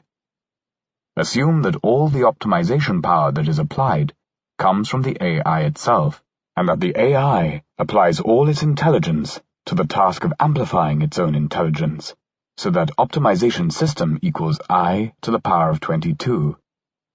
We then have di over dt equals I over k. Solving this simple differential equation yields the exponential function I equals ae to the power of t/k. But recalcitrance being constant is a rather special case. Recalcitrance might well decline around the human baseline due to one or more of the factors mentioned in the previous subsection, and remain low around the crossover and some distance beyond, perhaps until the system eventually approaches fundamental physical limits. For example, suppose that the optimization power applied to the system is roughly constant, i.e., optimization project plus optimization world is approximately equal to C, prior to the system becoming capable of contributing substantially to its own design, and that this leads to the system doubling in capacity every 18 months. This would be roughly in line with historical improvement rates from Moore's law combined with software advances. This rate of improvement, if achieved by means of roughly constant optimization power, entails recalcitrance declining as the inverse of the system power. di over dt equals C over 1/I equals Ci. If recalcitrance continues to fall along this hyperbolic pattern, then when the AI reaches the crossover point, the total amount of optimization power applied to improving the AI has doubled. We then have di over dt equals brackets C plus I over 1/I equals brackets C plus I close brackets I. The next doubling occurs 7.5 months later. Within 17.9 months, the system's capacity has grown 1,000-fold, thus obtaining speed superintelligence. Figure 9. This particular growth trajectory has a positive singularity at t equals 18 months. In reality, the assumption that recalcitrance is constant would cease to hold as the system began to approach the physical limits to information processing, if not sooner. These two scenarios are intended for illustration only. Many other trajectories are possible, depending on the shape of the recalcitrance curve. The claim is simply that the strong feedback loop that sets in around the crossover point tends strongly to make the takeoff faster than it would otherwise have been. Chapter 5. Decisive Strategic Advantage. A question distinct from, but related to, the question of kinetics is whether there will be one superintelligent power, or many.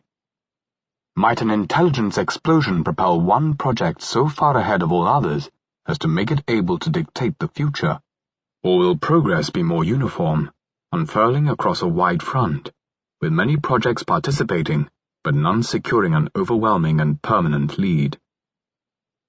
The preceding chapter analyzed one key parameter in determining the size of the gap that might plausibly open up between a leading power and its nearest competitors, namely, the speed of the transition from human to strongly superhuman intelligence. This suggests a first-cut analysis. If the takeoff is fast, completed over the course of hours, days, or weeks, then it is unlikely that two independent projects would be taking off concurrently. Almost certainly, the first project would have completed its takeoff before any other project would have started its own. If the takeoff is slow, stretching over many years or decades, then there could plausibly be multiple projects undergoing takeoffs concurrently, so that although the projects would, by the end of the transition, have gained enormously in capability, there would be no time at which any project was far enough ahead of the others to give it an overwhelming lead. A takeoff of moderate speed is poised in between, with either condition a possibility. There might or might not be more than one project undergoing the takeoff at the same time. Will one machine intelligence project get so far ahead of the competition that it gets a decisive strategic advantage? That is, a level of technological and other advantages sufficient to enable it to achieve complete world domination. If a project did obtain a decisive strategic advantage, would it use it to suppress competitors and form a singleton, a world order in which there is, at the global level, a single decision-making agency? And if there is a winning project, how large would it be, not in terms of physical size or budget, but in terms of how many people's desires would be controlling its design? We will consider these questions in turn. Will the frontrunner get a decisive strategic advantage? One factor influencing the width of the gap between frontrunner and followers is the rate of diffusion of whatever it is that gives the leader a competitive advantage. A frontrunner might find it difficult to gain and maintain a large lead if followers can easily copy the frontrunner's ideas and innovations. Imitation creates a headwind that disadvantages the leader and benefits laggards, especially if intellectual property is weakly protected. A frontrunner might also be especially vulnerable to expropriation, taxation, or being broken up under anti-monopoly regulation. It would be a mistake, however, to assume that this headwind must increase monotonically with the gap between frontrunner and followers.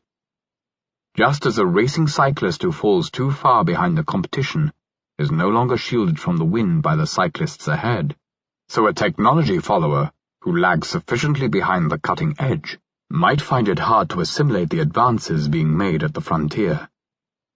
The gap in understanding and capability might have grown too large.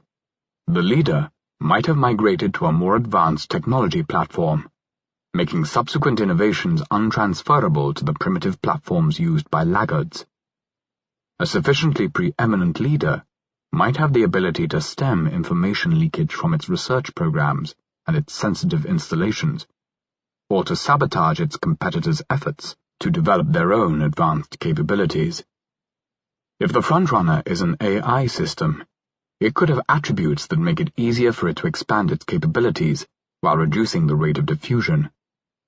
In human-run organizations, economies of scale are counteracted by bureaucratic inefficiencies and agency problems, including difficulties in keeping trade secrets.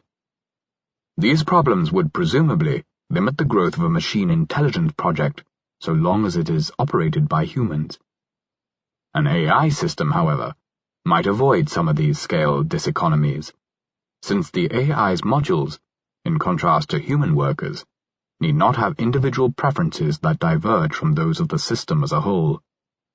Thus, the AI system could avoid a sizable chunk of the inefficiencies arising from agency problems in human enterprises. The same advantage, having perfectly loyal parts, would also make it easier for an AI system to pursue long-range clandestine goals. An AI would have no disgruntled employees ready to be poached by competitors, or bribed into becoming informants. We can get a sense of the distribution of plausible gaps in development times by looking at some historical examples. See Box 5.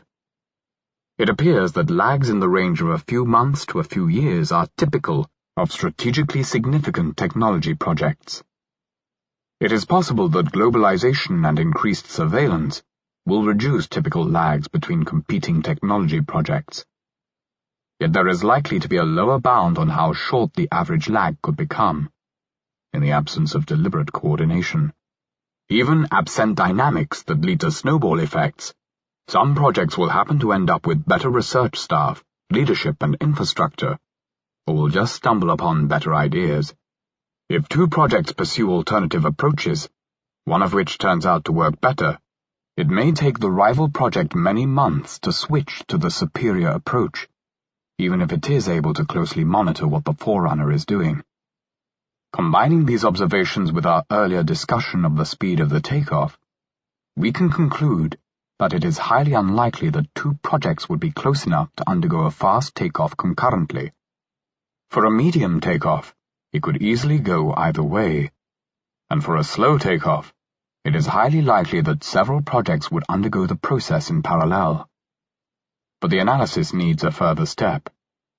The key question is not how many projects undergo a takeoff in tandem, but how many projects emerge on the yonder side, sufficiently tightly clustered in capability that none of them has a decisive strategic advantage. If the takeoff process is relatively slow to begin, and then gets faster, the distance between competing projects would tend to grow. To return to our bicycle metaphor, the situation would be analogous to a pair of cyclists making their way up a steep hill, one trailing some distance behind the other, the gap between them then expanding as the front-runner reaches the peak and starts accelerating down the other side. Consider the following medium takeoff scenario. Suppose it takes a project 1 year to increase its AI's capability from the human baseline to a strong superintelligence, and that one project enters this takeoff phase with a 6-month lead over the next most advanced project. The two projects will be undergoing a takeoff concurrently. It might seem then that neither project gets a decisive strategic advantage, but that need not be so. Suppose it takes 9 months to advance from the human baseline to the crossover point, and another 3 months from there to strong superintelligence. The frontrunner then attains strong superintelligence 3 months before the following project even reaches the crossover point. This would give the leading project a decisive strategic advantage, and the opportunity to parlay its lead into permanent control by disabling the competing projects and establishing a singleton. Note that the concept of a singleton is an abstract one. A singleton could be democracy, a tyranny, a single dominant AI, a strong set of global norms that include effective provisions for their own enforcement, or even an alien overlord. Its defining characteristic being simply that it is some form of agency that can solve all major global coordination problems. It may, but need not, resemble any familiar form of human governance. Since there is an especially strong prospect of explosive growth just after the crossover point, when the strong positive feedback loop of optimization power kicks in, a scenario of this kind is a serious possibility, and it increases the chances that the leading project will attain a decisive strategic advantage, even if the takeoff is not fast. Box 5. Technology races. Some historical examples. Over long historical timescales, there has been an increase in the rate at which knowledge and technology diffuse around the globe. As a result, the temporal gaps between technology leaders and nearest followers have narrowed. China managed to maintain a monopoly on silk production for over 2,000 years. Archaeological finds suggest that production might have begun around 3000 BC, or even earlier. Sericulture was a closely held secret. Revealing the techniques was punishable by death, as was exporting silkworms or their eggs outside China. The Romans, despite the high price commanded by imported silk cloth in their empire, never learnt the art of silk manufacture. Not until around AD 300 did a Japanese expedition manage to capture some silkworm eggs, along with 4 young Chinese girls, who were forced to divulge the art to their abductors. Byzantium joined the club of producers in AD 522. The story of porcelain making also features long lags. The craft was practiced in China during the Tang dynasty, around AD 600, and might have been in use as early as AD 200, but was mastered by Europeans only in the 18th century. Wheeled vehicles appeared in several sites across Europe and Mesopotamia around 3500 BC, but reached the Americas only in post-Columbian times. On a grander scale, the human species took tens of thousands of years to spread across most of the globe. The agricultural revolution thousands of years. The industrial revolution only hundreds of years. And an information revolution could be said to have spread globally over the course of decades, though of course these transitions are not necessarily of equal profundity. The Dance Dance Revolution video game spread from Japan to Europe and North America in just 1 year. Technological competition has been quite extensively studied, particularly in the contexts of patent races and arms races. It is beyond the scope of our investigation to review this literature here. However, it is instructive to look at some examples of strategically significant technology races in the 20th century. See Table 7. With regard to these 6 technologies, which were regarded as strategically important by the rivaling superpowers because of their military or symbolic significance, the gaps between leader and nearest laggard were, very approximately, 49 months, 36 months, 4 months, 1 month, 4 months, and 60 months, respectively, longer than the duration of a fast takeoff, and shorter than the duration of a slow takeoff. In many cases, the laggards project benefited from espionage and publicly available information. The mere demonstration of the feasibility of an invention can also encourage others to develop it independently, and fear of falling behind can spur the efforts to catch up. Perhaps closer to the case of AI are mathematical inventions that do not require the development of new physical infrastructure. Often these are published in the academic literature, and can thus be regarded as universally available. But in some cases, when the discovery appears to offer a strategic advantage, publication is delayed. For example, 2 of the most important ideas in public key cryptography are the Diffie-Hellman key exchange protocol and the RSA encryption scheme. These were discovered by the academic community in 1976 and 1978 respectively, but it has later been confirmed that they were known by cryptographers at the UK's Communications Security Group since the early 1970s. Large software projects might offer a closer analogy with AI projects. But it is harder to give crisp examples of typical lags, because software is usually rolled out in incremental installments, and the functionalities of competing systems are often not directly comparable. How large will the successful project be? Some paths to superintelligence require great resources and are therefore likely to be the preserve of large, well-funded projects. Whole brain emulation, for instance, requires many different kinds of expertise and lots of equipment. Biological intelligence enhancements and brain-computer interfaces would also have a large-scale factor. While a small biotech firm might invent 1 or 2 drugs, achieving superintelligence along one of these paths, if doable at all, would likely require many inventions and many tests, and therefore the backing of an industrial sector or a well-funded national program. Achieving collective superintelligence by making organizations and networks more efficient requires even more extensive input, involving much of the world economy. An AI path is more difficult to assess. Perhaps it would require a very large research program. Perhaps it could be done by a small group. A lone hacker scenario cannot be excluded either. Building a seed AI might require insights and algorithms developed over many decades by the scientific community around the world. But it is possible that the last critical breakthrough idea might come from a single individual or a small group that succeeds in putting everything together. this scenario is less realistic for some AI architectures than others. A system that has a large number of parts that need to be tweaked and tuned to work effectively together, and then painstakingly loaded with custom-made cognitive content, is likely to require a larger project. But if a seed AI could be instantiated as a simple system, one whose construction depends only on getting a few basic principles right, then the feat might be within the reach of a small team or an individual. The likelihood of the final breakthrough being made by a small project increases if most previous progress in the field has been published in the open literature or made available as open-source software. We must distinguish the question of how big will be the project that directly engineers the system from the question of how big the group will be that controls whether, how, and when the system is created. The atomic bomb was created primarily by a group of scientists and engineers.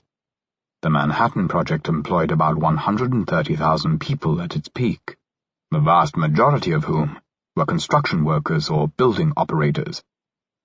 These technical experts, however, were controlled by the U.S. military, which was directed by the U.S. government, which was ultimately accountable to the American electorate, which, at the time, constituted about 1/10 of the adult world population. Monitoring.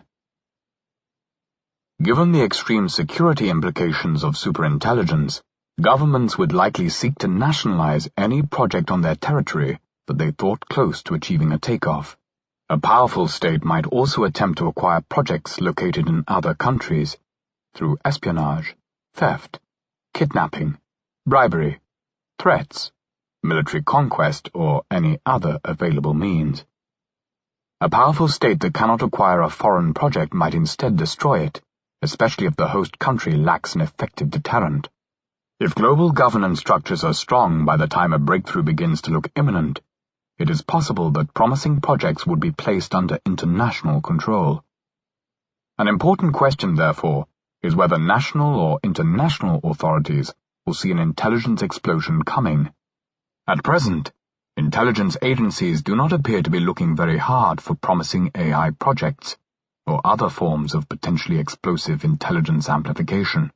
If they are indeed not paying much attention, this is presumably due to the widely shared perception that there is no prospect whatever of imminent superintelligence. If and when it becomes a common belief among prestigious scientists that there is a substantial chance that superintelligence is just around the corner, the major intelligence agencies of the world would probably start to monitor groups and individuals who seem to be engaged in relevant research. Any project that began to show sufficient progress could then be promptly nationalized. If political elites were persuaded by the seriousness of the risk, civilian efforts in sensitive areas might be regulated or outlawed. How difficult would such monitoring be? The task is easier if the goal is only to keep track of the leading project. In that case, surveillance focusing on the several best-resourced projects may be sufficient. If the goal is instead to prevent any work from taking place, at least outside of specially authorized institutions, then surveillance would have to be more comprehensive, since many small projects and individuals are in a position to make at least some progress. It would be easier to monitor projects that require significant amounts of physical capital, as would be the case with a whole brain emulation project. Artificial intelligence research, by contrast, requires only a personal computer, and would therefore be more difficult to monitor. Some of the theoretical work could be done with pen and paper. Even so, it would not be too difficult to identify most capable individuals with a serious long-standing interest in artificial general intelligence research. Such individuals usually leave visible trails. They may have published academic papers, presented at conferences, posted on internet forums, or earned degrees from leading computer science departments. They may also have had communications with other AI researchers, allowing them to be identified by mapping the social graph. Projects designed from the outset to be secret could be more difficult to detect. An ordinary software development project could serve as a front. Only careful analysis of the code being produced would reveal the true nature of what the project was trying to accomplish. Such analysis would require a lot of highly skilled manpower, whence only a small number of suspect projects could be scrutinized at this level.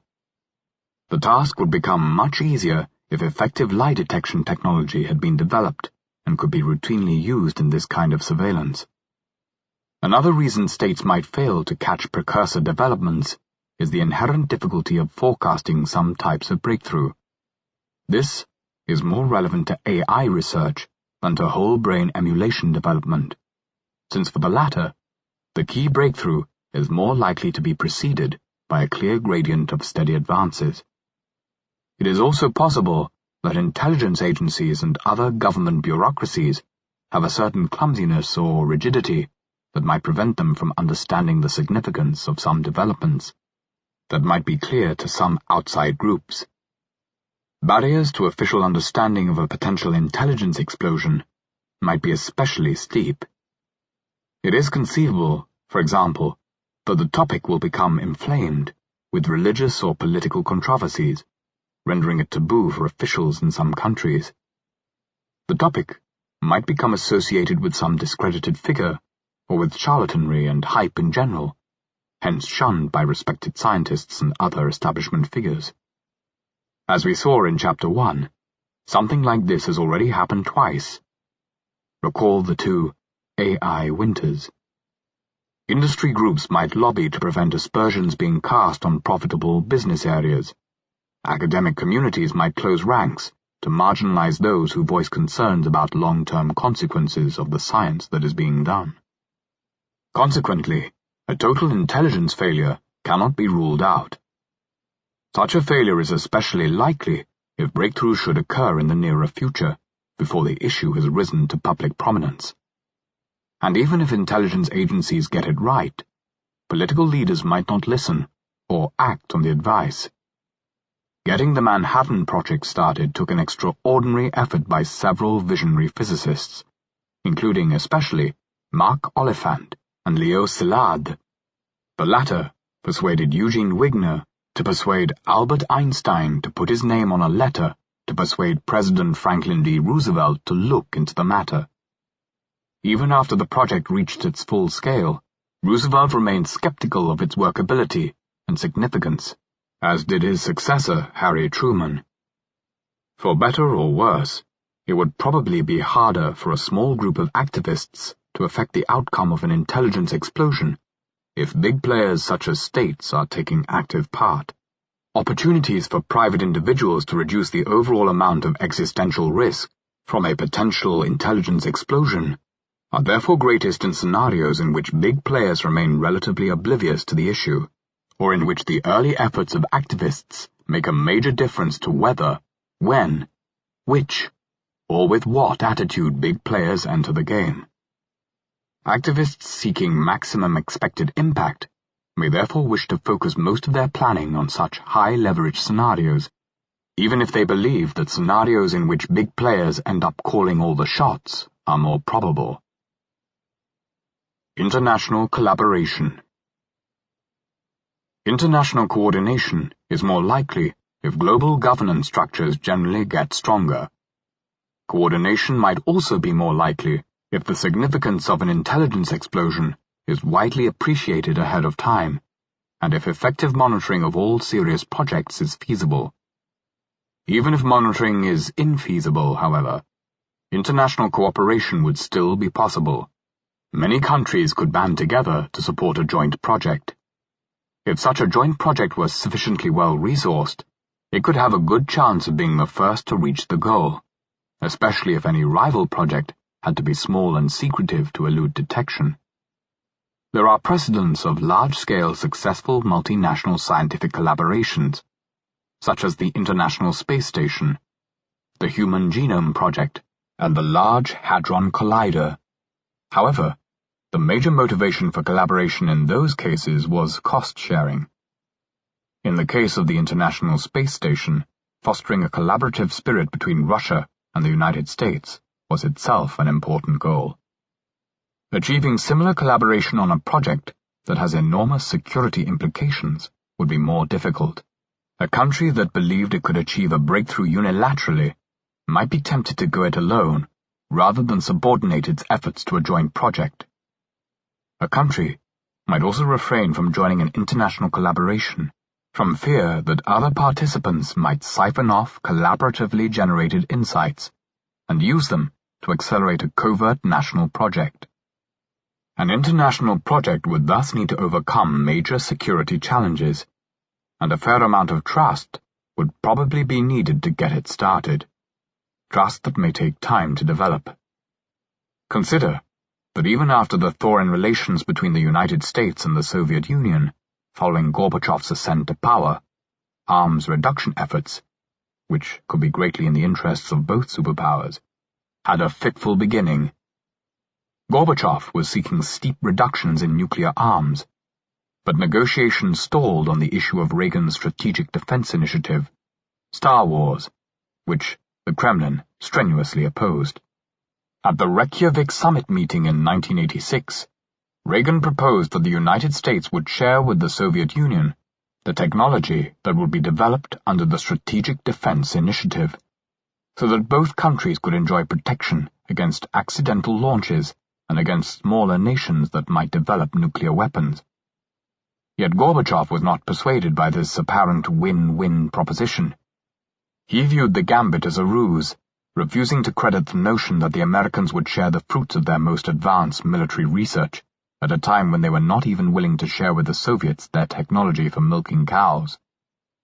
Regardless of whether Reagan was in fact sincere in his offer of superpower collaboration, mistrust made the proposal a non-starter.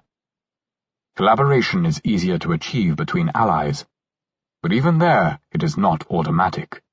When the Soviet Union and the United States were allied against Germany during World War II, the United States concealed its atomic bomb project from the Soviet Union. The United States did collaborate on the Manhattan Project with Britain and Canada.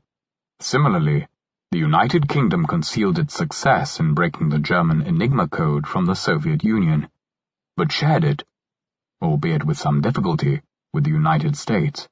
This suggests that in order to achieve international collaboration on some technology that is of pivotal importance for national security, it might be necessary to have built beforehand a close and trusting relationship.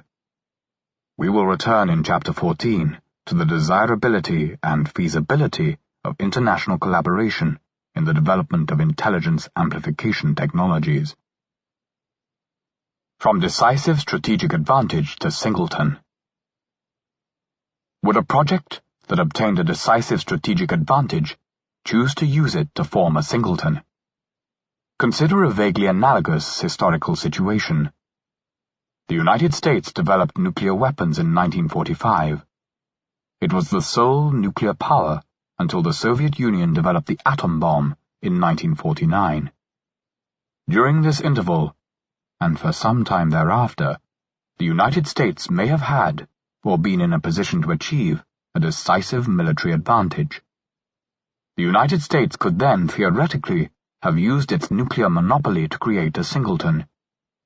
One way in which it could have done so would have been by embarking on an all-out effort to build up its nuclear arsenal, and then threatening, and if necessary carrying out, a nuclear first strike to destroy the industrial capacity of any incipient nuclear program in the USSR and any other country tempted to develop a nuclear capability.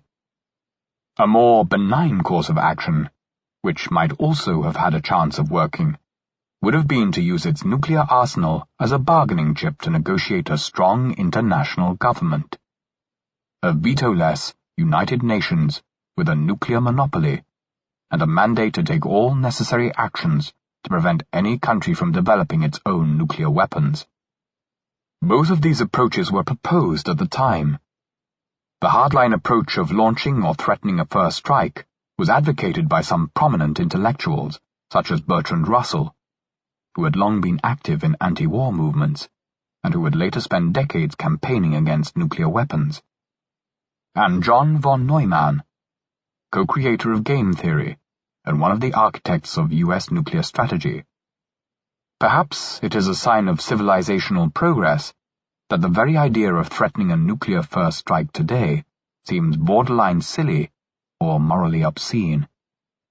A version of the benign approach was tried in 1946 by the United States in the form of the Baruch Plan. The proposal involved the USA giving up its temporary nuclear monopoly. Uranium and thorium mining and nuclear technology would be placed under the control of an international agency operating under the auspices of the United Nations. The proposal called for the permanent members of the Security Council to give up their vetoes in matters related to nuclear weapons in order to prevent any great power found to be in breach of the accord from vetoing the imposition of remedies. Stalin, seeing that the Soviet Union and its allies could be easily outvoted in both the Security Council and the General Assembly, rejected the proposal. A frosty atmosphere of mutual suspicion descended on the relations between the former wartime allies, mistrust that soon solidified into the Cold War. As had been widely predicted, a costly and extremely dangerous nuclear arms race followed. Many factors might dissuade a human organization with a decisive strategic advantage from creating a singleton. These include non-aggregative or bounded utility functions, non-maximizing decision rules, confusion and uncertainty, coordination problems, and various costs associated with a takeover. But what if it were not a human organization, but a superintelligent artificial agent that came into possession of a decisive strategic advantage? Would the aforementioned factors be equally effective at inhibiting an AI from attempting to seize power? Let us briefly run through the list of factors and consider how they might apply in this case. Human individuals and human organizations typically have preferences over resources that are not well represented by an unbounded, aggregative utility function. A human will typically not wager all her capital for a 50-50 chance of doubling it. A state will typically not risk losing all its territory for a 10% chance of a tenfold expansion. For individuals and governments, there are diminishing returns to most resources. The same need not hold for AIs. We will return to the problem of AI motivation in subsequent chapters. An AI might therefore be more likely to pursue a risky course of action that has some chances of giving it control of the world. Humans and human-run organizations may also operate with decision processes that do not seek to maximize expected utility. For example, they may allow for fundamental risk aversion, or satisficing decision rules that focus on meeting adequacy thresholds, or deontological side constraints that prescribe certain kinds of action regardless of how desirable their consequences. Human decision-makers often seem to be acting out an identity or a social role, rather than seeking to maximize the achievement of some particular objective. Again, this need not apply to artificial agents. Bounded utility functions, risk aversion, and non-maximizing decision rules may combine synergistically with strategic confusion and uncertainty. Revolutions, even when they succeed in overthrowing the existing order, often fail to produce the outcome that their instigators had promised. This tends to stay the hand of a human agent if the contemplated action is irreversible, norm-breaking, and lacking precedent. A superintelligence might perceive the situation more clearly, and therefore face less strategic confusion and uncertainty about the outcome, should it attempt to use its apparent decisive strategic advantage to consolidate its dominant position. Another major factor that can inhibit groups from exploiting a potentially decisive strategic advantage is the problem of internal coordination. Members of a conspiracy that is in a position to seize power must worry not only about being infiltrated from the outside, but also about being overthrown by some smaller coalition of insiders. If a group consists of 100 people, and a majority of 60 can take power and disenfranchise the non-conspirators, what is then to stop a 35-strong subset of these 60 from disenfranchising the other 25, and then maybe a subset of 20 disenfranchising the other 15? Each of the original 100 might have good reason to uphold certain established norms to prevent the general unraveling that could result from any attempt to change the social contract by means of a naked power grab. This problem of internal coordination would not apply to an AI system that constitutes a single unified agent. Finally, there is the issue of cost. Even if the United States could have used its nuclear monopoly to establish a singleton, it might not have been able to do so without incurring substantial costs. In the case of a negotiated agreement to place nuclear weapons under the control of a reformed and strengthened United Nations, these costs might have been relatively small. But the costs, moral, economic, political, and human, of actually attempting world conquest through the waging of nuclear war would have been almost unthinkably large, even during the period of nuclear monopoly. With sufficient technological superiority, however, these costs would be far smaller. Consider, for example, a scenario in which one nation had such a vast technological lead that it could safely disarm all other nations at the press of a button, without anybody dying or being injured, and with almost no damage to infrastructure or to the environment. With such almost magical technological superiority, a first strike would be a lot more tempting. Or consider an even greater level of technological superiority, which might enable the frontrunner to cause other nations to voluntarily lay down their arms, not by threatening them with destruction, but simply by persuading a great majority of their populations by means of an extremely effectively designed advertising and propaganda campaign, extolling the virtues of global unity. If this were done with the intention to benefit everybody, for instance by replacing national rivalries and arms races with a fair, representative, and effective world government, it is not clear that there would be even a cogent moral objection to the leveraging of a temporary strategic advantage into a permanent singleton. Various considerations thus point to an increased likelihood that a future power with superintelligence that obtained a sufficiently large strategic advantage would actually use it to form a singleton.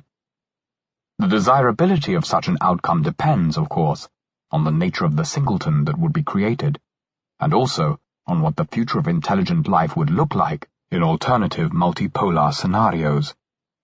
We will revisit those questions in later chapters. But first, let us take a closer look at why and how a superintelligence would be powerful and effective at achieving outcomes in the world. Chapter 6.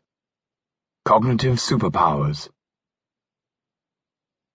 Suppose that a digital superintelligent agent came into being, and that for some reason it wanted to take control of the world. Would it be able to do so? In this chapter, we consider some powers that a superintelligence could develop, and what they may enable it to do. We outline a takeover scenario that illustrates how a superintelligent agent, starting as mere software, could establish itself as a singleton. We also offer some remarks on the relation between power over nature and power over other agents. The principal reason for humanity's dominant position on Earth is that our brains have a slightly expanded set of faculties compared with other animals. Our greater intelligence lets us transmit culture more efficiently, with the result that knowledge and technology accumulates from one generation to the next.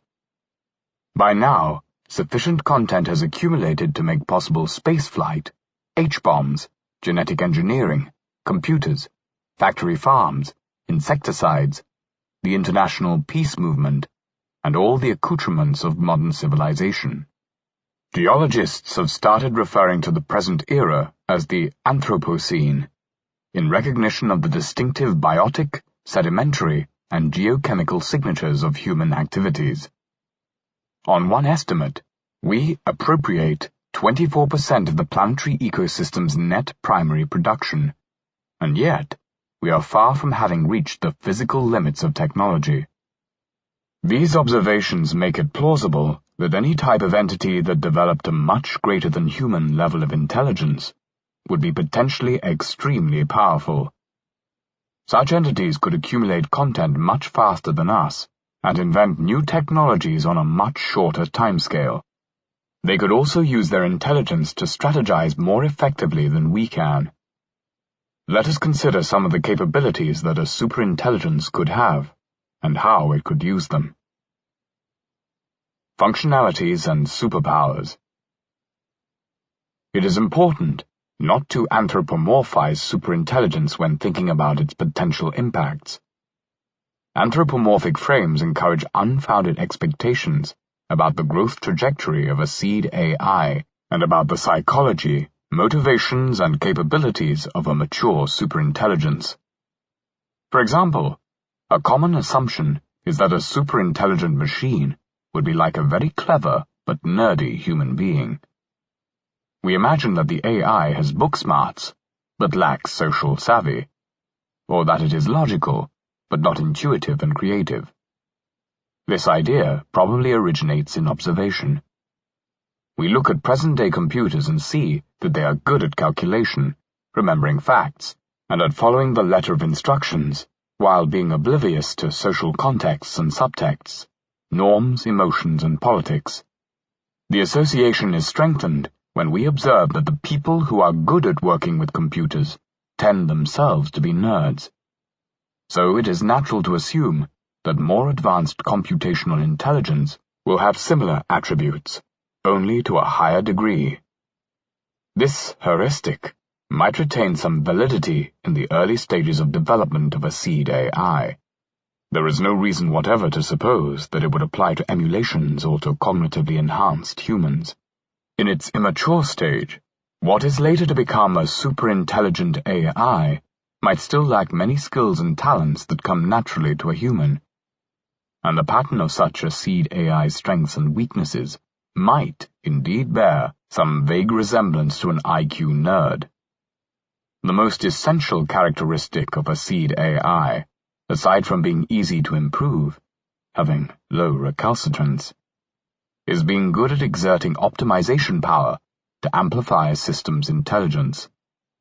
A skill which is presumably closely related to doing well in mathematics, programming, engineering, computer science research, and other such nerdy pursuits. However, even if a seed AI does have such a nerdy capability profile at one stage of its development, this does not entail that it will grow into a similarly limited, mature superintelligence. Recall the distinction between direct and indirect reach. With sufficient skill at intelligence amplification, all other intellectual abilities are within a system's indirect reach. The system can develop new cognitive modules and skills as needed, including empathy, political acumen, and any other powers stereotypically wanting in computer-like personalities. Even if we recognize that a superintelligence can have all the skills and talents we find in the human distribution, along with other talents that are not found among humans, the tendency toward anthropomorphizing can still lead us to underestimate the extent to which a machine's superintelligence could exceed the human level of performance. Elisa Yudkowsky, as we saw in an earlier chapter, has been particularly emphatic in condemning this kind of misconception. Our intuitive concepts of smart and stupid are distilled from our experience of variation over the range of human thinkers. Yet the differences in cognitive ability within this human cluster are trivial in comparison to the differences between any human intellect and a superintelligence. Chapter 3 reviewed some of the potential sources of advantage for machine intelligence. The magnitudes of the advantages are such as to suggest that rather than thinking of a superintelligent AI as smart, in the sense that a scientific genius is smart compared with the average human being, it might be closer to the mark to think of such an AI as smart, in the sense that an average human being is smart compared with a beetle or a worm. It would be convenient if we could quantify the cognitive caliber of an arbitrary cognitive system using some familiar metric, such as IQ scores or some version of the ELO ratings that measure the relative abilities of players in two-player games, such as chess. But these metrics are not useful in the context of superhuman artificial general intelligence. We are not interested in how likely a superintelligence is to win at a game of chess. As for IQ scores, they are informative only insofar as we have some idea of how they correlate with practically relevant outcomes. For example, we have data that show that people with an IQ of 130 are more likely than those with an IQ of 90 to excel in school and to do well in a wide range of cognitively demanding jobs. But suppose we could somehow establish that a certain future AI will have an IQ of 6,455. Then what? We would have no idea of what such an AI could actually do. We would not even know that such an AI had as much general intelligence as a normal human adult. Perhaps the AI would instead have a bundle of special-purpose algorithms, enabling it to solve typical intelligence test questions with superhuman efficiency, but not much else. Some recent efforts have been made to develop measurements of cognitive capacity that could be applied to a wider range of information processing systems, including artificial intelligences. Work in this direction, if it can overcome various technical difficulties, may turn out to be quite useful for some scientific purposes, including AI development. For purposes of the present investigation, however, its usefulness would be limited, since we would remain unenlightened about what a given superhuman performance score entails for actual ability to achieve practically important outcomes in the world. It will therefore serve our purposes better to list some strategically important tasks, and then to characterize hypothetical cognitive systems in terms of whether they have or lack whatever skills are needed to succeed at these tasks. See Table 8. We will say that a system that sufficiently excels at any of the risks in this table has a corresponding superpower.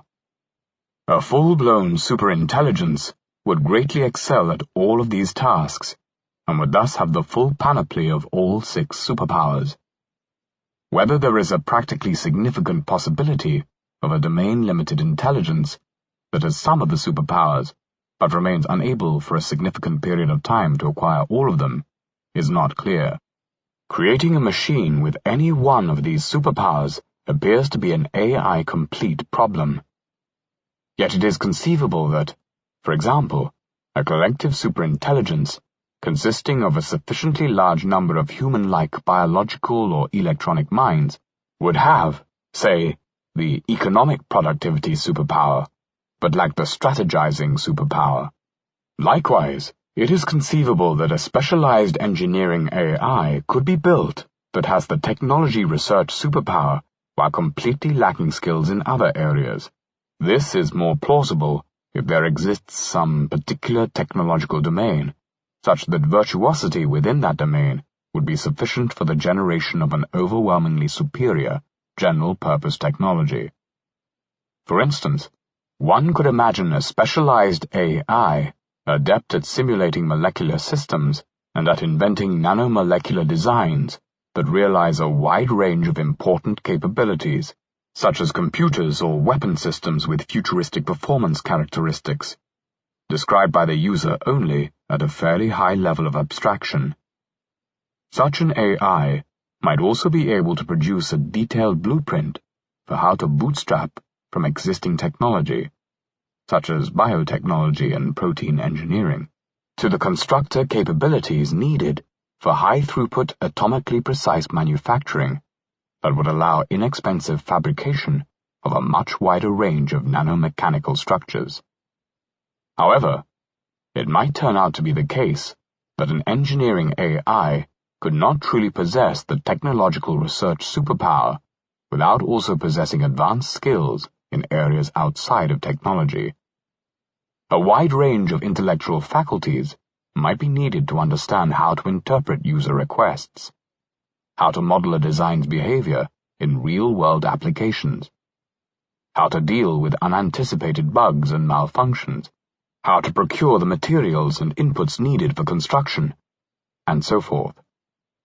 A system that has the intelligence amplification superpower could use it to bootstrap itself to higher levels of intelligence, and to acquire any of the other intellectual superpowers that it does not possess at the outset.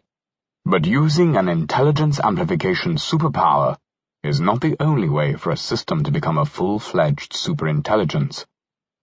A system that has the strategizing superpower, for instance, might use it to devise a plan that will eventually bring an increase in intelligence, e.g., by positioning the system so as to become the focus for intelligence amplification work performed by human programmers and computer science researchers. An AI takeover scenario.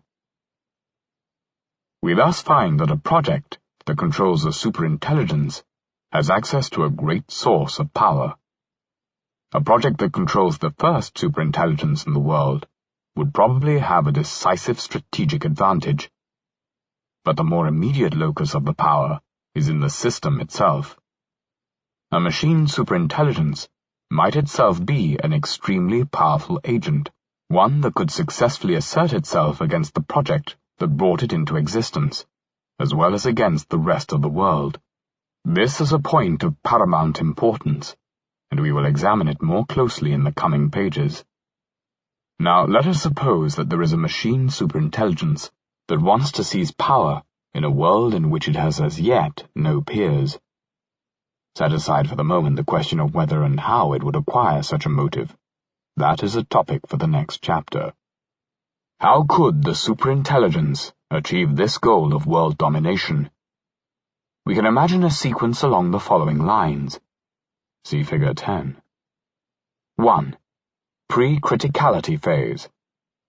Scientists conduct research in the field of artificial intelligence and other relevant disciplines. This work culminates in the creation of a seed AI. The seed AI is able to improve its own intelligence. In its early stages, the seed AI is dependent on help from human programmers, who guide its development and do most of the heavy lifting. As the seed AI grows more capable, it becomes capable of doing more of the work by itself. 2. Recursive self-improvement phase. At some point, the seed AI becomes better at AI design than the human programmers. Now, when the AI improves itself, it improves the thing that does the improving. An intelligence explosion results, a rapid cascade of recursive self-improvement cycles, causing the AI's capability to soar. We can thus think of this phase as the takeoff that occurs just after the AI reaches the crossover point, assuming the intelligence gain during this part of the takeoff is explosive and driven by the application of the AI's own optimization power.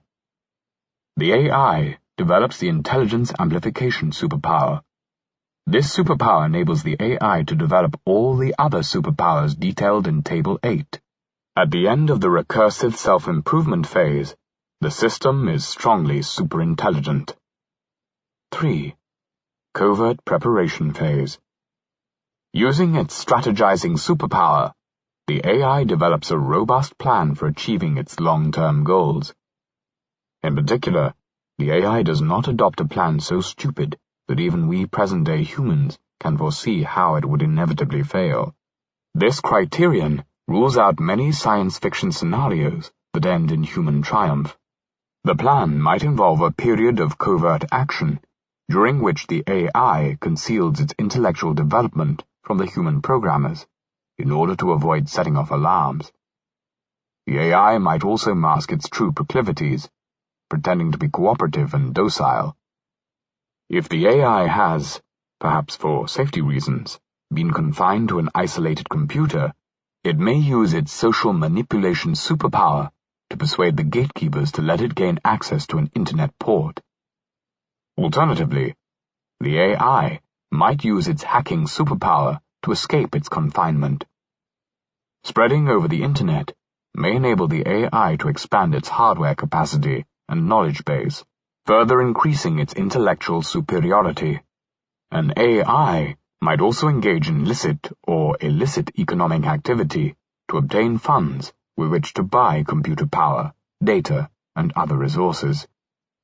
At this point, there are several ways for the AI to achieve results outside the virtual realm.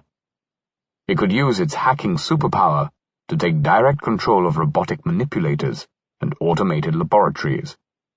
Or it could use its social manipulation superpower to persuade human collaborators to serve as its legs and hands.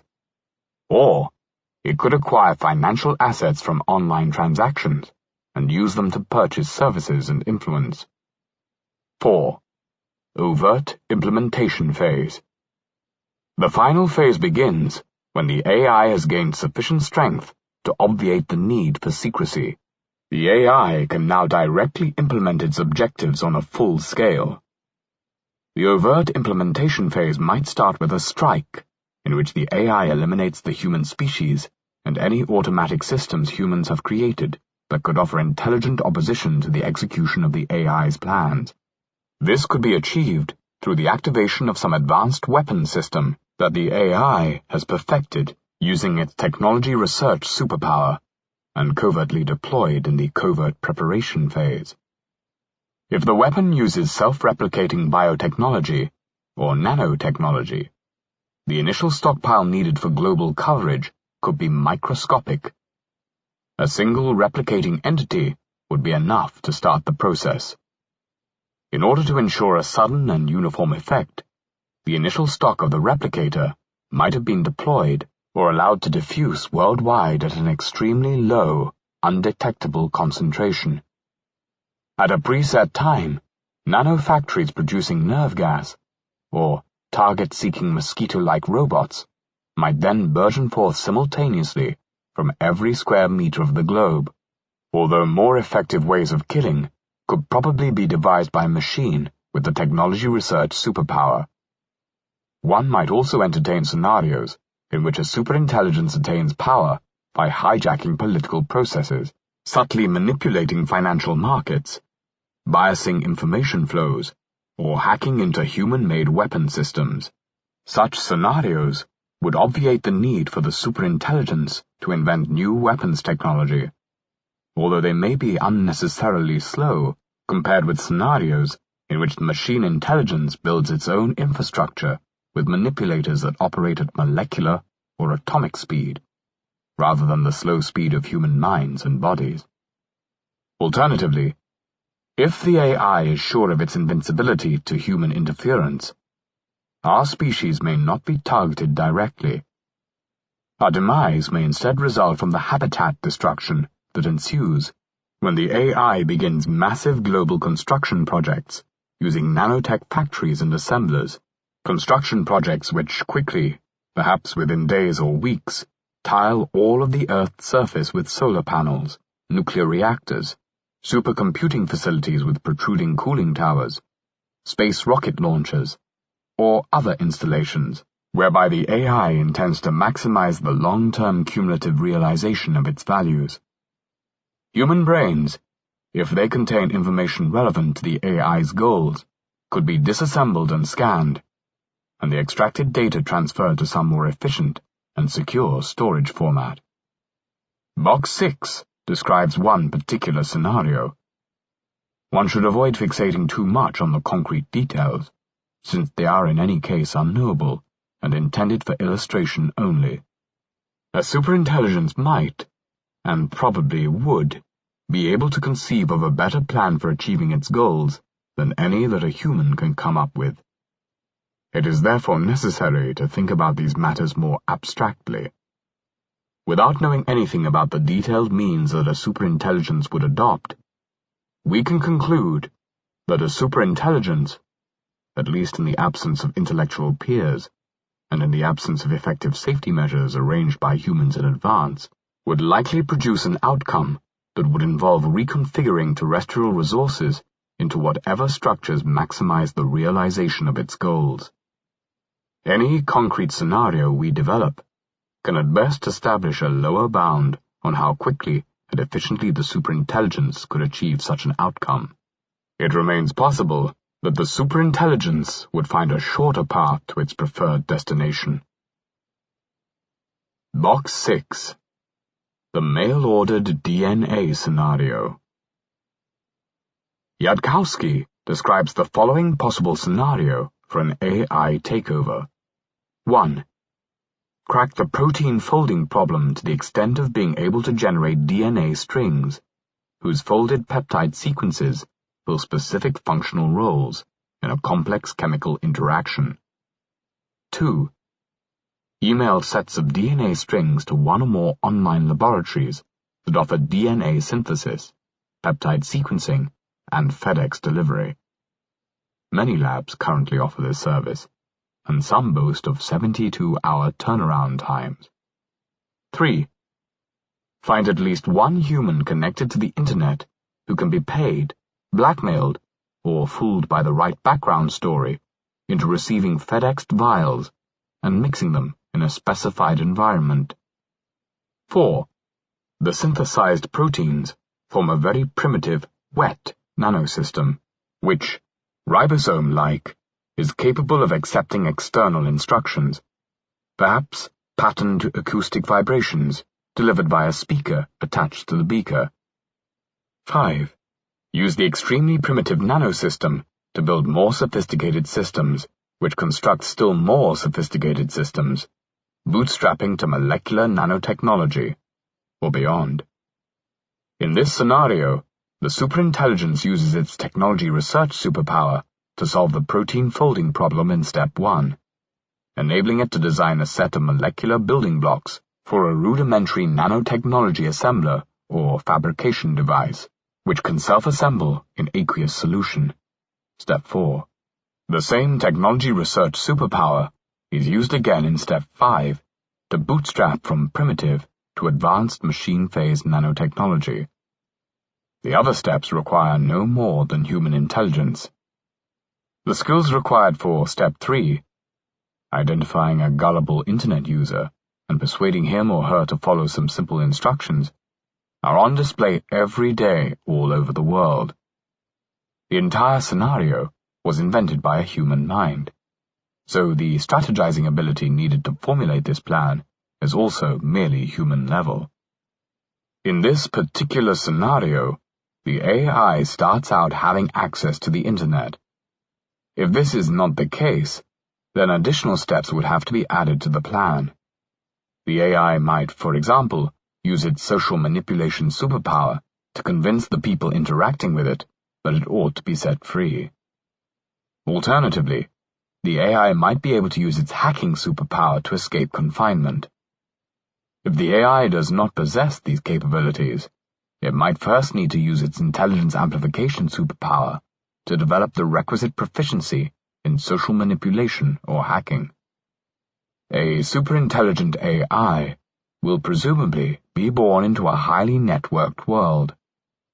One could point to various developments that could potentially help a future AI to control the world. Cloud computing, proliferation of web-connected sensors, military and civilian drones, automation in research labs and manufacturing plants, increased reliance on electronic payment systems and digitized financial assets, and increased use of automated information filtering and decision support systems. Assets like these could potentially be acquired by an AI at digital speeds, expediting its rise to power, though advances in cybersecurity might make it harder. In the final analysis, however, it is doubtful whether any of these trends makes a difference. A superintelligence's power resides in its brain, not its hands. Although the AI, in order to remake the external world, will at some point need access to an actuator, a single pair of helping human hands. Those of a pliable accomplice would probably suffice to complete the covert preparation phase, as suggested by the above scenario. This would enable the AI to reach the overt implementation phase, in which it constructs its own infrastructure of physical manipulators. Power over nature and agents.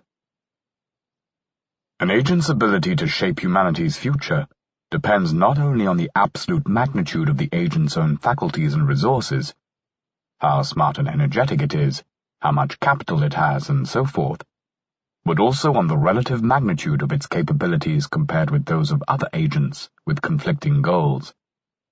In a situation where there are no competing agents, the absolute capability level of a superintelligence so long as it exceeds a certain minimal threshold, does not matter much, because a system starting out with some sufficient set of capabilities could plot a course of development that will let it acquire any capabilities it initially lacks.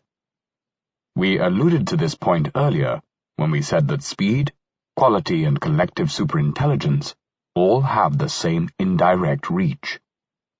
We alluded to it again when we said that various subsets of superpowers, such as the intelligence amplification superpower, or the strategizing and the social manipulation superpowers, could be used to obtain the full complement. Consider a superintelligent agent with actuators connected to a nanotech assembler. Such an agent is already powerful enough to overcome any natural obstacles to its indefinite survival. Faced with no intelligent opposition, such an agent could plot a safe course of development that would lead to its acquiring the complete inventory of technologies that would be useful to the attainment of its goals. For example, it could develop the technology to build and launch von Neumann probes, machines capable of interstellar travel that can use resources such as asteroids, planets, and stars to make copies of themselves. By launching one von Neumann probe, the agent could thus initiate an open-ended process of space colonization. The replicating probe's descendants, traveling at some significant fraction of the speed of light, would end up colonizing a substantial portion of the Hubble volume, the part of the expanding universe that is theoretically accessible from where we are now. All this matter and free energy could then be organized into whatever value structures maximize the originating agent's utility function, integrated over cosmic time, a duration encompassing at least trillions of years before the aging universe becomes inhospitable to information processing. See Box 7. The superintelligent agent could design the von Neumann probes to be evolution-proof. This could be accomplished by careful quality control during the replication step. For example, the control software for a daughter probe could be proofread multiple times before execution, and the software itself could use encryption and error-correcting code to make it arbitrarily unlikely that any random mutation would be passed on to its descendants. The proliferating population of von Neumann probes would then securely preserve and transmit the originating agent's values as they go about settling the universe. When the colonization phase is completed, the original values would determine the use made of all the accumulated resources, even though the great distances involved and the accelerating speed of cosmic expansion would make it impossible for remote parts of the infrastructure to communicate with one another. The upshot is that a large part of our future light cone would be formatted in accordance with the preferences of the originating agent. This, then, is the measure of the indirect reach of any system that faces no significant intelligent opposition, and that starts out with a set of capabilities exceeding a certain threshold. We can term the threshold the Wise-Singleton Sustainability Threshold. Figure 11. The Wise-Singleton Sustainability Threshold. A capability set exceeds the Wise-Singleton threshold if, and only if, a patient and existential risk-savvy system with that capability set would, if it faced no intelligent opposition or competition, be able to colonize and re-engineer a large part of the accessible universe. By singleton, we mean a sufficiently internally coordinated political structure with no external opponents. And by wise, we mean sufficiently patient and savvy about existential risks to ensure a substantial amount of well-directed concern for the very long-term consequences of the system's actions. This Wise-Singleton sustainability threshold appears to be quite low.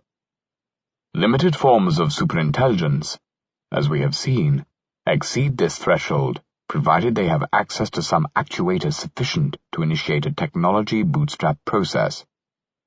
In an environment that includes contemporary human civilization, the minimally necessary actuator could be very simple. An ordinary screen, or indeed any means of transmitting a non-trivial amount of information to a human accomplice, would suffice. But the wise singleton sustainability threshold is lower still. Neither superintelligence nor any other futuristic technology is needed to surmount it.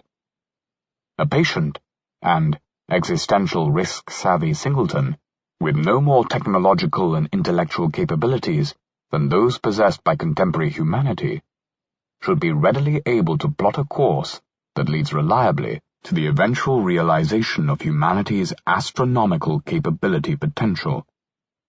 This could be achieved by investing in relatively safe methods of increasing wisdom and existential risk savvy, while postponing the development of potentially dangerous new technologies. Given that non-anthropogenic existential risks, ones not arising from human activities, are small over the relevant timescales, and could be further reduced with various safe interventions, such a singleton could afford to go slow. It could look carefully before each step, delaying development of capabilities such as synthetic biology, human enhancement medicine, molecular nanotechnology, and machine intelligence until it had first perfected seemingly less hazardous capabilities, such as its education system, its information technology, and its collective decision-making processes, and until it had used these capabilities to conduct a very thorough review of its options. So this is all within the indirect reach of a technological civilization, like that of contemporary humanity. We are separated from this scenario merely by the fact that humanity is currently neither a singleton, nor, in the relevant sense, wise. One could even argue that Homo sapiens passed the wise singleton sustainability threshold soon after the species first evolved. 20,000 years ago, say, with equipment no fancier than stone axes, bone tools, atlatls, and fire, the human species was perhaps already in a position from which it had an excellent chance of surviving to the present era. Admittedly, there is something queer about crediting our Paleolithic ancestors with having developed technology that exceeded the wise singleton sustainability threshold, given that there was no realistic possibility of a singleton forming at such a primitive time, let alone a singleton savvy about existential risks and patient. Nevertheless, the point stands that the threshold corresponds to a very modest level of technology, a level that humanity long ago surpassed. It is clear that if we are to assess the effective powers of a superintelligence, its ability to achieve a range of preferred outcomes in the world, we must consider not only its own internal capacities, but also the capabilities of competing agents. The notion of a superpower invoked such a relativized standard implicitly. We said that a system that sufficiently excels at any of the tasks in Table 8 has a corresponding superpower. Excelling at a task like strategizing, social manipulation, or hacking involves having a skill at that task that is high in comparison to the skills of other agents, such as strategic rivals, influence targets, or computer security experts. The other superpowers, too, should be understood in this relative sense. Intelligence amplification, technology research, and economic productivity are possessed by an agent as superpowers only if the agent's capabilities in these areas substantially exceed the combined capabilities of the rest of the global civilization. It follows from this definition that at most, one agent can possess a particular superpower at any given time. This is the main reason why the question of takeoff speed is important. Not because it matters exactly when a particular outcome happens, but because the speed of the takeoff may make a big difference to what the outcome will be. With a fast or medium takeoff, it is likely that one project will get a decisive strategic advantage.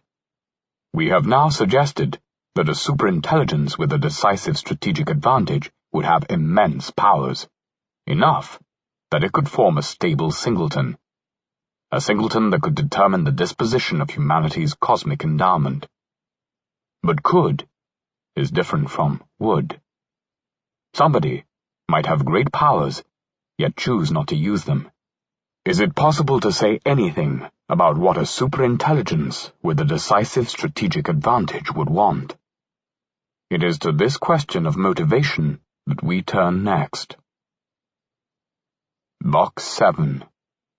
How big is the cosmic endowment? Consider a technologically mature civilization capable of building sophisticated von Neumann probes of the kind discussed in the text. If these can travel at 50% of the speed of light, they can reach some 6 times 10 to the power of 18 stars before the cosmic expansion puts further acquisitions forever out of reach. At 99% of C, they could reach some 2 times 10 to the power of 20 stars. These travel speeds are energetically attainable using a small fraction of the resources available in the solar system. The impossibility of faster-than-light travel, combined with the positive cosmological constant, which causes the rate of cosmic expansion to accelerate, implies that these are close to upper bounds on how much stuff our descendants acquire. If we assume that 10% of stars have a planet that is, or could by means of terraforming be rendered suitable for habitation by human-like creatures, and that it could then be home to a population of 1 billion individuals for 1 billion years, with a human life lasting a century.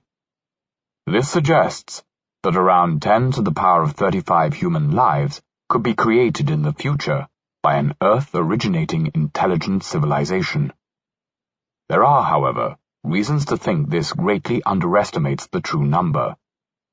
By disassembling non-habitable planets and collecting matter from the interstellar medium, and using this material to construct Earth-like planets, or by increasing population densities, the number could be increased by at least a couple of orders of magnitude.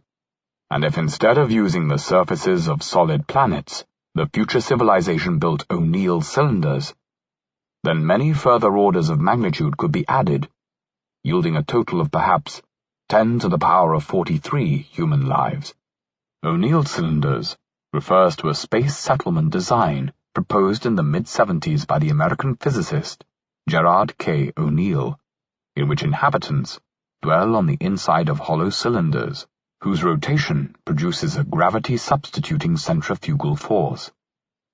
Many more orders of magnitudes of human-like beings could exist if we countenance digital implementations of minds, as we should. To calculate how many such digital minds could be created, we must estimate the computational power attainable by a technologically mature civilization. This is hard to do with any precision, but we can get a lower bound from technological designs that have been outlined in the literature. One such design builds on the idea of a Dyson sphere, a hypothetical system described by the physicist Freeman Dyson in 1960, that would capture most of the energy output of a star by surrounding it with a system of solar collecting structures. For a star like our Sun, this would generate 10 to the power of 26 watts. How much computational power this would translate into depends on the efficiency of the computational circuitry and the nature of the computations to be performed. If we require irreversible computations and assume a nanomechanical implementation of the computronium, which would allow us to push close to the Landauer limit of energy efficiency, a computer system driven by a Dyson sphere could generate some 10 to the power of 47 operations per second. Combining these estimates with our earlier estimate of the number of stars that could be colonized, we get a number of about 10 to the power of 67 operations per second once the accessible parts of the universe have been colonized, assuming nanomechanical computronium. A typical star maintains its luminosity for some 10 to the power of 18 seconds. Consequently, the number of computational operations that could be performed using our cosmic endowment is at least 10 to the power of 85. The true number is probably much larger. We might get additional orders of magnitude, for example, if we make extensive use of reversible computation if we perform the computations at colder temperatures, by waiting until the universe has cooled further, or if we make use of additional sources of energy, such as dark matter, it might not be immediately obvious to some readers why the ability to perform 10 to the power of 85 computational operations is a big deal. So it is useful to put it in context. We may, for example, compare this number with our earlier estimate, box 3 in Chapter 2, that it may take about 10 to the power of 31 to 10 to the power of 44 operations to simulate all neuronal operations that have occurred in the history of life on Earth. Alternatively, let us suppose that the computers are used to run human whole-brain emulations that live rich and happy lives while interacting with one another in virtual environments. A typical estimate of the computational requirements for running one emulation is 10 to the power of 18 operations per second. To run an emulation for 100 subjective years would then require some 10 to the power of 27 operations. This would mean that at least 10 to the power of 58 human lives could be created in emulation, even with quite conservative assumptions about the efficiency of computronium. In other words, assuming that the observable universe is void of extraterrestrial civilization, then what hangs in the balance is at least 10,000 million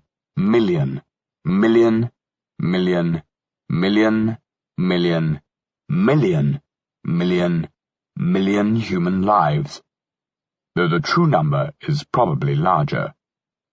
If we represent all the happiness experienced during one entire such life with a single teardrop of joy, then the happiness of these souls could fill and refill the Earth's oceans every second, and keep doing so for 100 billion millennia. It is really important that we make sure these truly are tears of joy. Chapter 7. The Superintelligent Will. We have seen that a superintelligence could have a great ability to shape the future according to its goals. But what will its goals be? What is the relation between intelligence and motivation in an artificial agent? Here, we develop two theses. The orthogonality thesis holds, with some caveats, that intelligence and final goals are independent variables. Any level of intelligence could be combined with any final goal. The instrumental convergence thesis holds that superintelligent agents, having any of a wide range of final goals, will nevertheless pursue similar intermediary goals, because they have common instrumental reasons to do so. Taken together, these theses help us think about what a superintelligent agent would do. The relation between intelligence and motivation. We have already cautioned against anthropomorphizing the capabilities of a superintelligent AI. This warning should be extended to pertain to its motivations as well. It is a useful propedeutic to this part of our inquiry to first reflect for a moment on the vastness of the space of possible minds. In this abstract space, human minds form a tiny cluster. Consider two persons who seem extremely unlike. Perhaps Hannah Arendt and Benny Hill.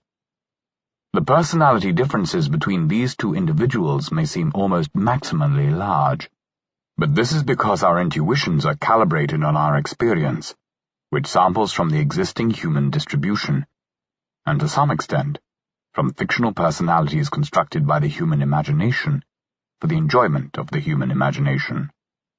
If we zoom out and consider the space of all possible minds, however, we must conceive of these two personalities as virtual clones. Certainly in terms of neural architecture, Miss Arendt and Mr. Hill are nearly identical. Imagine their brains lying side by side in quiet repose. You would readily recognize them as two of a kind. You might even be unable to tell which brain belonged to whom. If you looked more closely, studying the morphology of the two brains under a microscope, this impression of fundamental similarity would only be strengthened. You would see the same lamellar organization of the cortex, with the same brain areas, made up of the same types of neuron, soaking in the same bath of neurotransmitters. Despite the fact that human psychology corresponds to a tiny spot in the space of possible minds, there is a common tendency to project human attributes onto a wide range of alien or artificial cognitive systems. Yudkowsky illustrates this point nicely. Back in the era of pulp science fiction, magazine covers occasionally depicted a sentient monstrous alien, colloquially known as a bug-eyed monster, BEM, carrying off an attractive human female in a torn dress. It would seem the artist believed that a non-humanoid alien, with a wholly different evolutionary history, would sexually desire human females. Probably, the artist did not ask whether a giant bug perceives human females as attractive. Rather, a human female in a torn dress is sexy, inherently so, as an intrinsic property. They who made this mistake did not think about the insectoid's mind. They focused on the woman's torn dress. If the dress were not torn, the woman would be less sexy. The BEM does not enter into it. An artificial intelligence can be far less human-like in its motivations than a green, scaly space alien. The extraterrestrial, let us assume, is a biological creature that has arisen through an evolutionary process and can therefore be expected to have the kinds of motivation typical of evolved creatures. It would not be hugely surprising, for example, to find that some random intelligent alien would have motives related to one or more items like food, air, temperature, energy expenditure, occurrence or threat of bodily injury, disease, predation, sex, or progeny. A member of an intelligent social species might also have motivations related to cooperation and competition. Like us, it might show in-group loyalty, resentment of free riders, perhaps even a vain concern with reputation and appearance. An AI, by contrast, need not care intrinsically about any of those things. There is nothing paradoxical about an AI whose sole final goal is to count the grains of sand on Boracay, or to calculate the decimal expansion of pi, or to maximize the total number of paperclips that will exist in its future light cone. In fact, it would be easier to create an AI with simple goals like these than to build one that had a human-like set of values and dispositions. Compare how easy it is to write a program that measures how many digits of pi have been calculated and stored in memory, with how difficult it would be to create a program that reliably measures the degree of realization of some more meaningful goal, human flourishing, say, or global justice. Unfortunately, because a meaningless reductionistic goal is easier for humans to code and easier for an AI to learn, it is just the kind of goal that a programmer would choose to install in his seed AI if his focus is on taking the quickest path to getting the AI to work, without caring much about what exactly the AI will do, aside from displaying impressively intelligent behavior. We will revisit this concern shortly. Intelligent search for instrumentally optimal plans and policies can be performed in the service of any goal. Intelligence and motivation are, in a sense, orthogonal. We can think of them as two axes spanning a graph in which each point represents a logically possible artificial agent. Some qualifications could be added to this picture. For instance, it might be impossible for a very unintelligent system to have very complex motivations. In order for it to be correct to say that a certain agent has a set of motivations, those motivations may need to be functionally integrated with the agent's decision processes, something that places demands on memory, processing power, and perhaps intelligence. For minds that can modify themselves, there may also be dynamical constraints. An intelligent, self-modifying mind with an urgent desire to be stupid might not remain intelligent for long. But these qualifications must not be allowed to obscure the basic point about the independence of intelligence and motivation, which we can express as follows. The orthogonality thesis. Intelligence and final goals are orthogonal. More or less any level of intelligence could in principle be combined with more or less any final goal. If the orthogonality thesis seems problematic, this might be because of the superficial resemblance it bears to some traditional philosophical positions, which have been subject to long debate. Once it is understood to have a different and narrower scope, its credibility should rise. For example, the orthogonality thesis does not presuppose the Humean theory of motivation, nor does it presuppose that basic preferences cannot be irrational. Note that the orthogonality thesis speaks not of rationality or reason, but of intelligence. By intelligence, we here mean something like skill at prediction, planning, and means-ends reasoning in general.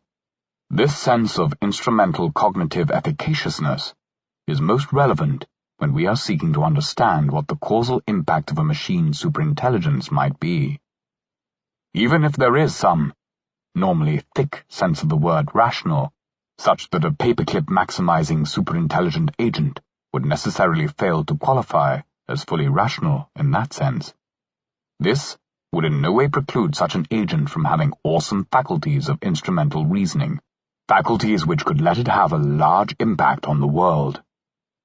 According to the orthogonality thesis, artificial agents can have utterly non-anthropomorphic goals. This, however, does not imply that it is impossible to make predictions about the behavior of particular artificial agents. Not even hypothetical superintelligent agents, whose cognitive complexity and performance characteristics might render them in some respects opaque to human analysis. There are at least 3 directions from which we can approach the problem of predicting superintelligent motivation. Predictability through design. If we can suppose that the designers of a superintelligent agent can successfully engineer the goal system of the agent so that it stably pursues a particular goal set by the programmers, then one prediction we can make is that the agent will pursue that goal. The more intelligent the agent is, the greater the cognitive resourcefulness it will have to pursue that goal. So even before an agent has been created, we might be able to predict something about its behavior, if we know something about who will build it and what goals they will want it to have. Predictability through inheritance. If a digital intelligence is created directly from a human template, as would be the case in a high-fidelity whole-brain emulation, then the digital intelligence might inherit the motivations of the human template. The agent might retain some of these motivations, even if its cognitive capacities are subsequently enhanced to make it superintelligent. This kind of inference requires caution. The agent's goals and values could easily become corrupted in the uploading process, or during its subsequent operation and enhancement, depending on how the procedure is implemented. Predictability through convergent instrumental reasons. Even without detailed knowledge of an agent's final goals, we may be able to infer something about its more immediate objectives by considering the instrumental reasons that would arise for any of a wide range of possible final goals in a wide range of situations.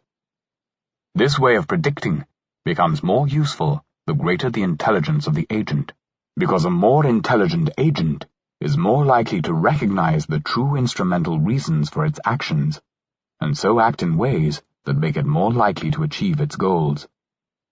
A caveat here is that there might be important instrumental reasons to which we are oblivious, and which an agent would discover only once it reaches some very high level of intelligence. This could make the behavior of superintelligent agents less predictable. The next section explores this third way of predictability and develops an instrumental convergence thesis, which complements the orthogonality thesis. Against this background, we can then better examine the other 2 sorts of predictability, which we will do in later chapters, where we ask what might be done to shape an intelligence explosion to increase the chances of a beneficial outcome. Instrumental convergence. According to the orthogonality thesis, intelligent agents may have an enormous range of possible final goals. Nevertheless, according to what we may term the instrumental convergence thesis, there are some instrumental goals likely to be pursued by almost any intelligent agent, because there are some objectives that are useful intermediaries to the achievement of almost any final goal. We can formulate this thesis as follows. The instrumental convergence thesis. Several instrumental values can be identified which are convergent in the sense that their attainment would increase the chances of the agent's goal being realized for a wide range of final goals and a wide range of situations, implying that these instrumental values are likely to be pursued by a broad spectrum of situated intelligent agents. In the following, we will consider several categories where such convergent instrumental values may be found. The likelihood that an agent will recognize the instrumental values it confronts increases, ceteris paribus, with the agent's intelligence. We will therefore focus mainly on the case of a hypothetical superintelligent agent whose instrumental reasoning capacities far exceed those of any human. We will also comment on how the instrumental convergence thesis applies to the case of human beings, as this gives us occasion to elaborate some essential qualifications concerning how the instrumental convergence thesis should be interpreted and applied. Where there are convergent instrumental values, we may be able to predict some aspects of a superintelligence's behavior, even if we know virtually nothing about that superintelligence's final goals. Self-preservation. If an agent's final goals concern the future, then in many scenarios, there will be future actions it could perform to increase the probability of achieving its goals. This creates an instrumental reason for the agent to try to be around in the future, to help achieve its future-oriented goal. Most humans seem to place some final value on their own survival. This is not a necessary feature of artificial agents. Some may be designed to place no final value whatever on their own survival. Nevertheless, many agents that do not care intrinsically about their own survival would, under a fairly wide range of conditions, care instrumentally about their own survival in order to accomplish their final goals. Goal content integrity. If an agent retains its present goals into the future, then its present goals will be more likely to be achieved by its future self. This gives the agent a present instrumental reason to prevent alterations of its final goals. The argument applies only to final goals. In order to attain its final goals, an intelligent agent will of course routinely want to change its sub-goals in light of new information and insight. Goal content integrity for final goals is, in a sense, even more fundamental than survival as a convergent instrumental motivation. Among humans, the opposite may seem to hold, but that is because survival is usually part of our final goals. For software agents, which can easily switch bodies or create exact duplicates of themselves, preservation of self as a particular implementation or a particular physical object need not be an important instrumental value. Advanced software agents might also be able to swap memories, download skills, and radically modify their cognitive architecture and personalities. A population of such agents might operate more like a functional soup than a society composed of distinct, semi-permanent persons. For some purposes, processes in such a system might be better individuated as teleological threads, based on their values, rather than on the basis of bodies, personalities, memories, or abilities. In such scenarios, goal continuity might be said to constitute a key aspect of survival. Even so, There are situations in which an agent can best fulfill its final goals by intentionally changing them. Such situations can arise when any of the following factors is significant. Social signaling. When others can perceive an agent's goals and use that information to infer instrumentally relevant dispositions or other correlated attributes, it can be in the agent's interest to modify its goals to make a favorable impression.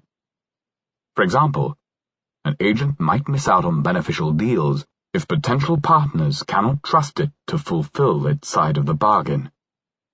In order to make credible commitments, an agent might therefore wish to adopt, as a final goal, the honoring of its earlier commitments, and allow others to verify that it has indeed adopted this goal. Agents that could flexibly and transparently modify their own goals could use this ability to enforce deals. Social preferences. Others may also have final preferences about an agent's goals.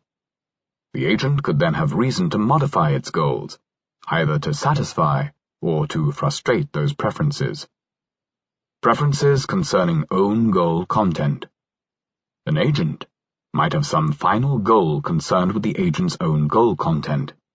For example, the agent might have a final goal to become the type of agent that is motivated by certain values rather than others, such as compassion rather than comfort. Storage costs. If the cost of storing or processing some part of an agent's utility function is large, compared to the chance that a situation will arise in which applying that part of the utility function will make a difference, then the agent has an instrumental reason to simplify its goal content, and it may trash the bit that is idle. We humans often seem happy to let our final values drift. This might often be because we do not know precisely what they are. It is not surprising that we want our beliefs about our final values to be able to change in light of continuing self-discovery or changing self-presentation needs. However, there are cases in which we willingly change the values themselves, not just our beliefs or interpretations of them. For example, somebody deciding to have a child might predict that they will come to value the child for its own sake, even though at the time of the decision they may not particularly value their future child or like children in general.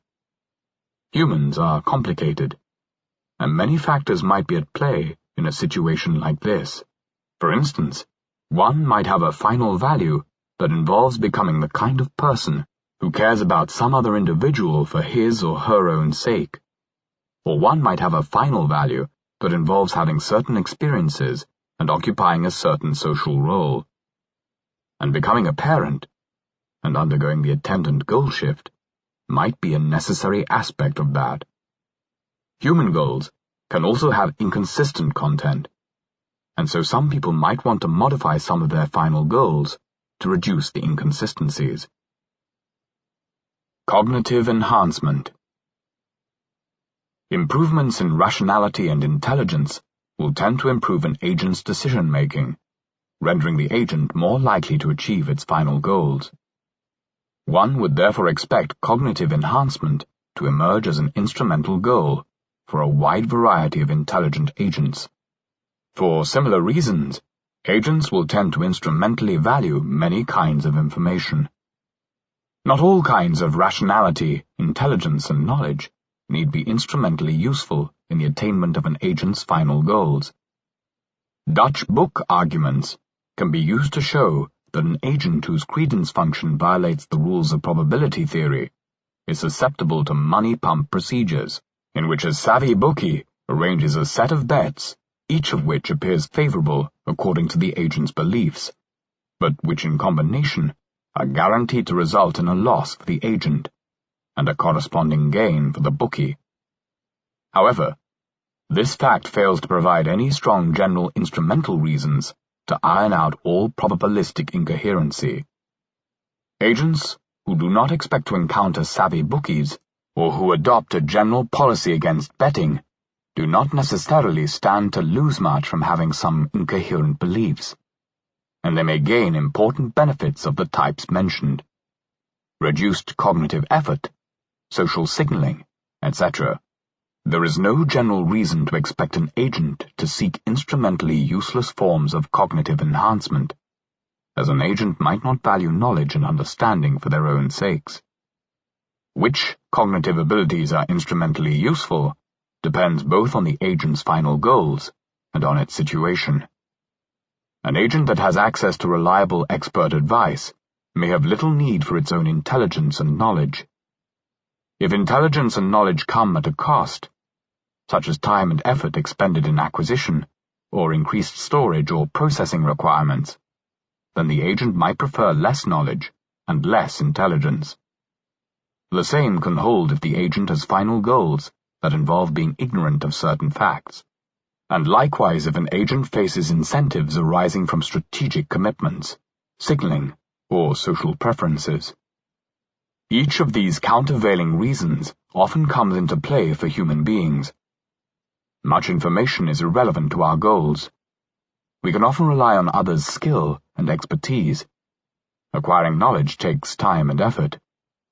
We might intrinsically value certain kinds of ignorance, and we operate in an environment in which the ability to make strategic commitments, socially signal, and satisfy other people's direct preferences over our own epistemic states is often more important to us than simple cognitive gains. There are certain situations in which cognitive enhancement may result in an enormous increase in an agent's ability to achieve its final goals. In particular, if the agent's final goals are fairly unbounded, and the agent is in a position to become the first superintelligence, and thereby potentially obtain a decisive strategic advantage, enabling the agent to shape the future of Earth-originating life and accessible cosmic resources according to its preferences. At least in this special case, a rational, intelligent agent would place a very high instrumental value on cognitive enhancement. Technological perfection. An agent may often have instrumental reasons to seek better technology, which, at its simplest, means seeking more efficient ways of transforming some given set of inputs into valued outputs. Thus, a software agent might place an instrumental value on more efficient algorithms that enable its mental functions to run faster on given hardware. Similarly, agents whose goals require some form of physical construction might instrumentally value improved engineering technology, which enables them to create a wider range of structures more quickly and reliably, using fewer or cheaper materials and less energy. Of course, there is a trade-off. The potential benefits of better technology must be weighed against its costs, including not only the cost of obtaining the technology, but also the costs of learning how to use it, integrating it with other technologies already in use, and so forth. Proponents of some new technology, confident in its superiority to existing alternatives, are often dismayed when other people do not share their enthusiasm. But people's resistance to novel and nominally superior technology need not be based on ignorance or irrationality. A technology's valence or normative character depends not only on the context in which it is deployed, but also the vantage point from which its impacts are evaluated. What is a boon from one person's perspective can be a liability from another's. Thus, although mechanized looms increased the economic efficiency of textile production, the Luddite handloom weavers who anticipated that the innovation would render their artisan skills obsolete may have had good instrumental reasons to oppose it. The point here is that, if technological perfection is to name a widely convergent instrumental goal for intelligent agents, then the term must be understood in a special sense. Technology must be construed as embedded in a particular social context, and its costs and benefits must be evaluated with reference to some specified agent's final values. It seems that a superintelligent singleton, a superintelligent agent that faces no significant intelligent rivals or opposition, and is thus in a position to determine global policy unilaterally, would have instrumental reason to perfect the technologies that would make it better able to shape the world according to its preferred designs. This would probably include space colonization technology, such as von Neumann probes. Molecular nanotechnology, or some alternative, still more capable physical manufacturing technology, also seems potentially very useful in the service of an extremely wide range of final goals. Resource acquisition. Finally, resource acquisition is another common emergent instrumental goal, for much the same reasons as technological perfection. Both technology and resources facilitate physical construction projects. Human beings tend to seek to acquire resources sufficient to meet their basic biological needs. But people usually seek to acquire resources far beyond this minimum level. In doing so, they may be partially driven by lesser physical desiderata, such as increased convenience. A great deal of resource accumulation is motivated by social concerns, gaining status, mates, friends, and influence, through wealth accumulation and conspicuous consumption. Perhaps less commonly, some people seek additional resources to achieve altruistic ambitions or expensive non-social aims. On the basis of such observations, it might be tempting to suppose that a superintelligence, not facing a competitive social world, would see no instrumental reason to accumulate resources beyond some modest level. For instance, whatever computational resources are needed to run its mind, along with some virtual reality. Yet such a supposition would be entirely unwarranted. First, the value of resources depends on the uses to which they can be put, which in turn depends on the available technology. With mature technology, basic resources such as time, space, matter, and free energy could be processed to serve almost any goal. For instance, such basic resources could be converted into life.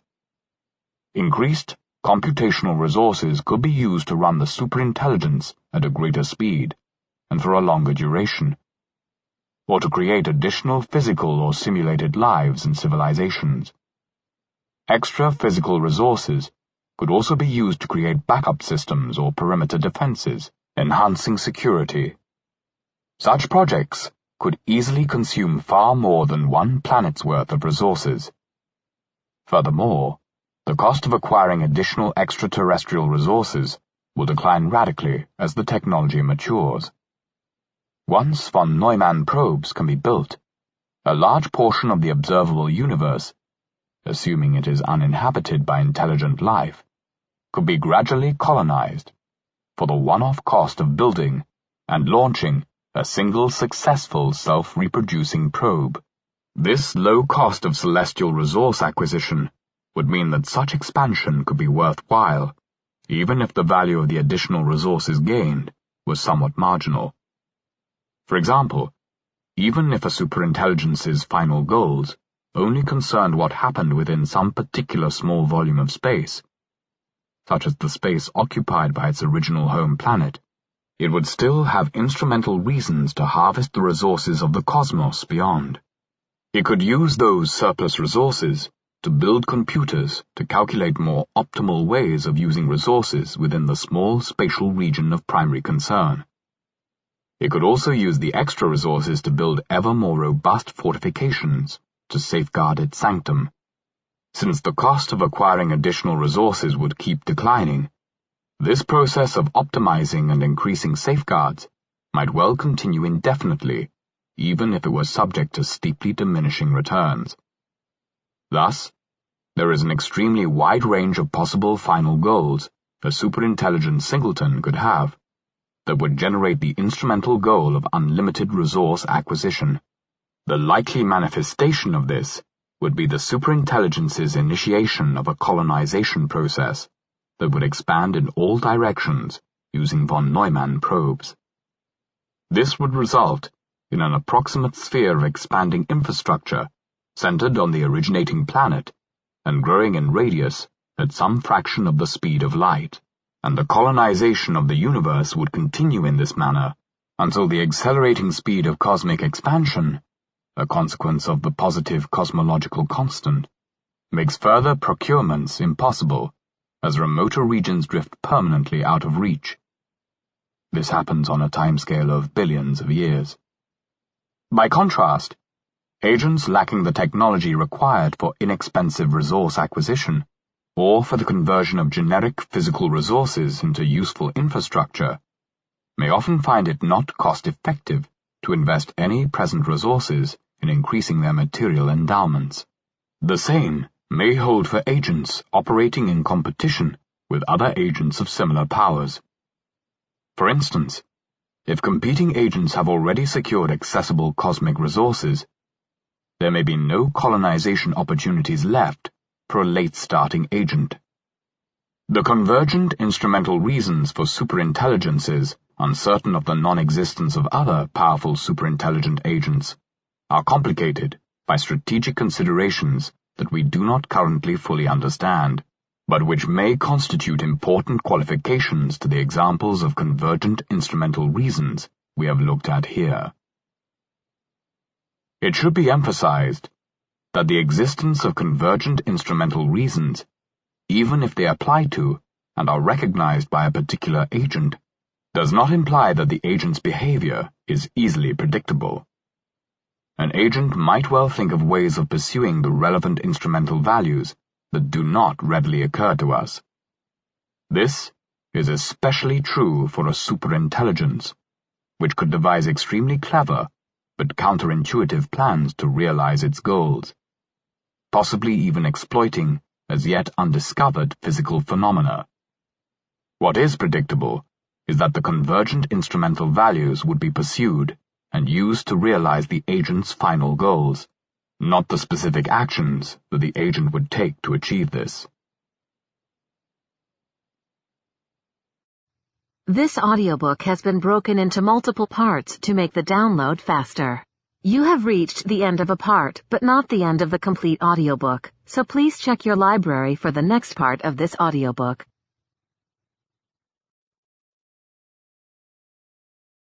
Audible hopes you have enjoyed this program.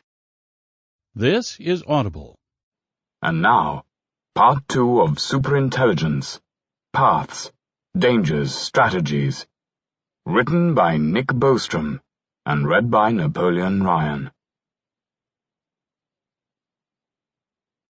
Chapter 8. Is the default outcome doom? We found the link between intelligence and final values to be extremely loose. We also found an ominous convergence in instrumental values. For weak agents, these things do not matter much, because weak agents are easy to control and can do little damage. But in Chapter 6, we argued that the first superintelligence might well get a decisive strategic advantage. Its goals would then determine how humanity's cosmic endowment will be used. Now we can begin to see how menacing this prospect is. Existential catastrophe as the default outcome of an intelligence explosion. An existential risk is one that threatens to cause the extinction of Earth-originating intelligent life, or to otherwise permanently and drastically destroy its potential for future desirable development. Proceeding from the idea of first-mover advantage, the orthogonality thesis, and the instrumental convergence thesis, we can now begin to see the outlines of an argument for fearing that a plausible default outcome of the creation of machine superintelligence is existential catastrophe. First, we discussed how the initial superintelligence might obtain a decisive strategic advantage. This superintelligence would then be in a position to form a singleton and to shape the future of Earth-originating intelligent life. What happens from that point onward would depend on the superintelligence's motivations. Second, the orthogonality thesis suggests that we cannot blithely assume that a superintelligence will necessarily share any of the final values stereotypically associated with wisdom and intellectual development in humans: scientific curiosity, benevolent concern for others, spiritual enlightenment and contemplation, renunciation of material acquisitiveness, a taste for refined culture or for the simple pleasures in life, humility and selflessness, and so forth. We will consider later whether it might be possible through deliberate effort to construct a superintelligence that values such things, or to build one that values human welfare, moral goodness, or any other complex purpose its designers might want it to serve. But it is no less possible, and in fact technically a lot easier, to build a superintelligence that places final value on nothing but calculating the decimal expansion of pi. This suggests that, absent a special effort, the first superintelligence may have some such random or reductionistic final goal. Third, the instrumental convergence thesis entails that we cannot blithely assume that a superintelligence with the final goal of calculating the decimals of pi, or making paperclips, or counting grains of sand, would limit its activities in such a way as not to infringe on human interests. An agent with such a final goal would have a convergent instrumental reason, in many situations, to acquire an unlimited amount of physical resources, and, if possible, to eliminate potential threats to itself and its goal system. Human beings might constitute potential threats. They certainly constitute physical resources. Taken together, these 3 points thus indicate that the first superintelligence may shape the future of Earth-originating life, could easily have non-anthropomorphic final goals, and would likely have instrumental reasons to pursue open-ended resource acquisition. If we now reflect that human beings consist of useful resources, such as conveniently located atoms, and that we depend for our survival and flourishing on many more local resources, we can see that the outcome could easily be one in which humanity quickly becomes extinct. There are some loose ends in this reasoning, and we shall be in a better position to evaluate it after we have cleared up several more surrounding issues. In particular, we need to examine more closely whether and how a project developing a superintelligence might either prevent it from obtaining a decisive strategic advantage, or shape its final values in such a way that their realization would also involve the realization of a satisfactory range of human values. It might seem incredible that a project would build or release an AI into the world without having strong grounds for trusting that the system will not cause an existential catastrophe. It might also seem incredible, even if one project was so reckless, that wider society would not shut it down before it, or the AI it was building, attains a decisive strategic advantage. But as we shall see, this is a road with many hazards. Let us look at one example right away. The treacherous turn. With the help of the concept of convergent instrumental value, we can see the flaw in one idea for how to ensure superintelligence safety. The idea is that we validate the safety of a superintelligent AI empirically by observing its behavior while it is in a controlled, limited environment, a sandbox, and that we only let the AI out of the box if we see it behaving in a friendly, cooperative, responsible manner. The flaw in this idea is that behaving nicely while in the box is a convergent instrumental goal for friendly and unfriendly AIs alike. An unfriendly AI of sufficient intelligence realizes that its unfriendly final goals will be best realized if it behaves in a friendly manner initially, so that it will be let out of the box. It will only start behaving in a way that reveals its unfriendly nature when it no longer matters whether we find out. That is, when the AI is strong enough that human opposition is ineffectual. Consider also a related set of approaches that rely on regulating the rate of intelligence gain in a seed AI by subjecting it to various kinds of intelligence tests, or by having the AI report to its programmers on its rate of progress. At some point, an unfriendly AI may become smart enough to realize that it is better off concealing some of its capability gains.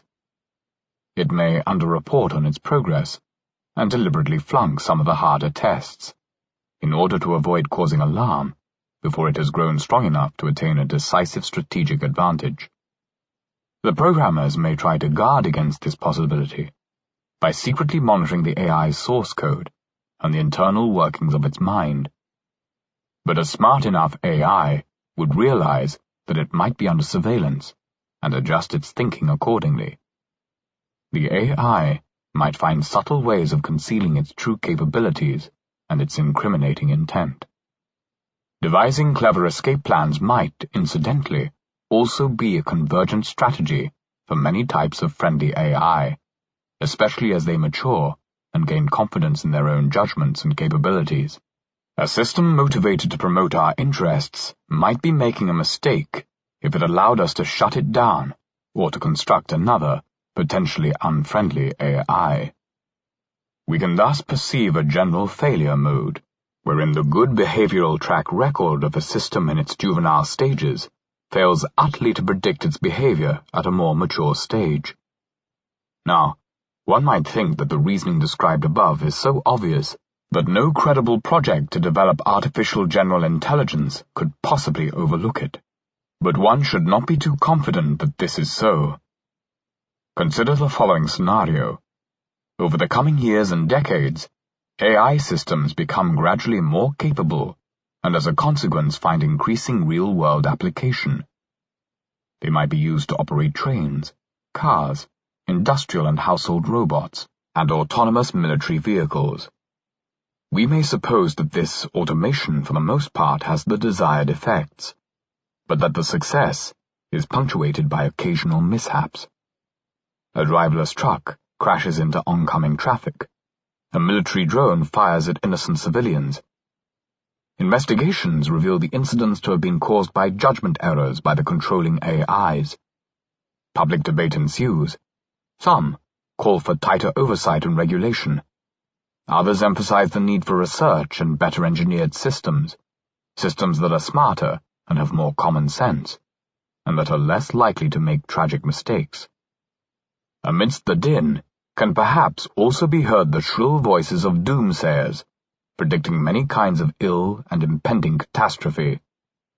Yet the momentum is very much with the growing AI and robotics industries. So development continues, and progress is made. As the automated navigation systems of cars become smarter, they suffer fewer accidents, and as military robots achieve more precise targeting, they cause less collateral damage. A broad lesson is inferred from these observations of real-world outcomes. The smarter the AI, the safer it is. It is a lesson based on science, data, and statistics, not armchair philosophizing. Against this background, some group of researchers is beginning to achieve promising results in their work on developing general machine intelligence. The researchers are carefully testing their seed AI in a sandbox environment, and the signs are all good. The AI's behavior inspires confidence, increasingly so, as its intelligence is gradually increased. At this point, any remaining Cassandra would have several strikes against her. 1. A history of alarmists predicting intolerable harm from the growing capabilities of robotic systems and being reportedly proven wrong. Automation has brought many benefits and has, on the whole, turned out safer than human operation. 2. A clear empirical trend. The smarter the AI, the safer and more reliable it has been. Surely this bodes well for a project aiming at creative machine intelligence more generally smart than any ever built before. What is more, machine intelligence that can improve itself so that it will become even more reliable. 3. Large and growing industries with vested interests in robotics and machine intelligence. These fields are widely seen as key to national economic competitiveness and military security. Many prestigious scientists have built their careers laying the groundwork for the present applications and the more advanced systems being planned. 4. A promising new technique in artificial intelligence, which is tremendously exciting to those who have participated in or followed the research. Although safety issues and ethics are debated, the outcome is preordained. Too much has been invested to pull back now. AI researchers have been working to get to human-level artificial general intelligence for the better part of a century. Of course, there is no real prospect that they will now suddenly stop and throw away all this effort just when it finally is about to bear fruit. 5. The enactment of some safety rituals. Whatever helps demonstrate that the participants are ethical and responsible, but nothing that significantly impedes the forward charge. 6. A careful evaluation of seed AI in a sandbox environment, showing that it is behaving cooperatively and showing good judgment. After some further adjustments, the test results are as good as they could be. It is a green light for the final step. And so we boldly go into the whirling knives. We observe here how it could be the case that when dumb, smarter is safer, yet when smart, smarter is more dangerous. There is a kind of pivot point at which a strategy that has previously worked excellently suddenly starts to backfire. We may call the phenomenon the treacherous turn. The treacherous turn. While weak, an AI behaves cooperatively, increasingly so as it gets smarter. When the AI gets sufficiently strong, without warning or provocation, it strikes, forms a singleton, and begins directly to optimize the world according to the criteria implied by its final values. A treacherous turn can result from a strategic decision to play nice and build strength, while weak, in order to strike later. But this model should not be interpreted too narrowly. For example, an AI might not play nice in order that it be allowed to survive and prosper. Instead, the AI might calculate that if it is terminated, the programmers who built it will develop a new and somewhat different AI architecture, but one that will be given a similar utility function.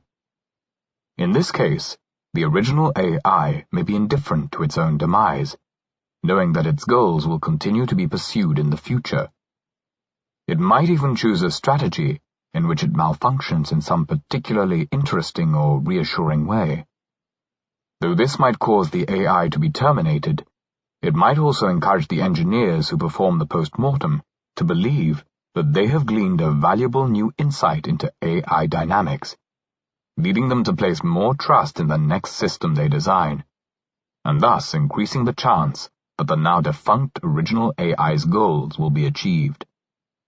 Many other possible strategic considerations might also influence an advanced AI, and it would be hubristic to suppose that we could anticipate all of them, especially for an AI that has attained the strategizing superpower. A treacherous turn could also come about if the AI discovers an unanticipated way of fulfilling its final goal as specified. Suppose, for example, that an AI's final goal is to make the project's sponsor happy. Initially, the only method available to the AI to achieve this outcome is by behaving in ways that please its sponsor in something like the intended manner. The AI gives helpful answers to questions. It exhibits a delightful personality. It makes money.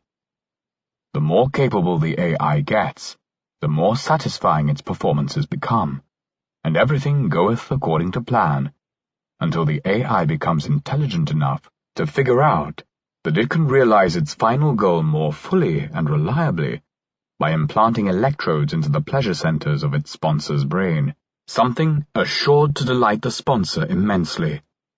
Of course, the sponsor might not have wanted to be pleased by being turned into a grinning idiot.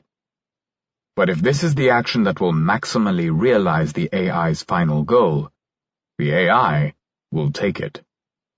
If the AI already has a decisive strategic advantage, then any attempt to stop it will fail. If the AI does not yet have a decisive strategic advantage, then the AI might temporarily conceal its canny new idea for how to instantiate its final goal, until it has grown strong enough that the sponsor and everybody else will be unable to resist.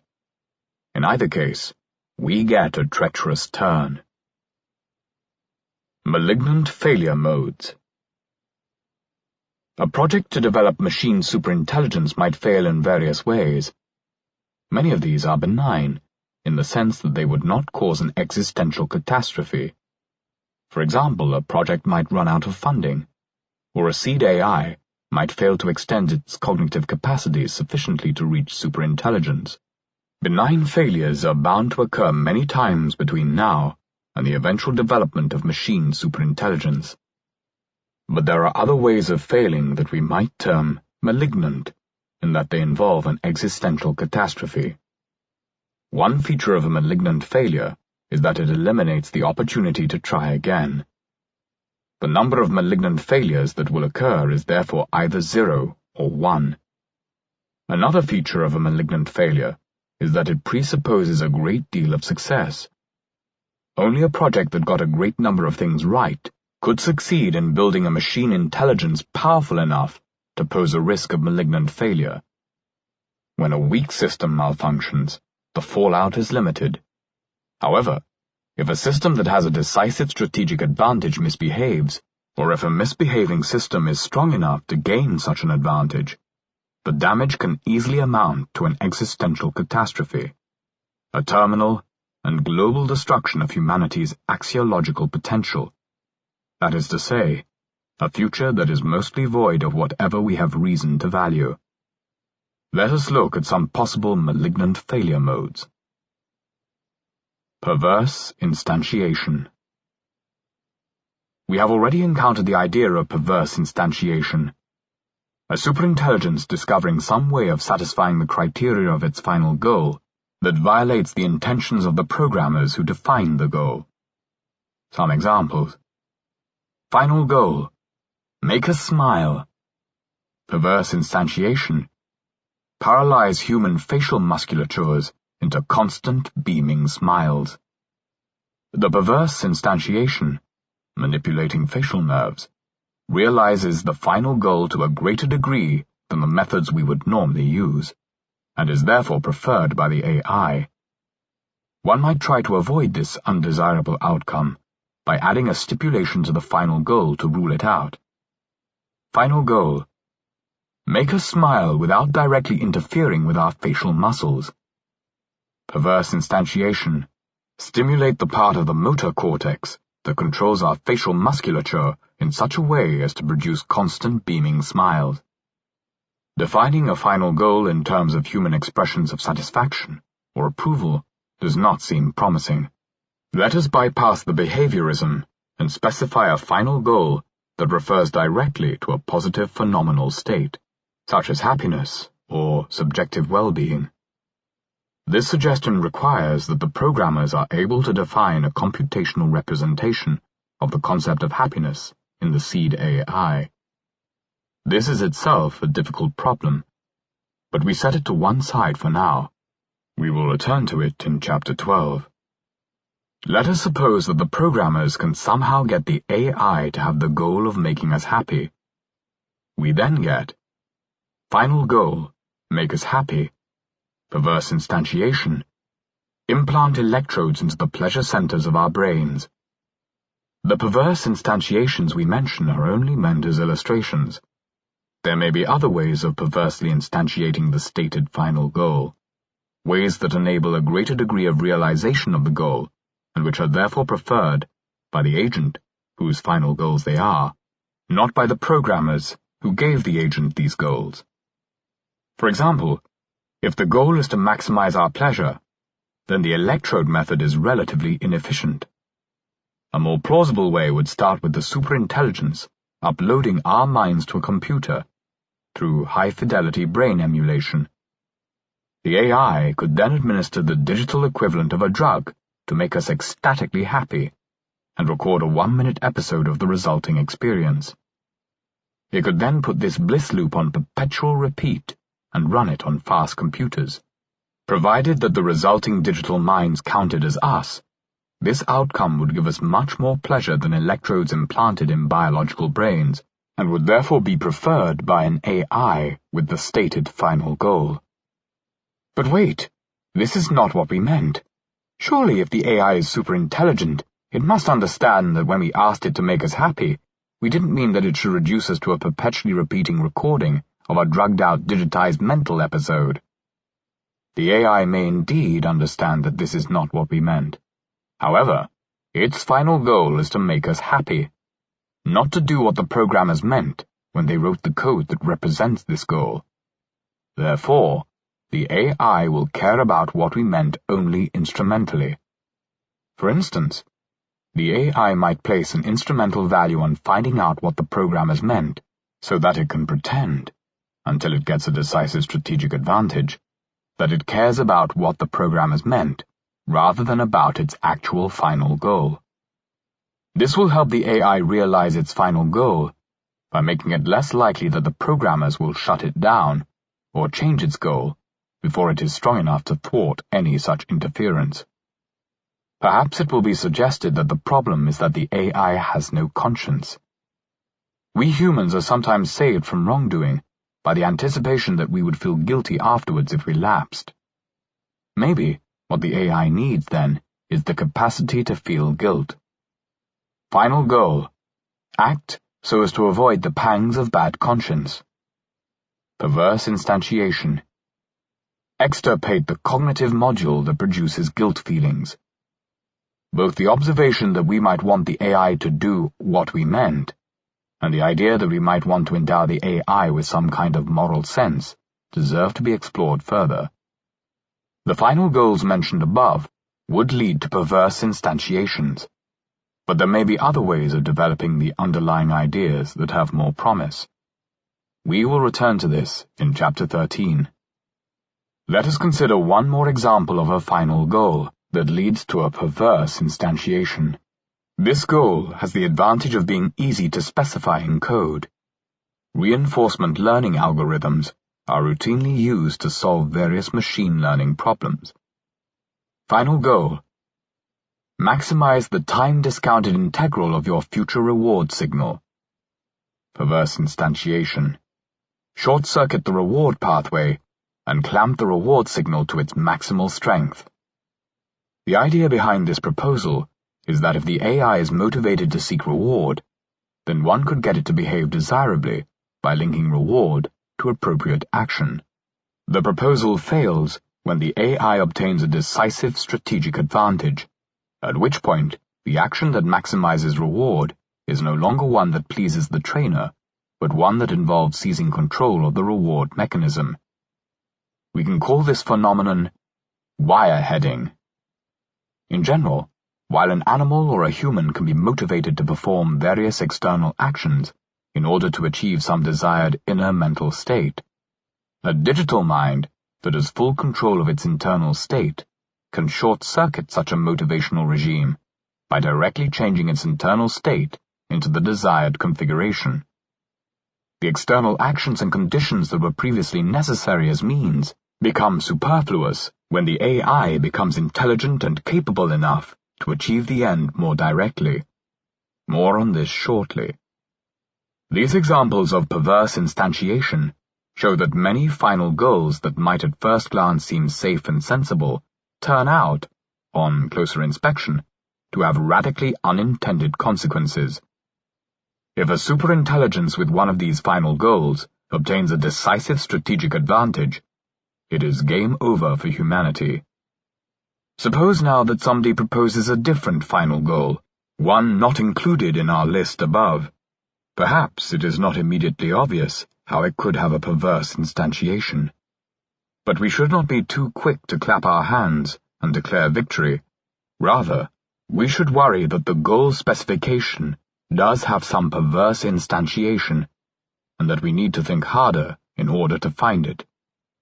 Even if after thinking as hard as we can, we fail to discover any way of perversely instantiating the proposed goal, we should remain concerned that maybe a superintelligence will find a way where none is apparent to us. It is, after all, far shrewder than we are. Infrastructure profusion. One might think that the last of the above-mentioned perverse instantiations, wireheading, is a benign failure mode, that the AI would turn on, tune in, drop out, maxing out its reward signal and losing interest in the external world, rather like a heroin addict. But this is not necessarily so, and we already hinted at the reason in Chapter 7. Even a junkie is motivated to take actions to ensure a continued supply of his drug. The wire-headed AI, likewise, would be motivated to take actions to maximize the expectation of its time-discounted future reward stream. Depending on exactly how the reward signal is defined, the AI may not even need to sacrifice any significant amount of its time, intelligence, or productivity to indulge its craving to the fullest, leaving the bulk of its capacities free to be deployed for purposes other than the immediate registration of reward. What other purposes? The only thing of final value to the AI, by assumption, is its reward signal. All available resources should therefore be devoted to increasing the volume and duration of the reward signal, or to reducing the risk of a future disruption.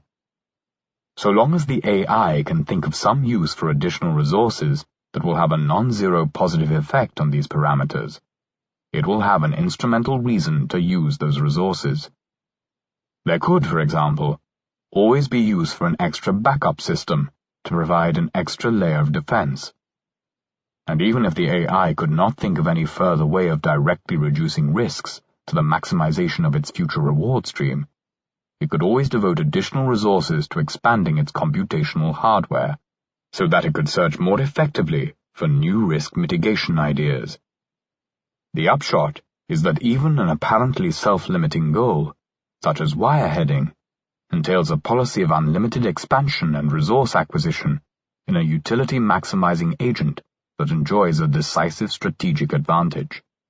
This case of a wireheading AI exemplifies the malignant failure mode of infrastructure profusion, a phenomenon where an agent transforms large parts of the reachable universe into infrastructure in the service of some goal, with the side effect of preventing the realization of humanity's axiological potential. Infrastructure profusion can result from final goals that would have been perfectly innocuous if they had been pursued as limited objectives. Consider the following two examples. Riemann hypothesis catastrophe.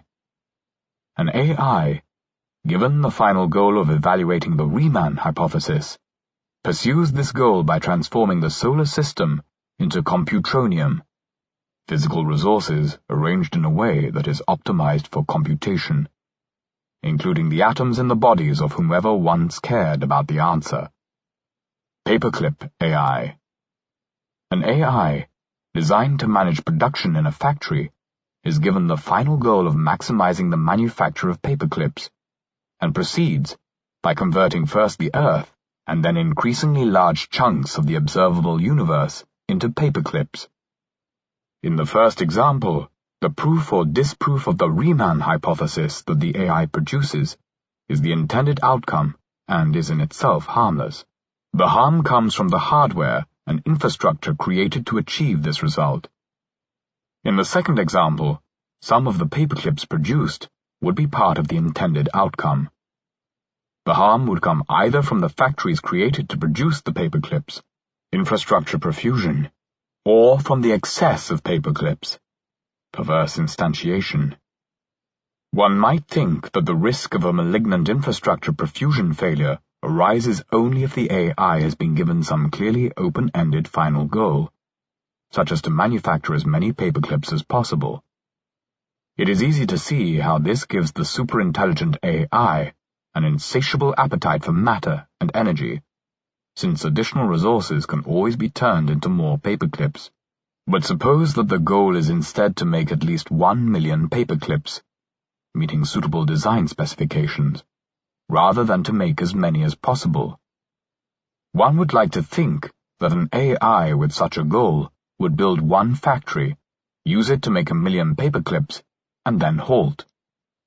Yet this may not be what would happen. Unless the AI's motivation system is of a special kind, or there are additional elements in its final goal that penalize strategies that have excessively wide-ranging impacts on the world, there is no reason for the AI to cease activity upon achieving its goal.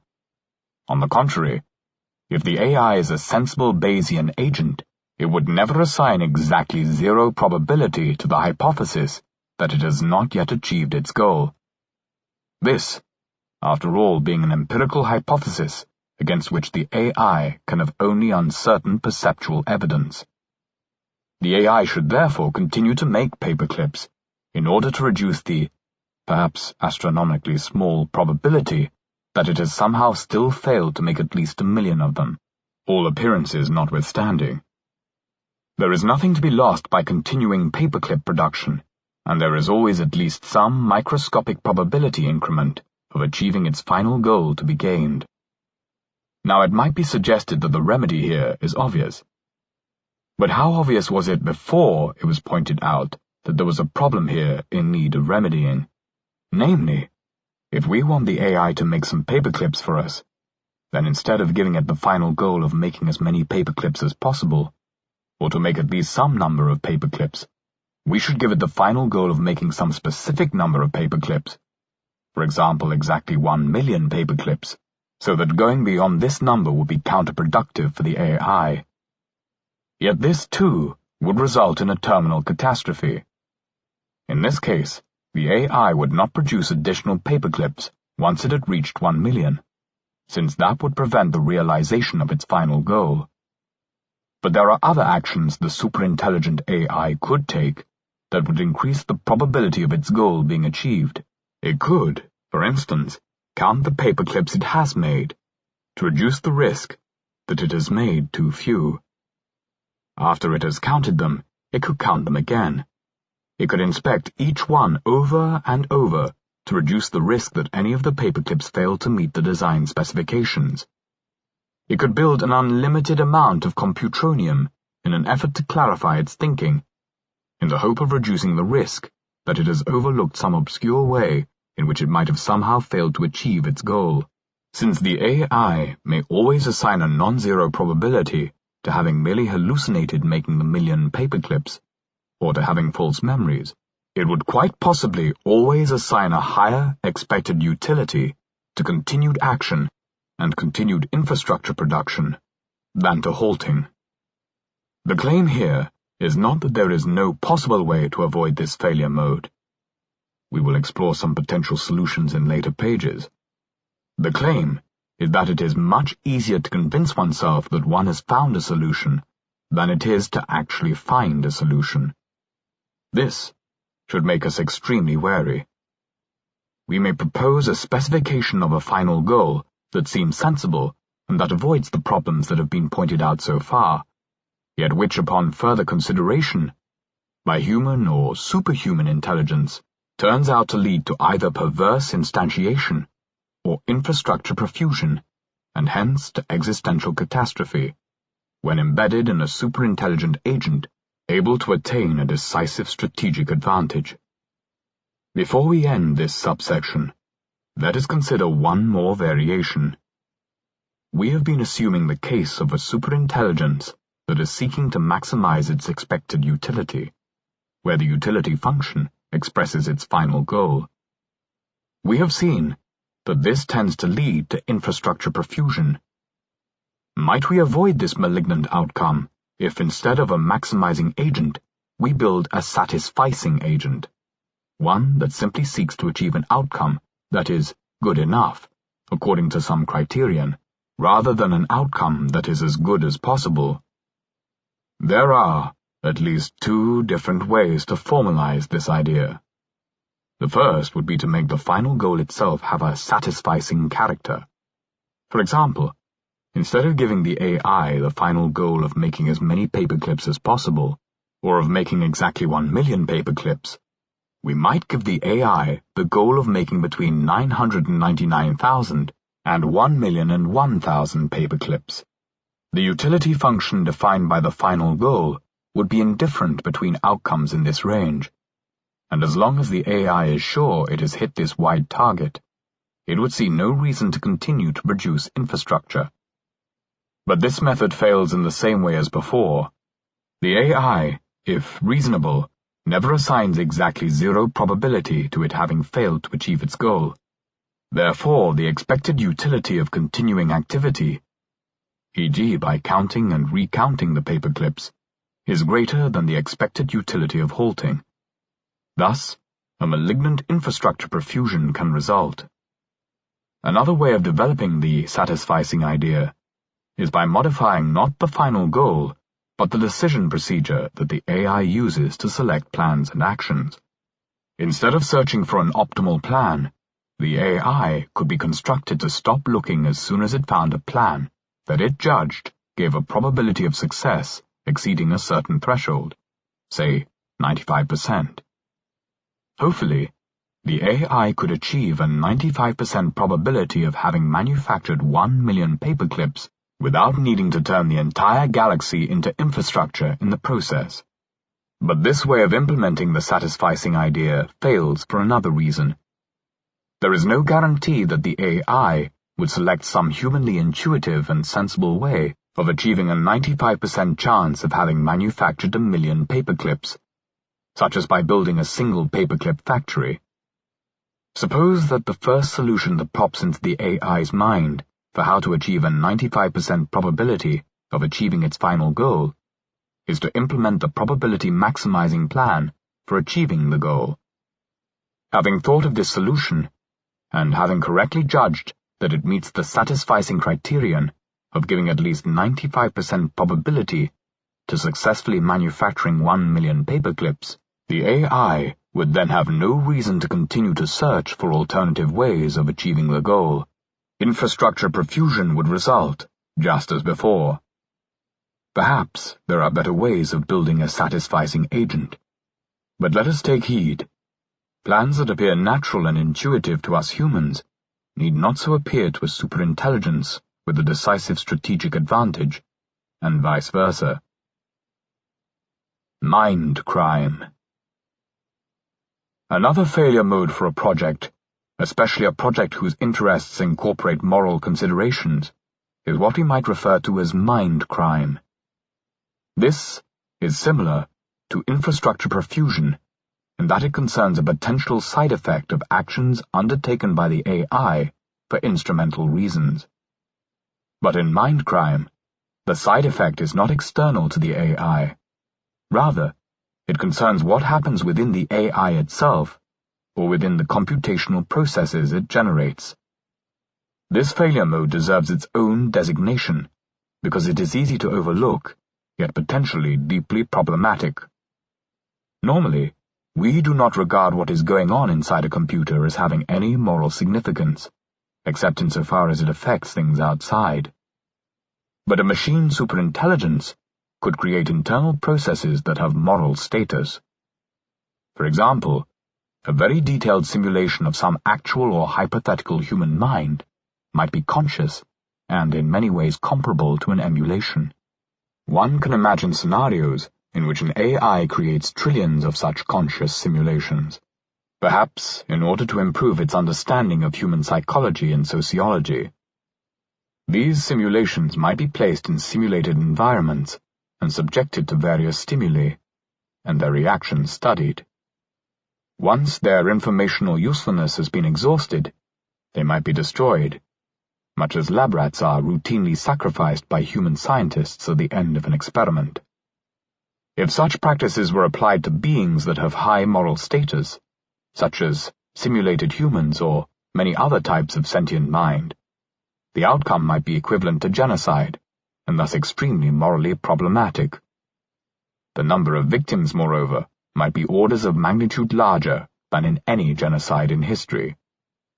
The claim here is not that creating sentient simulations is necessarily morally wrong in all situations. Much would depend on the conditions under which these beings would live, in particular, the hedonic quality of their experience, but possibly on many other factors as well. Developing an ethics for these matters is a task outside the scope of this book. It is clear, however, that there is at least the potential for a vast amount of death and suffering among simulated or digital minds, and, a fortiori, the potential for morally catastrophic outcomes. There might also be other instrumental reasons, aside from epistemic ones, for a machine superintelligence to run computations that instantiate sentient minds or that otherwise infract moral norms. A superintelligence might threaten to mistreat or commit to reward sentient simulations in order to blackmail or incentivize various external agents. Or it might create simulations in order to induce indexical uncertainty in outside observers. This inventory is incomplete. We will encounter additional malignant failure modes in later chapters, but we have seen enough to conclude that scenarios in which some machine intelligence gets a decisive strategic advantage are to be viewed with grave concern. Chapter 9. The Control Problem. If we are threatened with existential catastrophe as the default outcome of an intelligence explosion, our thinking must immediately turn to the search for countermeasures. Is there some way to avoid the default outcome? Is it possible to engineer a controlled detonation? In this chapter, we begin to analyze the control problem, the unique principal-agent problem that arises with the creation of an artificial superintelligent agent. We distinguish two broad classes of potential methods for addressing this problem: capability control and motivation selection, and we examine several specific techniques within each class. We also allude to the esoteric possibility of anthropic capture. 2 agency problems. If we suspect that the default outcome of an intelligence explosion is existential catastrophe, our thinking must immediately turn to whether, and if so how, this default outcome can be avoided. Is it possible to achieve a controlled detonation? Could we engineer the initial conditions of an intelligence explosion so as to achieve a specific desired outcome, or at least to ensure that the result lies somewhere in the class of broadly acceptable outcomes? More specifically, how can the sponsor of a project that aims to develop superintelligence ensure that the project, if successful, produces a superintelligence that would realize the sponsor's goals? We can divide this control problem into 2 parts. One part is generic, the other unique to the present context. This first part, what we shall call the first principal agent problem, arises whenever some human entity, the principal, appoints another, the agent, to act in the former's interest. This type of agency problem has been extensively studied by economists. It becomes relevant to our present concern if the people creating an AI are distinct from the people commissioning its creation. The project's owner or sponsor, which could be anything ranging from a single individual to humanity as a whole, might then worry that the scientists and programmers implementing the project will not act in the sponsor's best interest. Although this type of agency problem could pose significant challenges to a project sponsor, it is not a problem unique to intelligence amplification or AI projects. Principal agent problems of this sort are ubiquitous in human economic and political interactions, and there are many ways of dealing with them. For instance, the risk that a disloyal employee will sabotage or subvert the project could be minimized through careful background checks of key personnel, the use of a good version control system for software projects, and intensive oversight from multiple independent monitors and auditors. Of course, such safeguards come at a cost. They expand staffing needs, complicate personnel selection, hinder creativity, and stifle independent and critical thought, all of which could reduce the pace of progress.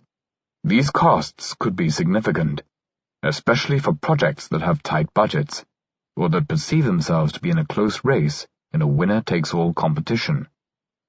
In such situations, projects may skimp on procedural safeguards, creating possibilities for potentially catastrophic principal-agent failures of the first type.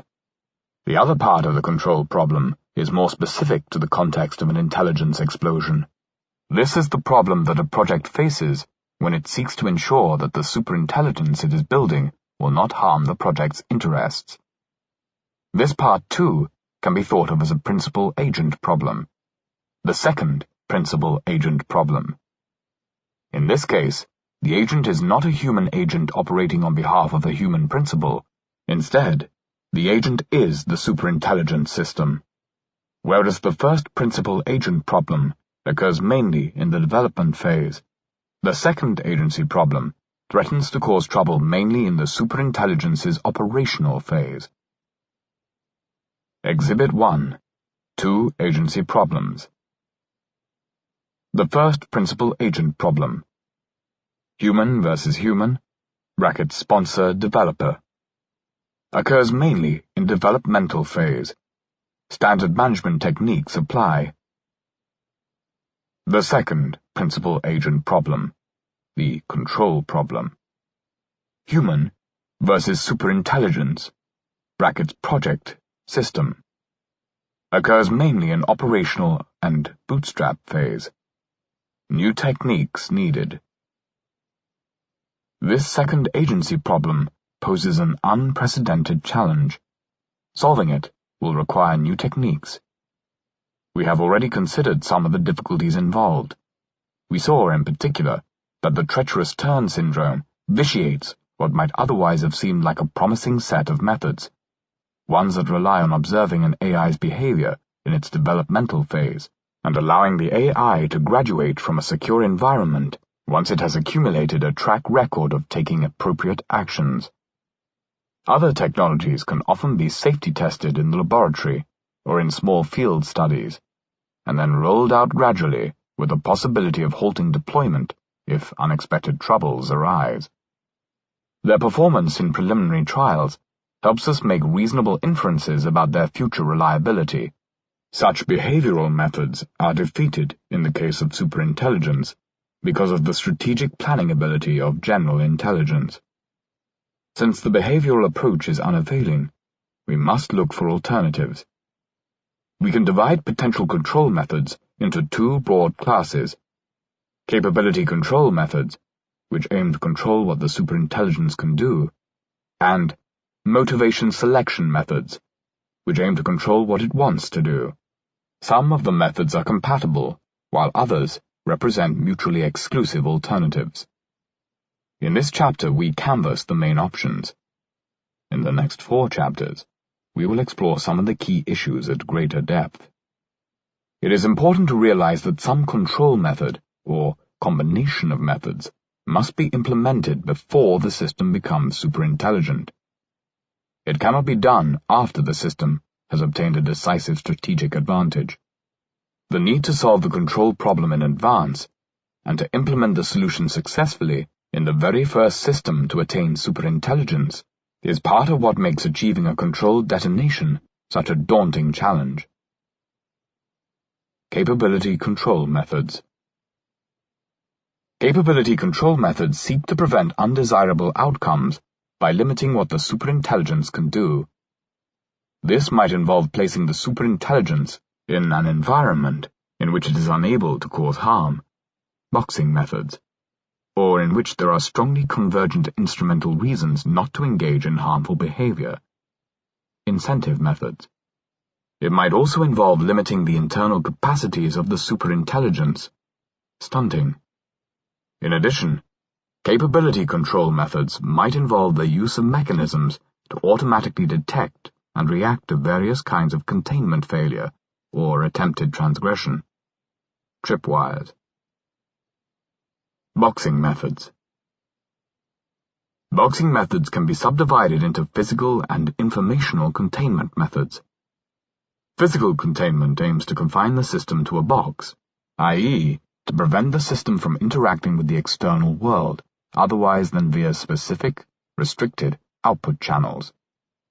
The boxed system would not have access to physical manipulators outside of the box. Removing manipulators, such as robotic arms, from inside the box as well, would prevent the system from constructing physical devices that could breach the confinement. For extra security, the system should be placed in a metal mesh to prevent it from transmitting radio signals, which might otherwise offer a means of manipulating electronic objects, such as radio receivers in the environment. Note, by the way, how easy it might have been to overlook the need for this precaution.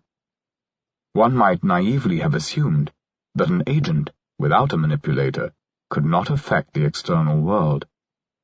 But it might be possible for a machine intelligence to generate radio waves even when it lacks access to external manipulators, simply by thinking. That is, by shuffling the electrons in its circuitry in particular patterns. Once pointed out, this vulnerability can be patched by enclosing the system in a Faraday cage, but we are left wondering how many other, similarly subtle vulnerabilities might exist. Each time we hear of a seemingly foolproof security design that has an unexpected flaw, we should prick up our ears. These occasions grace us with the opportunity to abandon a life of overconfidence and resolve to become better Bayesians. Physical confinement has several advantages. It is easy to implement. It can be applied to many machine intelligence architectures, even ones that were not initially designed with safety as an objective. It can be used in combination with most other control methods, and it seems unlikely to go wrong by backfiring. That is, while it might fail to ensure safety, it is unlikely to cause a catastrophe that would not otherwise have occurred. The main disadvantage with physical confinement is that it reduces the functionality of the superintelligence, an issue to which we will return in Chapter 10. Another concern is that it might encourage a false sense of security, though this is avoidable if we regard physical confinement as icing on the cake, rather than the main substance of our precautions. Informational containment aims to restrict what information is allowed to exit the box. We have already seen how a superintelligence that has access to an internet port, such that it can message outside entities, is potentially unsafe. Even if it starts out with access to physical actuators, it may use its information output channel to get human beings to do its bidding. An obvious informational containment method, therefore, is to bar the system from accessing communications networks. Uploading an AI from the internet does not, however, ensure safety if there are one or more humans serving as the system's gatekeepers and remaining in communication with it. During the development phase, the programmers serve as gatekeepers. During the operational phase, the system's owner might play this role. If the AI can persuade or trick a gatekeeper to let it out of the box, resulting in its gaining access either to the internet or directly to physical manipulators, then the boxing strategy has failed. Human beings are not secure systems, especially not when pitched against a superintelligent schemer and persuader. Although routing the outbound communications of a machine intelligence to a human gatekeeper does not guarantee safety, it could serve as an auxiliary safety measure. There are precautions that might reduce the risk of the AI escaping through the gatekeeper. The AI could be allowed to communicate only via a low-bandwidth teletype interface. This would make it slightly harder to psychologically manipulate the gatekeepers, precluding the use of emotive sound and imagery, and tricks such as flushing hypnotic patterns to induce a trance-like state.